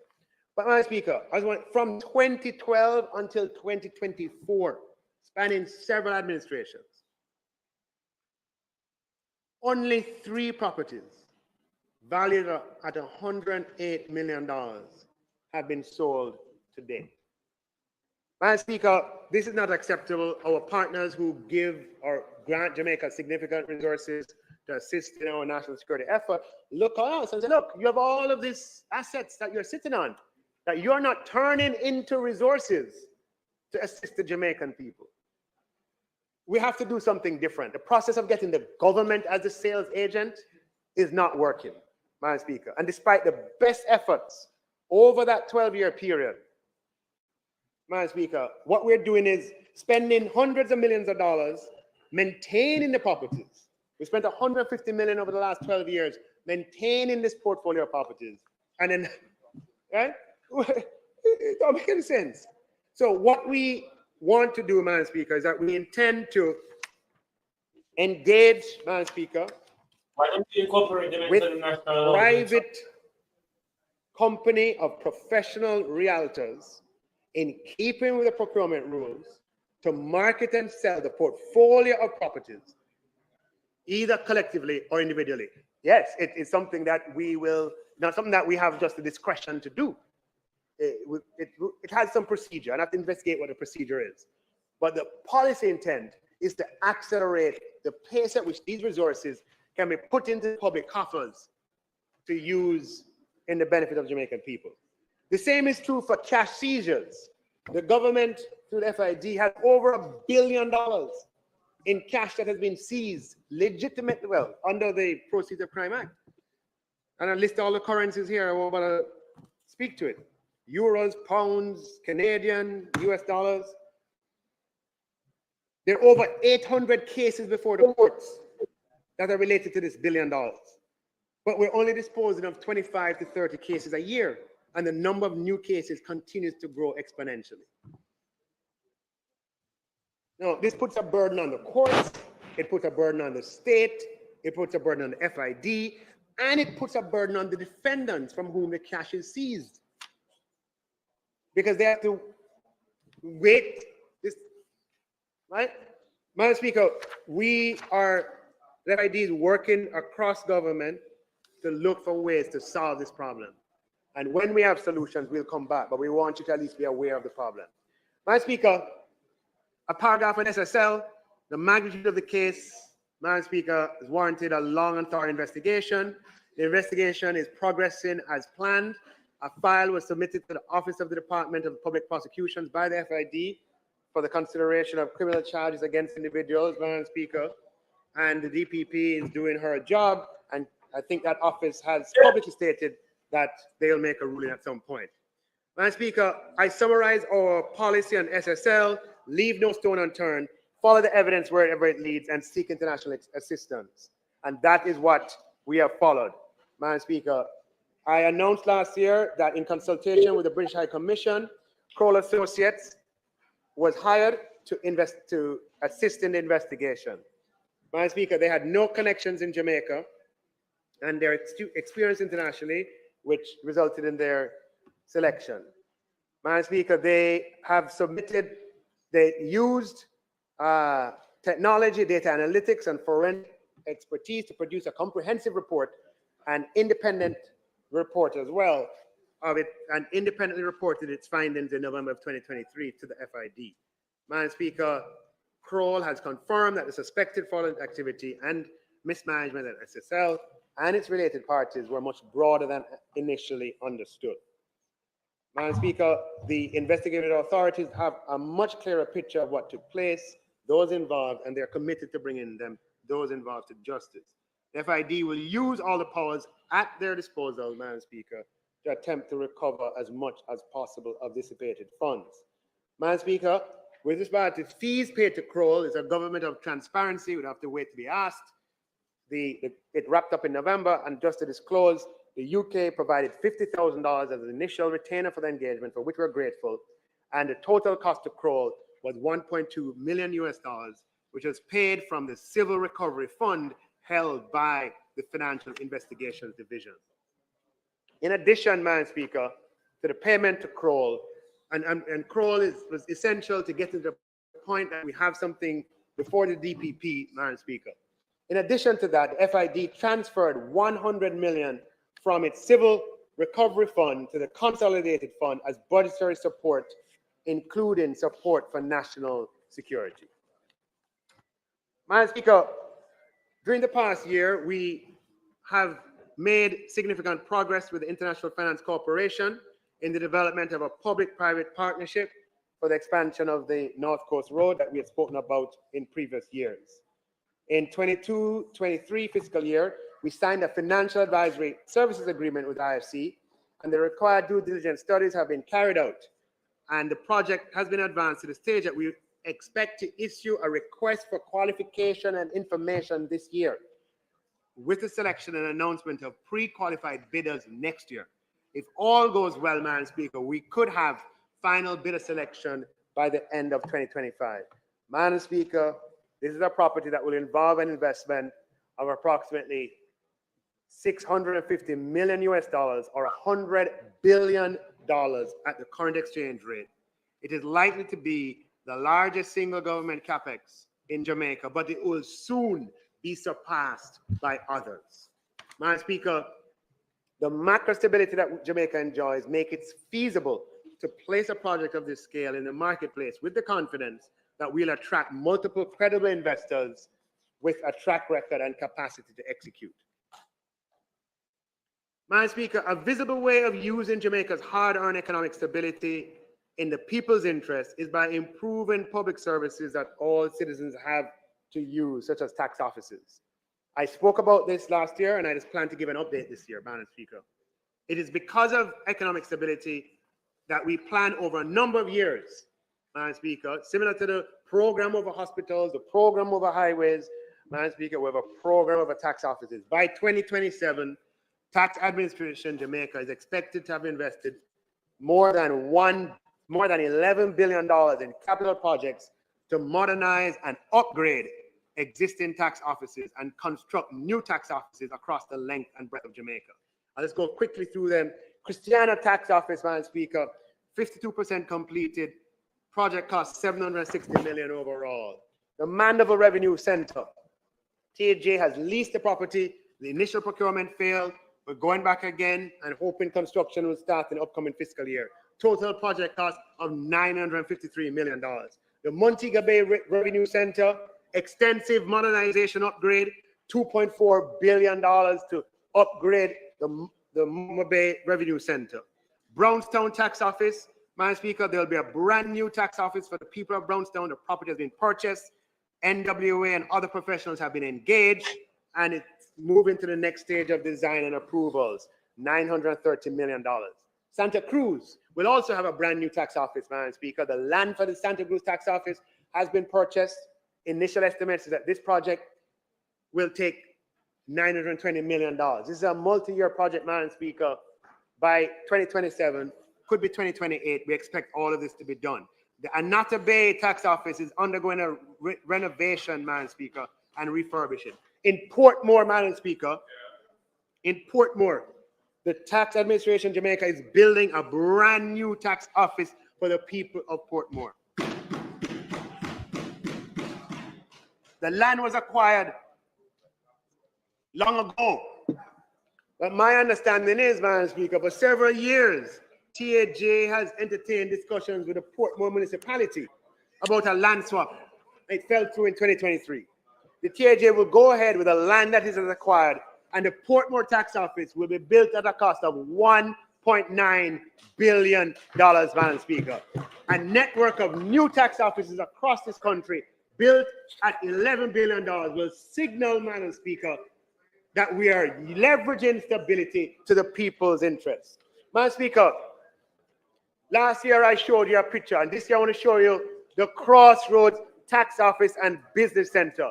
The Crossroads Tax Office is outer space. The lines extend outside the building, onto the sidewalk, and bend around the building. This is not acceptable, Madam Speaker. The tax office is one of the busiest.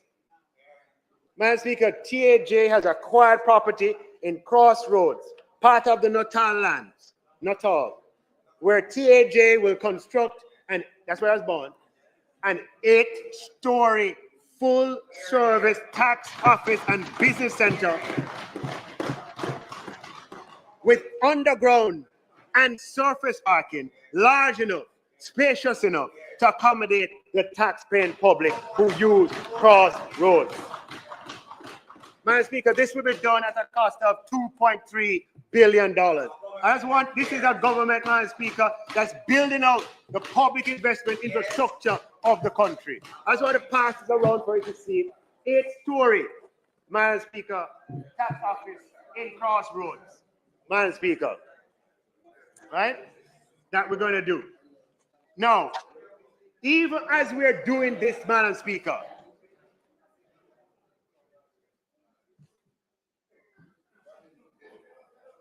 when you look at the picture, you have to say, where in the world am I? This is where in the future you will go to pay your taxes in Crossroads, Madam Speaker. Okay? And this is what we're doing across Jamaica. Now, Madam Speaker, even as we do this, we're working to improve the TAJ portal. On a scale of 1 to 10, user friendliness is probably 7 or less. It's true. True. Madam Speaker, we've heard the complaints from customers, and we intend to ensure in the near future taxpayers have a better experience. With the support of Minister Dana Dixon-Morris, under whose guidance eGov Jamaica falls, ultimately under the Prime Minister, we'll continue to engage with eGov Jamaica, Madam Speaker, to redesign TAJ's portal to facilitate ease of access to different tax types, Madam Speaker. Madam Speaker, the Marcus Garvey Scholarship continues, something we're very proud of. Easily the largest scholarship program in Jamaica. Public sector workers are going to study at University of the West Indies, University of Technology, Oxford University, Harvard University, Johns Hopkins University, paid by the public purse to come back and work and serve their country. Madam Speaker, the FinSAC Commission was established on the 12th of January 2009 by proclamation from the Governor General. It had 3 commissioners. And the commission was tasked to, and I don't have to repeat all the terms of reference, I've written it into the speech so you can consult it as needed. But they're to examine the circumstances that led to the collapse of several financial institutions, to consider what actions could have been taken, to review the probity and propriety of FinSAC's management, to review the practices of Jamaica redevelopment, and so on. Between 2009 and 2012, the expenditure of the commission was approximately $107 million. Things got going in 2009, there were starts and stops, but hearings were held, data was collected, and evidence was gathered. In 2012, the then Minister of Finance, Honorable Peter Phillips, stated that no further funds would be allocated to the commission as the hearings had ended and the commission had not furnished its report.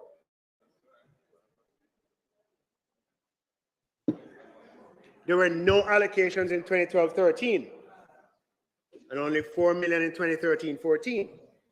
So between 2012-13 and 2015-16, only $7 million was allocated and $3 million went for rent to the PIOJ. The FinSAC Commission therefore grew to a halt, even though all the data and evidence and submissions had already been collected. In June 2016, Cabinet approved the re-establishment of the FinSAC Commission. The approved budget at that time was $35.7 million. And the expectation, I remember Minister Shaw went to the public, and the expectation he was led to believe from the commissioners that the report would be available in 6 months. However, by December 2016, the commission had submitted a revised budget and no report, a revised budget of $57 million. Cabinet approved the revised budget of $46 million and further upward revised it to 58. By the time I became Minister of Finance in 2018, there's still no FinSAC Commission report. And given the multiple upward revisions, Cabinet had lost confidence in the ability of the Commission to actually produce a report from the data. Between 2009 and 2017, approximately $150 million was allocated to the Commission. But since 2018, there's been no further allocation of resources to the FinSAC Commission. In 2019, given the absence of further funding, the remaining commissioners resigned and turned over the drafts of chapters of a report in electronic form, along with thousands of pages of transcripts of evidence and submissions placed before the commission, also in electronic form. And in 2020, our focus shifted to COVID.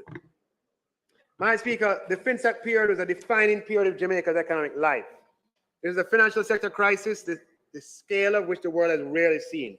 It cost 40% of GDP. By comparison, the global financial crisis of 2009, in which global banks cost 9% of GDP in the US. Our financial sector crisis was 5 times worse in terms of impact than the worst global crisis in 100 years. Tens of thousands of businesses failed, hundreds of thousands of individual lives were affected. Thousands lost their homes, their livelihood, and some even lost their lives. The FinSec crisis plunged Jamaica into deeper macro instability and resulted in a rapid buildup of the debt ratio that has taken us 30 years to resolve and reduce. It had an effect of obliterating opportunity for decades as interest costs consume national resources. Madam Speaker, the material gathered by the Commission consists of contributions from then government officials, economists, academics, former leaders of failed financial institutions, customers of those institutions, people FinSec, people running FinSec, including those who found themselves, as I said, with ballooning debts, among other stakeholders. Their perspectives on a defining period of the Jamaican story need to be made available to the public. We owe it to the victims of that era, to ourselves, and to future generations to do our best to record for posterity the evidence gathered from the Commission, to make it publicly available, and to have it inspire the production of research reports and cultural creative output. The cost can't be a constantly escalating one. Madam Speaker, next year, 2025, will be 30 years since the establishment of Fiscal Institution Services, the precursor to FinSec, which is set up to implement the scheme of arrangement pursuant to the temporary management of the failed Blaze and Central entities. The data and evidence submitted by the Commission to the Commission is public information and ought to be available to the public. It is a treasure trove of information from various perspectives that will add to public understanding of that period of Jamaican life. Madam Speaker, considering all of the above, the governments will take the necessary procedural steps, which we undoubtedly, there will be some procedural steps, to achieve the following. 1, we will publish, Madam Speaker, as soon as practically possible on a specially curated website, the FinSec Commission archives, consisting of all of the evidence provided and the submissions made to the Commission. It was a public commission. The submissions were made in public. Yeah? All of this archive data will be put out in volumes, in chapters, in folders, and made available to the public, Madam Speaker, in perpetuity.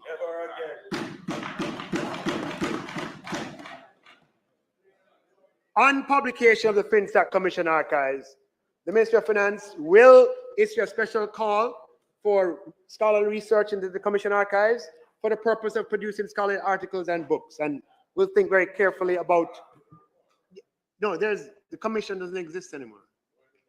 The draft will be as part of the documents. Yeah. Everything that they handed over will be uploaded as is. Yeah. But what we want to make sure the lessons, whatever they are learned. So we want to say, look, open to researchers here and abroad. Here's a grant for $1 million, for $500,000, etc., to produce a report. Madam Speaker, in collaboration with the Ministry of Culture, Gender, Entertainment and Sport and the Screen Development Initiative, we'll also issue a special call to the creative community for proposals for documentaries on the financial sector collapse. Madam Speaker, some people will be able to sift through the reams of data on the website. Some people will be able to read the scholarly material that's put out. But for some people, you have to put it in an audio-visual format for them to get it. Madam Speaker, societies that achieve, they document their history. The good book tells us about the society 5,000 years ago who saw themselves as a chosen people, and they wrote down every aspect of their history. Madam Speaker, societies who thrive document their history. We, Madam Speaker, are going to document through documentaries, yeah, what happened using the archive, Madam Speaker, and working with the ministry as well. Issue a call for a theatrical production, Madam Speaker, in whatever form, on the FinSAC Commission archive. With Vueling Airlines, you can enjoy 27 degrees all year.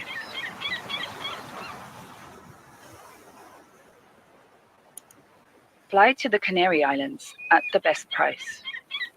Find your sunny destination. Vueling Airlines.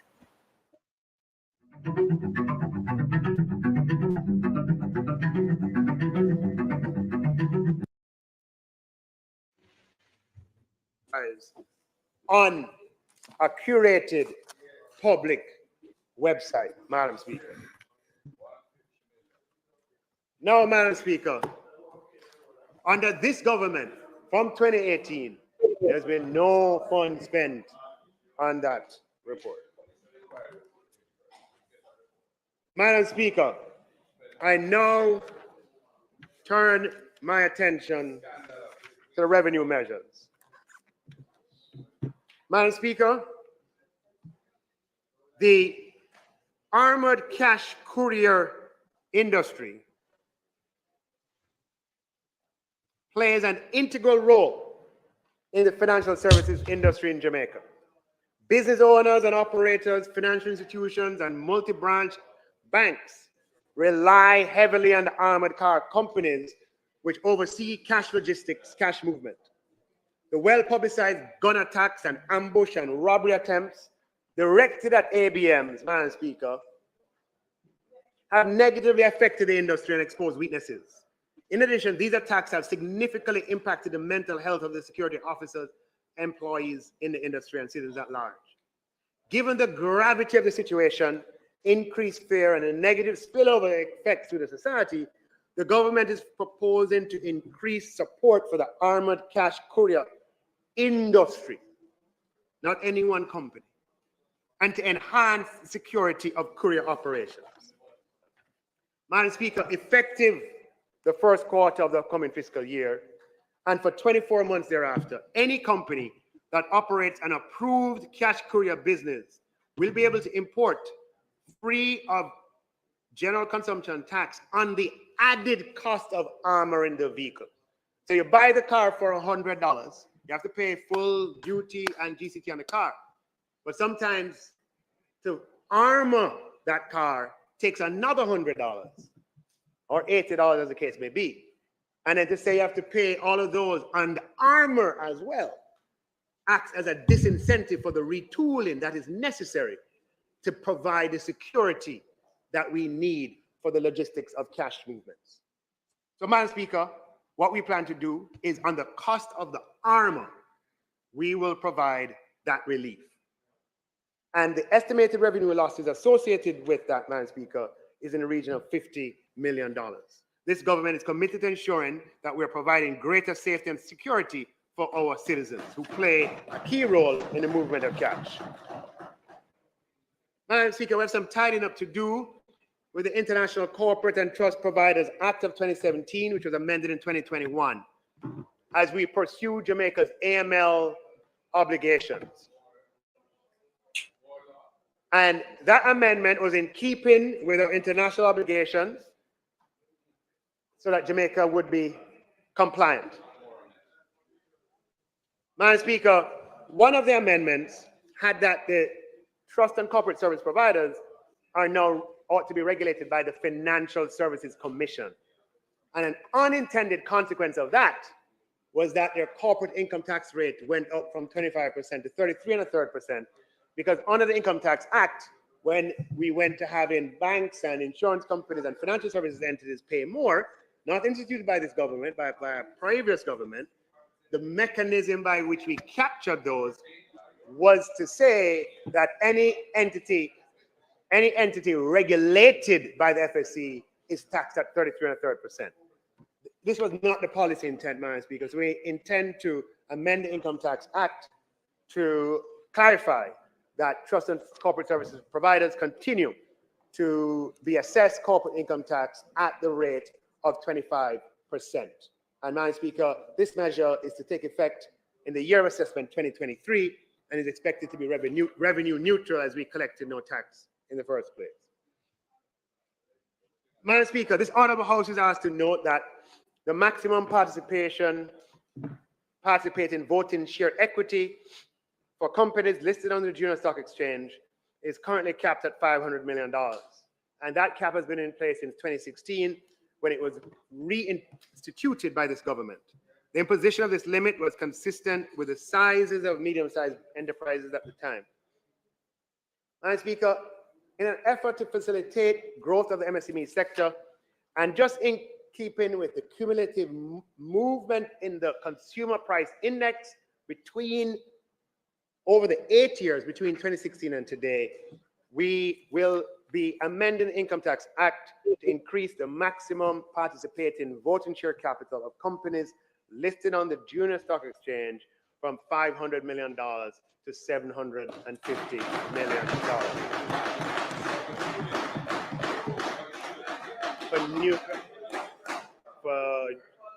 Yes, I think it's for new listing, yes. Madam Speaker, the industry has lobbied for this over quite a number of years, and we have listened and listened and listened.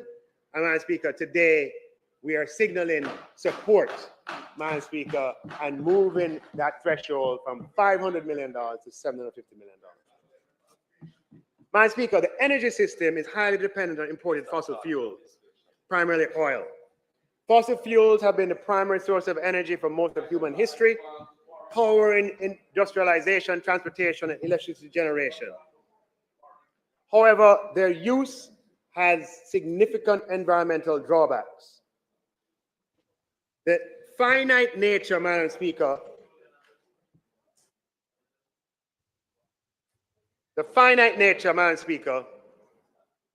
of fossil fuel reserves and the environmental concerns associated with their use have led to a growing emphasis on cleaner and more sustainable sources, Madam Speaker.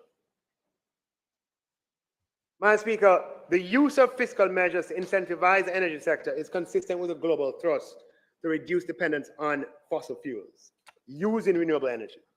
This continues to be the main objective of the legally binding Paris Agreement. And Jamaica, Madam Speaker, has set a target of 50% renewables in its power generation mix by 2030. Independent power producers, known as IPPs, are private entities that own and operate facilities to generate electricity for sale to the national grid. IPPs invest in generation technologies and recover their costs from the sale of electricity.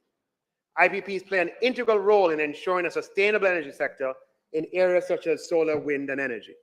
Madam Speaker, to facilitate further investments in renewable energy, the Income Tax Act will be amended to exclude IPPs producing energy from renewable sources from the definition of regulated company for the purpose of Section 30 of the Income Tax Act. These amendments will reduce the corporate income tax rate for IPPs from 33.33% to 25%, Madam Speaker, and it will be limited to IPPs who produce 75% or more of renewable energy from wind, solar, and who are regulated by the offices of utility regulation, Madam Speaker. They will not benefit from the employment tax credit. The objection of the reduction in the corporate income tax rate is to promote growth of the renewable energy sector, to reduce greenhouse gas emissions, and to ensure energy independence. That's an economic matter. It's intended to give investors more confidence in the sector, to provide more capital. And as the government goes out and seeks 100 megawatts of new investment in renewables, this is, Madam Speaker, a fillip, Madam Speaker, to say, look, come in at even lower rates, because the tax is a part of the cost that they bid. Now, Madam Speaker, this is going to have an estimated revenue impact loss of approximately $31 million based on assessment by the tax policy unit, and it will be effective in year of assessment 2023. Now, I just want to say JPS is not an IPP and not an entity that has majority renewables. We want, Madam Speaker, open to discussions at some point in the future of looking at reducing the corporate income tax rate on JPS once we can get the assurance that that in turn will lead to a reduction in the tariff rate to the consumer. You show us that, Madam Speaker, and we'll take a good, hard, serious look at the corporate tax rate for JPS. Madam Speaker, there's been significant public sentiment concerning the custom de minimis value and passenger duty-free allowances. This increased discourse has been fueled by changes in the global macroeconomic environment and increase in e-commerce activities. E-commerce sales are 5.2 trillion around the world, and increased growth is attributable to the convenience, accessibility, and vast product selection offered by e-commerce facilities. And mobile devices, improved internet infrastructure, and secure payment systems have further fueled the expansion of e-commerce, adding to the increased usage. Increasing the de minimis value on imported goods will facilitate access to a wider variety of goods to local consumers and will facilitate more activity in the local economy by way of intermediaries and shipping companies eager to capitalize on increased activities. Madam Speaker, the shipping and logistics subsector, which has benefited from the growth of e-commerce, providing direct and indirect benefits to the economy. An increase to the de minimis value of imported goods could potentially result in further growth of that subsector, resulting in productivity, labor, and revenue gains. Madam Speaker, the de minimis value represents a minimum value or a minimum amount for which no duties and taxes will be collected because it would not be considered economically feasible or productive efficient to collect those items, taxes on those items below this threshold. The House and the public, Madam Speaker, should be aware that items valued at less than $100 US currently account for less than 0.5% of the overall share of fees and charges collected by the Jamaica Customs Agency on imports, but accounts for almost 20% of total declarations processed for imports. So, all the declarations for a year, 20% of them are below $100, but they only generate 0.5% of revenue. It takes resources, Madam Speaker, to focus on that. Only the 0.5, where what we should focus on is the 99.5%, Madam Speaker. So, Madam Speaker, for items less than $100, there's a huge disparity between the large volume shipments processed and the relatively small amount of revenue collected on those shipments. Increasing the de minimis value for imported cargo should increase administrative efficiency and productivity, allowing for redirection of resources on higher value items. Effective April 2024, Madam Speaker, I was waiting on the new Customs Act to be passed to do it as a part of that, Madam Speaker, but we're waiting on it to produce. Can't wait anymore. The people can't wait anymore.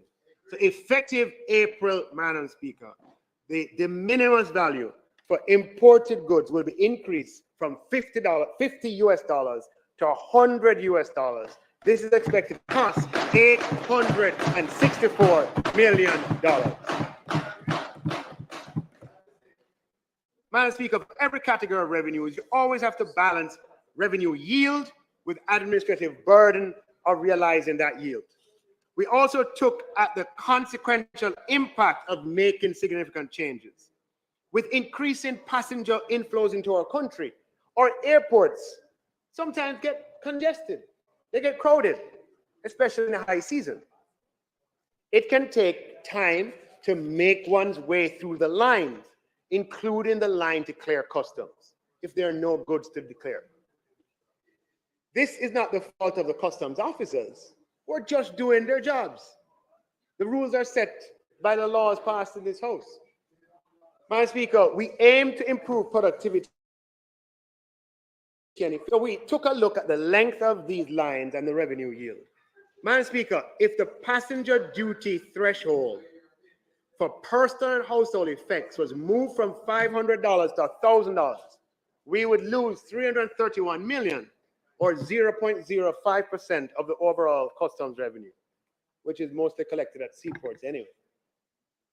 And with this higher threshold, passengers traveling with dutiable items with a value not exceeding $1,000 would be able to enjoy expedited processing, significantly improving passenger flow through our international airports and providing immeasurable value to the Jamaican experience. So, Madam Speaker, effective April 2024, the duty-free threshold for personal and household effects will be increased from $500 to $1,000.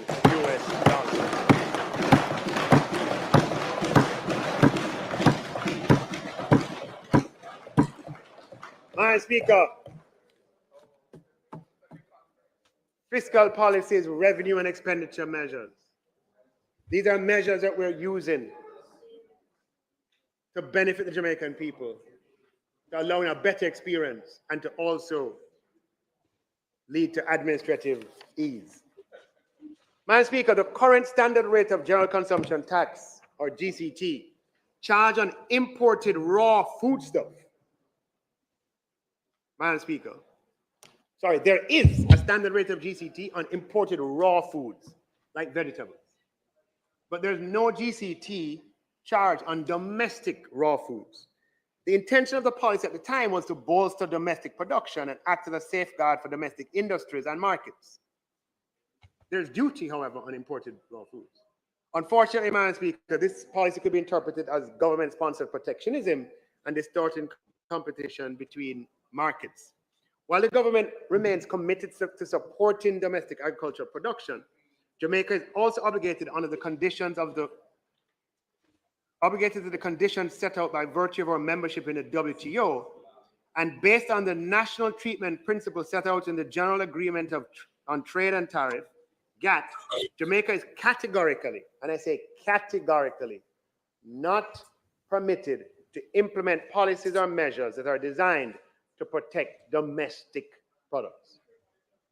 We have ASD, we can use those mechanisms, but using domestic taxation like GCT is not allowed. And Jamaica, Madam Speaker, will be blacklisted if that duality remains. And so we have a choice. Either we do it on local or we take it off of foreign. Madam Speaker, in keeping with Jamaica's trade obligations, the GCT on all routes raw foodstuff, Madam Speaker, imported, Madam Speaker, or domestic will be removed.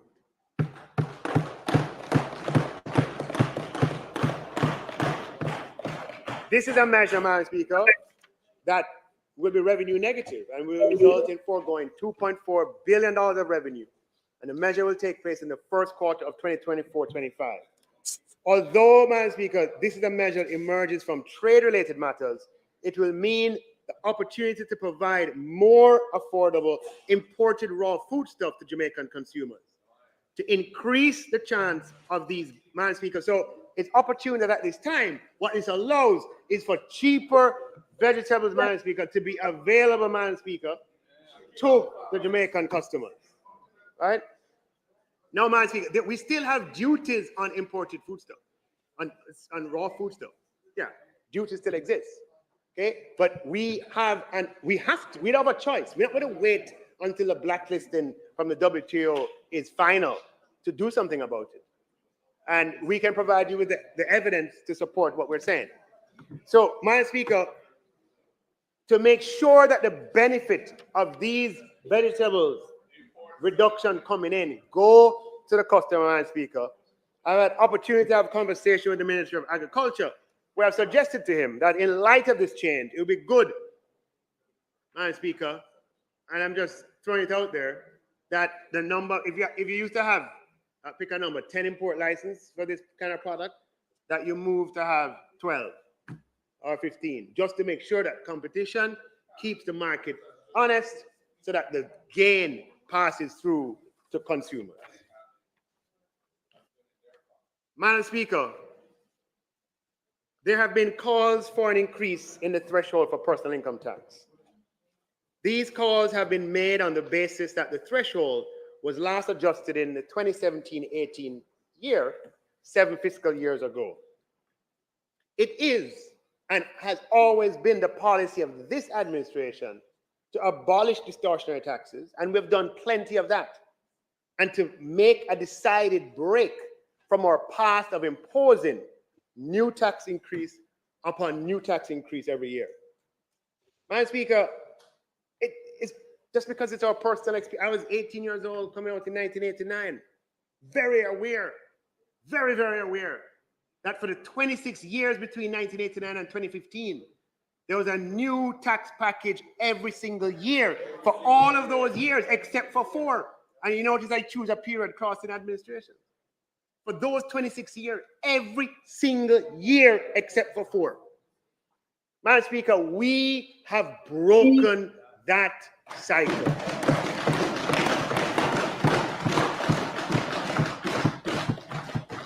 Madam Speaker, I'm not finished my speech yet. But so far, we have had 6 consecutive years of no new taxes. Do I hear 7? Anyone? Do I hear 7? Well, I'm not done yet. Madam Speaker, in addition, Manayard Audley Shaw dramatically increased the tax threshold in 2016-17 and 2017-18. He phased it in, and he presided over a transition from direct to indirect. Madam Speaker, was revenue neutral. Madam Speaker, there were no net new taxes. So this would be the 9th year of no net new taxes. Madam Speaker, raising the income tax threshold is the policy of this government.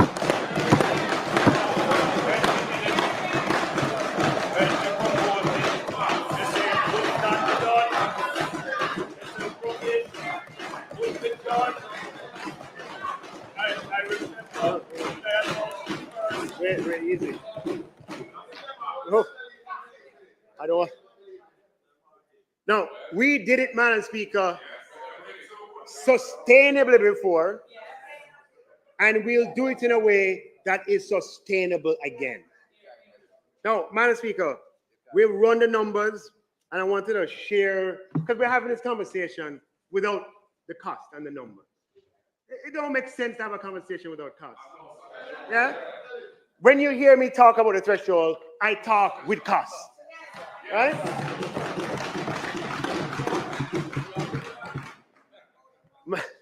Madam Speaker, increasing the threshold. This is just a data provision section. Please, I'm just providing data. Increasing the threshold from 1.5 million to 2.1 million would cost approximately $23.6 billion. Improving the threshold, Madam Speaker, for 1.5 billion to 1.5 million to 2.5 million would cost approximately $34.6 billion. Increasing the income tax threshold from 1.5 million to 3 million, Madam Speaker, would cost over $45 billion. Now, Madam Speaker, these are huge, huge numbers. It stands to reason that, we've never had any measure, any single measure, Madam Speaker, that results in a net reduction, meaning that you give up taxes of that magnitude. When we increased the tax threshold from 592,800 to 1.5 million, as I mentioned earlier, it was done in a revenue neutral way. And, Madam Speaker, though what is often forgotten is that social spending was materially increased as documented in IMF reports at the time, which anybody who cares to look can see that nearly 0.8%, nearly 1% of GDP at the time in social, Go back and look at it. I don't want to quote it and get it wrong. But it was a material increase in social spending.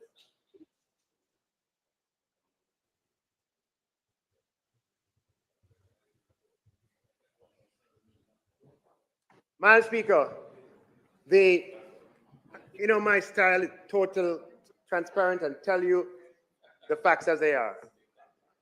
The Financial Administration, Audit and Administration Act requires that Jamaica pursue a fiscal balance, meaning the difference between revenues and expenditure each year that is derived from a formula written into the law, which produces a result for that year consistent with the debt target that's set in the law. When there is a negative deviation from that fiscal balance target, that same law, the Financial Administration Audit Act, requires a correction in that subsequent year. During COVID, Madam Speaker, the deviation was so large when we escaped the rules that we had to amend the law to say, look, we can't do a correction in 1 year. We have to do it over 3 years. Yeah, that's a phase it in. No, the thing about it is that when the rules are set for that, that correction is set at that time. And you have to complete those 3 fiscal years and then recalculate. That is in the law of Jamaica. I happened to be in the Senate when it was first passed. And I remember our discussion at the time. Well, you said to me, good thing that you understand the formula. Now, if you remember that, it's in Hansard. Yeah, well, you said it. You said to me, good thing that you understand it, because it's the only law in Jamaica where there's a formula in the back. And in my contribution at Senate debate in 2014, I stood up and I explained the derivation of the formula. Yes. Yeah. So, and that's also true. Madam Speaker, the amended law allowed for deviations beyond a particular threshold, as I said, to take place more gently over 3 years. That was the amendment. So we are in the 3rd year of that correction period. And the FAA Act requires, meaning this upcoming fiscal year, 24-25, is the 3rd year. And it requires that our expenditures, our revenues do not exceed our expenditures, which means that we don't borrow to pay interest. So, Madam Speaker, given the estimates of expenditure tabled in Parliament and the details announced so far today, which are projected just a week, it's not feasible to accommodate a net expenditure of these magnitudes this year and still stick within the ambit of our laws. Madam Speaker, even if we could increase income tax threshold by these amounts without any accompanying measure, with a net cost to the public purse of between 23 billion and 45 billion, we'd have to think carefully about the distribution of who benefits. Because, Madam Speaker, it's important to recall that income tax threshold of 1.5 million is equivalent to 28,800 a week. Madam Speaker, Jamaica's per capita GDP at 7,000 US is approximately 1.1 million at prevailing exchange rate. So it shouldn't be a surprise that 70% of persons who are contributing to the system, either through statutories or otherwise, or approximately 450,000 Jamaicans on the tax database, have incomes below the income tax threshold, and as a result, do not pay any personal income tax. So spending $20 billion to $45 billion on a net basis to raise the threshold as per above would not benefit a single one of these Jamaicans on the lower end of the spectrum. 70% of persons, it would not benefit. Now, Madam Speaker, before we increase income tax threshold in a manner that affects those who relative to the people who earn less than 1.5 million, they're slightly with me, please. Madam Speaker, we're living at a time where Jamaica's macro fundamentals are the best they've been in 50 years. And we want to improve these even more over time. We pursue these objectives in the people's interest, and we want to make sure that they benefit from this profound improvement in Jamaica's circumstances. Madam Speaker, as a member of Parliament, I'm acutely aware of the fact that many hardworking Jamaicans who retired over the past few decades and have been on pension since then have had their pensions eroded by the chronic macroeconomic instability over most, if not all, of that period. They look on now and they see that we are turning the corner and conditions of pay and service in the public service are much better than in their time. Madam Speaker, the instability of that period wasn't that individual's fault, but they surely have paid a high cost for it.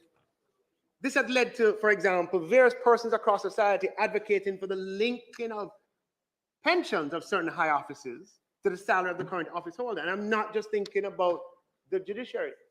I've gotten letters from on behalf of other high office holders who are making the same recommendation. And what people are trying to do is to insulate themselves, in part. But Madam Speaker, I've opined that it would be completely unsustainable to do that. And it would be an unwise course of action. We couldn't afford it at its logical conclusion. The real solution, Madam Speaker, is to ensure that Jamaica's fiscal policy framework is sustainable and the central bank is independent and charged to pursue low and stable inflation. This framework preserves purchasing power, Madam Speaker, and if we do this, those who are retiring now and those who will retire in the future will have a much better experience than those who retired before. However, Madam Speaker, we cannot be immune to the circumstances of these pensioners as they look around and see the skyscrapers going up, which didn't happen during their time, and other signs of economic buoyancy. It is important that they know that they're not left behind. Madam Speaker, this House is asked to note that the following exemptions apply to those in receipt of a pension. Individuals under 55 years of age receiving a pension from an approved statutory pension scheme or an approved superannuation scheme are entitled to a tax exemption of $80,000 restricted to the pension income only. If the pensioner is 55 years and over, the $80,000 tax exemption can also be applied to the other sources of income. This is known as a pension exemption. Madam Speaker, this threshold was last adjusted in 2009. So as we go talking about the rest of the society, it was 2016-17. These people, their exemption was last done in 2009. There are people who, on fixed incomes, retired during periods of instability, are having it hard because their pensions were based on small salaries and are low. And we have a threshold that's been placed from 2009. We must adjust this first. Equity demands that.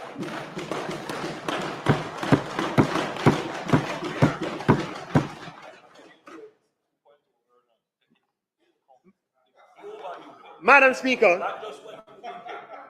individuals 65 years and older who are in receipt of a pension are entitled to age relief pension exemption of $80,000, a second one.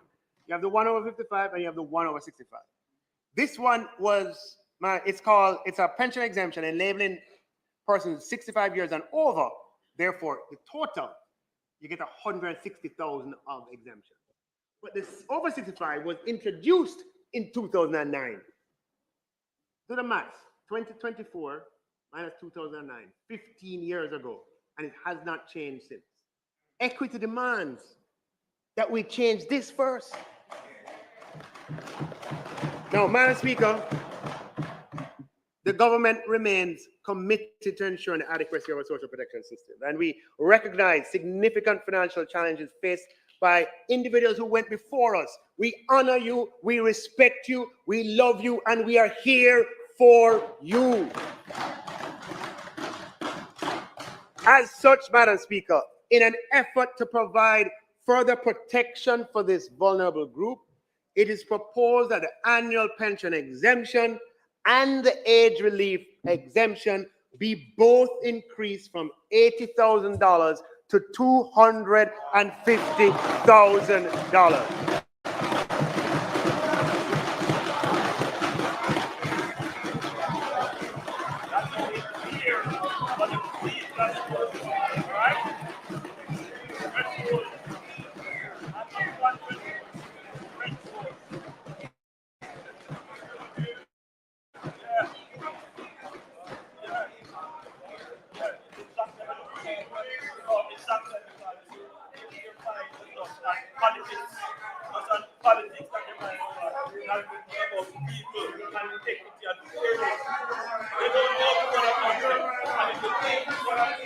washed up.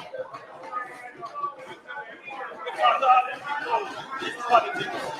All them people is politics. They will remember. What the moment. Not a clue.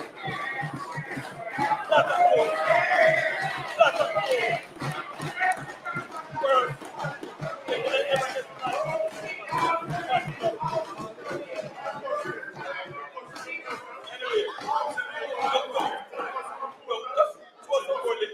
So, Madam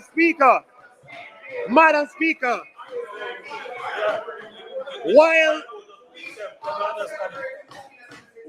while some people talk about it, we are thinking about it, we are working on it, Madam Speaker, and now we are implementing it.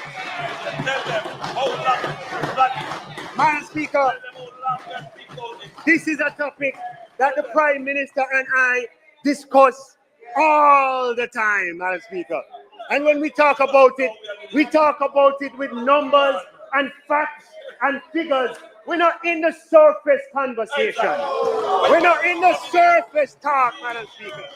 We talk about it in detail, Madam Speaker. So, Madam Speaker,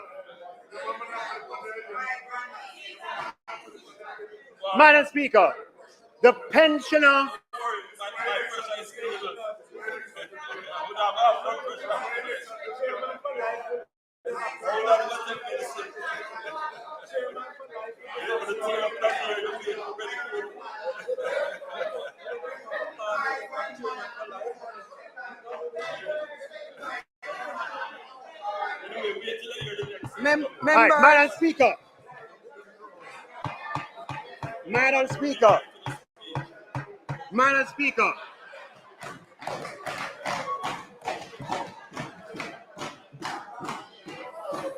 Madam Speaker, the pensioner aged 65 years and over will now enjoy a total income tax threshold of the as of now, 1.5 million plus the 250,000 Madam Speaker, for a total income tax threshold of $2,176, Madam Speaker.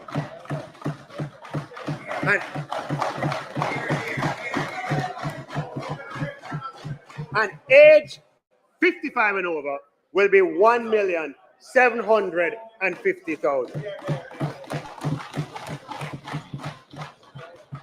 The estimated revenue loss associated with this increase in the pension exemption is $1 billion, Madam Speaker, and the measures to take effect in the first quarter of fiscal year 24-25.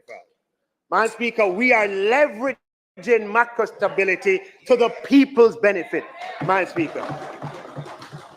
Now hear me carefully, because we think this stuff's true. We have $1 billion built into the budget to increase public sector pensions. All right? What we're going to do this year is, because the people above the threshold are getting the exemption increase, let's just say that, right? What we're going to do is direct the $1 billion that we have in the increase to pensioners, to the pensioners who are earning less than $1.5 million. Obviously, with the approval and consent of the Association of Government Pensioners with whom we work. All right, so the ones above will get the threshold expansion. Minister, speaking to the mic. The ones above will get the threshold expansion. The ones below, Madam Speaker, the increase that's built in the year will be directed totally to them. Madam Speaker, this government understands that the Jamaican people have experienced and continue to experience significant difficulties over recent years. The COVID pandemic, the increase in the cost of living and inflation. We understand. We know we cannot leave anyone behind. We understand that many of you are suffering and feel pain. We see and recognize, Madam Speaker, that Jamaica has inequality. We realize that sending your children to school has become more expensive. We know that paying for meals and other basic expenses has become harder. This government has managed these crises carefully and responsibly without sacrificing stability. Very few nations in this world can make that claim. We did so, Madam Speaker, before the pandemic. We did so during the pandemic, and we're doing so after the pandemic. And we'll do it again. Madam Speaker, we have thought long and hard about finding ways, Madam Speaker, to help the large swaths of Jamaicans, and to do so in a careful, sustainable, and responsible manner, not just running with it, but doing so in a manner that's prudent and sustainable. So, Madam Speaker, there are approximately 450,000 Jamaicans who fall below the $1.5 million threshold, and even some at higher thresholds, for example, $3 million, who have been adversely affected by this unusual period.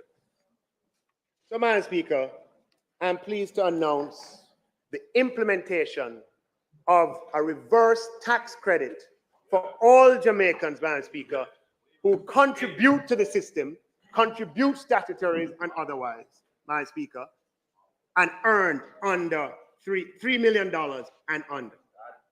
The reverse tax credit, Madam Speaker, means that every registered taxpayer, Madam Speaker, who in the completed fiscal year did their part of contributing to society, whether through PAYE or being self-employed, Madam Speaker, and who earn under that threshold, Madam Speaker, this government, Madam Speaker, will provide for them a reverse tax credit, Madam Speaker, a tax credit, cash credit of $20,000.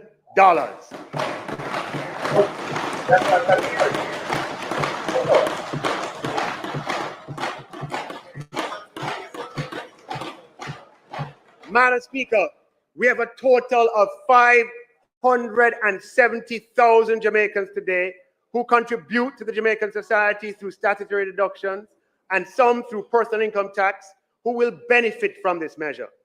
Madam Speaker, the cost of this program is $11.4 billion, and we consider this money very well spent.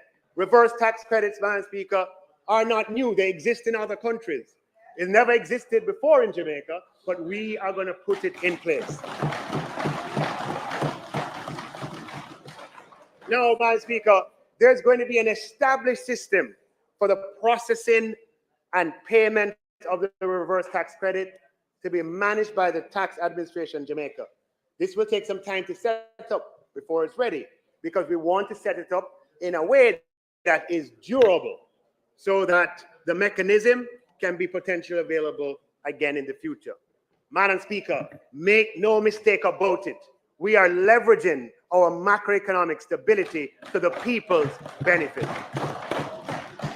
So, if you are working in the restaurant, serving customers morning, noon, and night, you're working on the floor of the ice cream shop, you're a janitor in the office building, you are a worker in the hotel, in the bartending, or you're taking out, you're tending to the lawns, or you're in the entertainment section.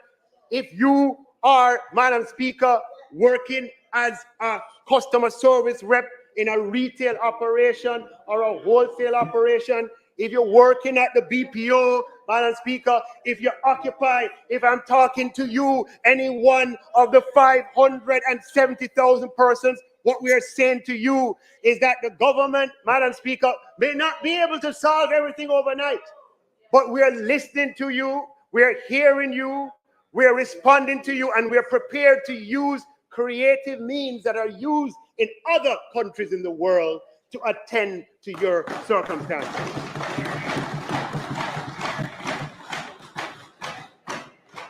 Madam Speaker, now that we have addressed more relatively vulnerable groups on the tax database, as is our godly duty, It is our godly duty to be our brother's keepers. Before we say first, Madam Speaker, let's look for the less vulnerable first. Let's treat with them first, and then we can move. So, Madam Speaker, we have done that over 65.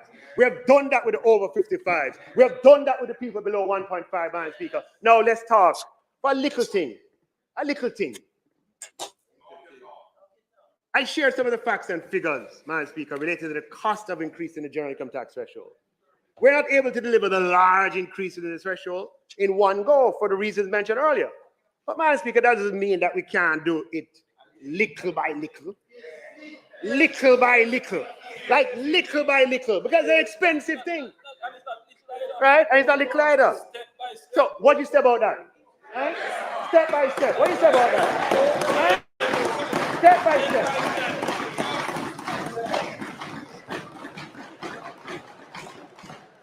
Step by step, Madam Speaker.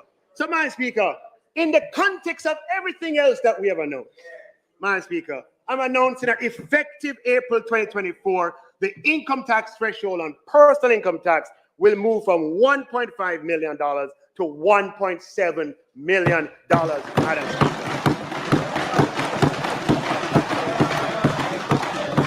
That's 2.2. 1.5 to 2.2. Madam Speaker, this will cost approximately $9 billion. So, Madam Speaker,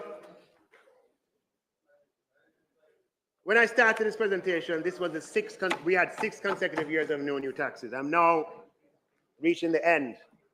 And I'm proud to say, Madam Speaker, that this is the 7th consecutive year in which the government has introduced no new taxes. Madam Speaker, this has not been easy, but it's been the right thing to do. The Prime Minister, I was 18 in 1989, he was 17. And it's imprinted, Madam Speaker, in our experience.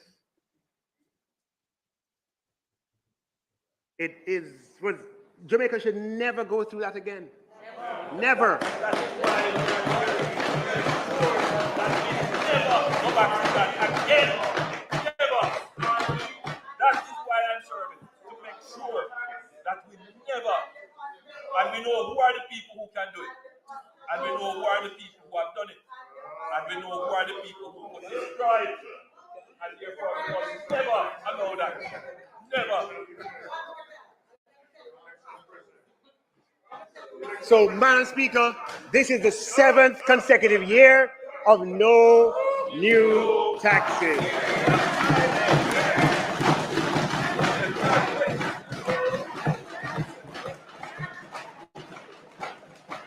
Now, I want to, Madam Speaker, this is not easy, you know.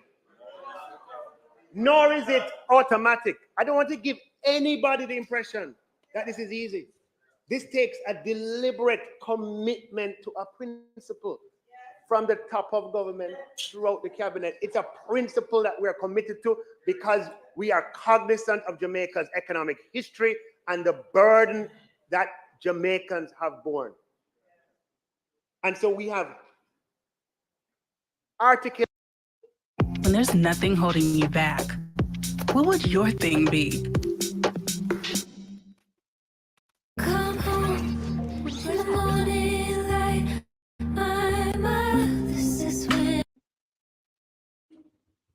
Don't just come like that.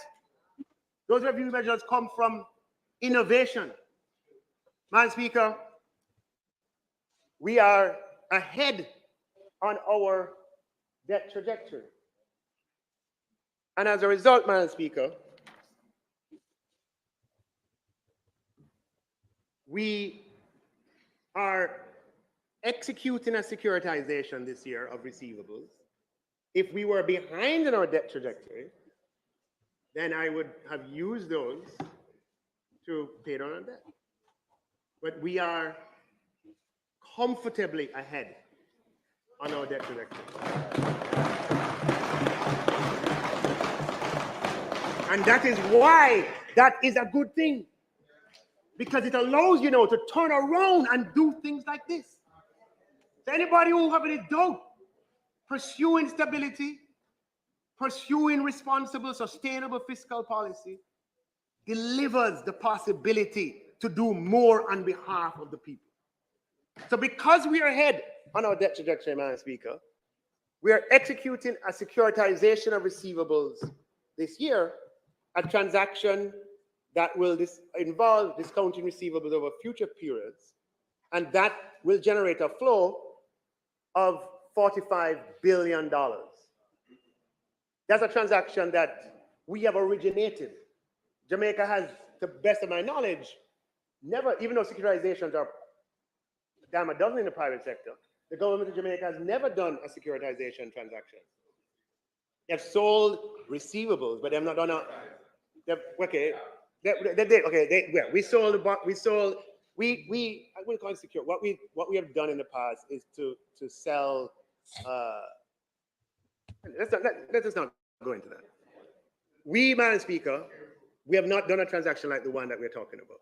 Okay, yeah, that's the point I'm making. So this is not something where somebody put down and said that is there. That is something that we have to go look for and find, Madam Speaker. It takes innovation. It takes sweat, Madam Speaker. It takes effort. This is not automatic.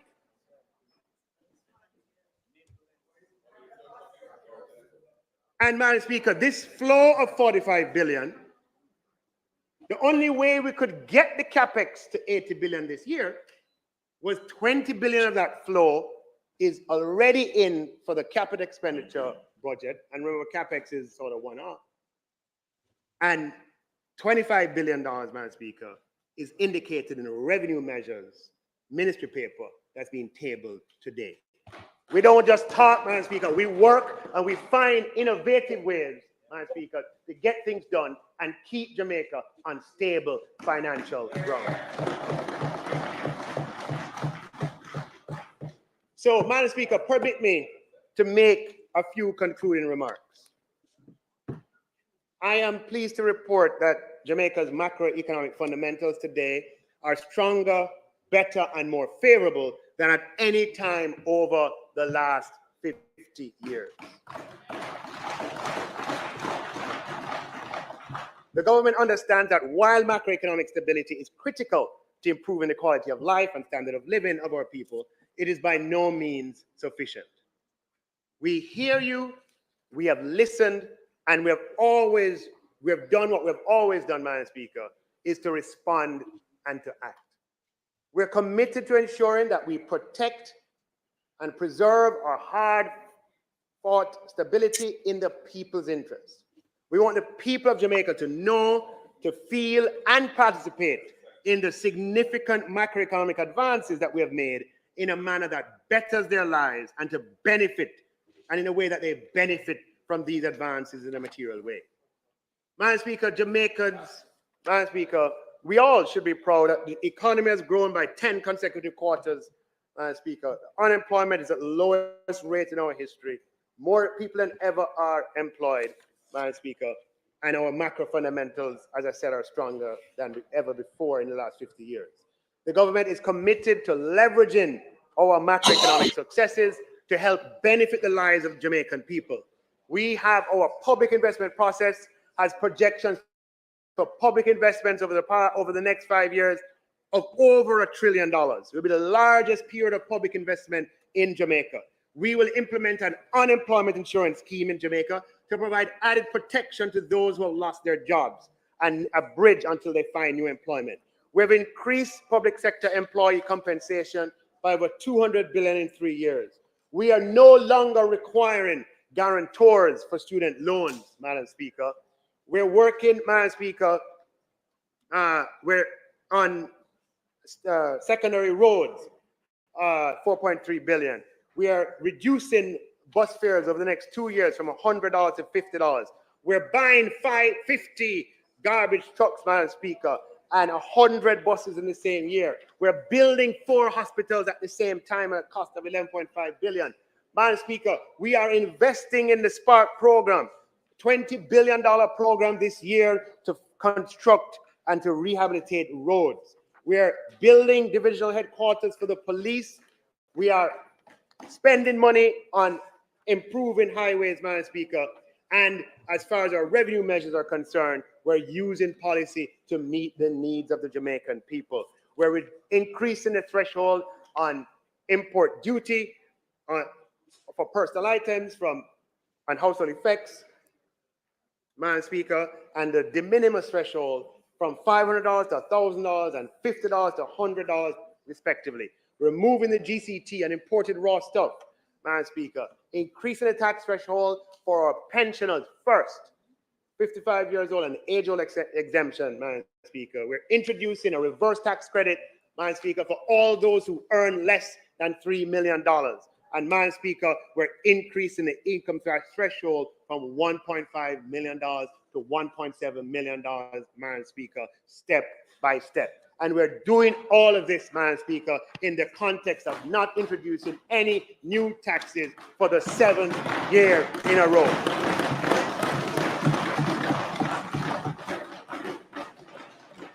Madam Speaker, we will always and continue to listen to the Jamaican people while we protect, preserve, strengthen stability, and leverage this to the people's benefit. Madam Speaker, it's an honor and privilege to serve the people of Jamaica. I have done so with all my strength and capability, and because I believe that we are a people of destiny with a message for the world. I thank all those who have supported and guided me on this journey, because without you, it would not be possible. And I continue to ask for God's guidance and favor and blessings as we seek together to improve the quality of life for all Jamaicans and make our country a better, safer, and stronger place. I thank you, Madam Speaker.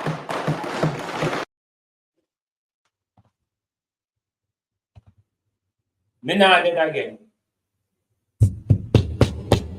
Me not dead again. Me lived through the election 2024. And me lived through Nigel budget speech 2024. Me not dead again.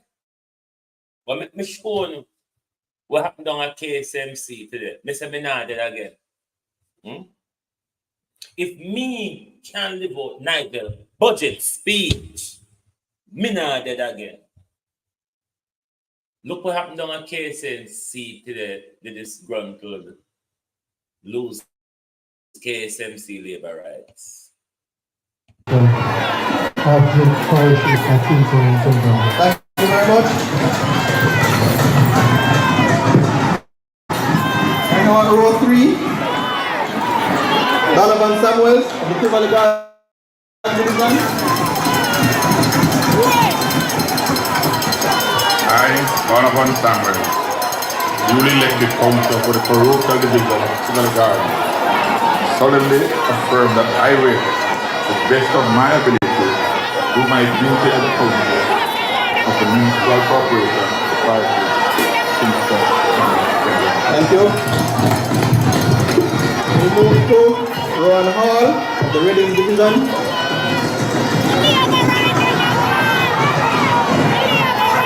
I, Rowan Hall, duly elected councillor for the Parochial Division of Reading, solemnly affirm that I will, to the best of my ability, do my duty as a councillor of the Municipal Corporation of CLARKE, Kingston.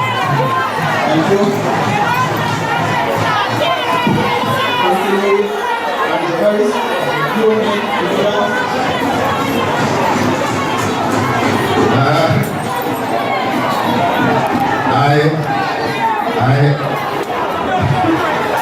I, Andrew Harris, newly elected councillor for the Parochial Division of Haiti, solemnly affirm that I will, to the best of my ability, do my duty as a councillor of the Municipal Corporation of the parishes of Kingston and St. John's.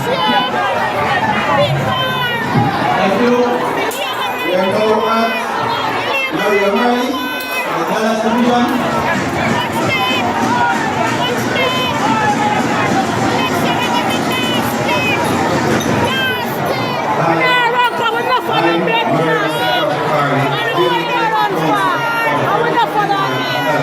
Everyone walk out down a church street. The labor line them come for war from Rosie.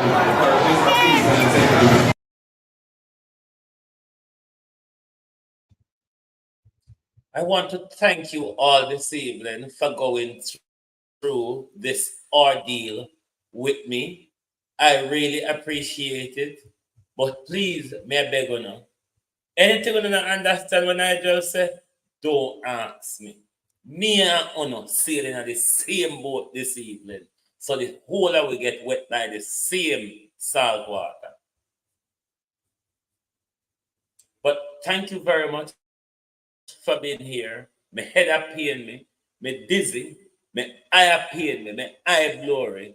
See you all tomorrow, and thank you all very much for going through this torturous ordeal from the Minister of Finance in the name of a budget speech or a budget debate. Thank you all. Thank you all so much. I really appreciate it. If I did me one, me never get in jail. Did you all understand anything that happened? Did you all understand anything? I mean, laughs. I mean, wilderness. Nigel Clark took me into a wilderness. Plane never lift you up and drop you in the middle of cane field when I had no dirt road. Don't ask me what happened. It's like I wasn't there. It happened all around me. How much of the people of Japan come to them now? That's the people at Mega University. I understand Bangarang. Me sure me not understand a word. How much of the average Jamaican without the higher or further education would understand the load of what I don't or did not understand today? Please don't ask me. Me no know. I have to ask one budget expert, one lie expert, one nonsense expert, or one confusion expert to explain to you what happened this evening. Only the general election will solve what we, the people of Jamaica, get ourselves in for 2024, whether it be local election or budget speech. Whatever dopey the pan with this year, whatever dopey the pan with this year, can Nigel Garcia or can the Jamaica government go wash in a salt water? Because something gone wrong. I can't me and Uno hard filler. It cannot be that a me and Uno hard to learn. You know, so it wouldn't be right for so much of we so done in a one space. Me head up here me. Me have to go quarrel about this one other day. Because this need whole heap of quarreling because Nigel have way up for about 4 hours, 4.5 hours. And none of us can walk away this evening saying anything about the Jamaican budget. Just like the whole of us still a walk and ask who win the election, dopey the pan with 2024.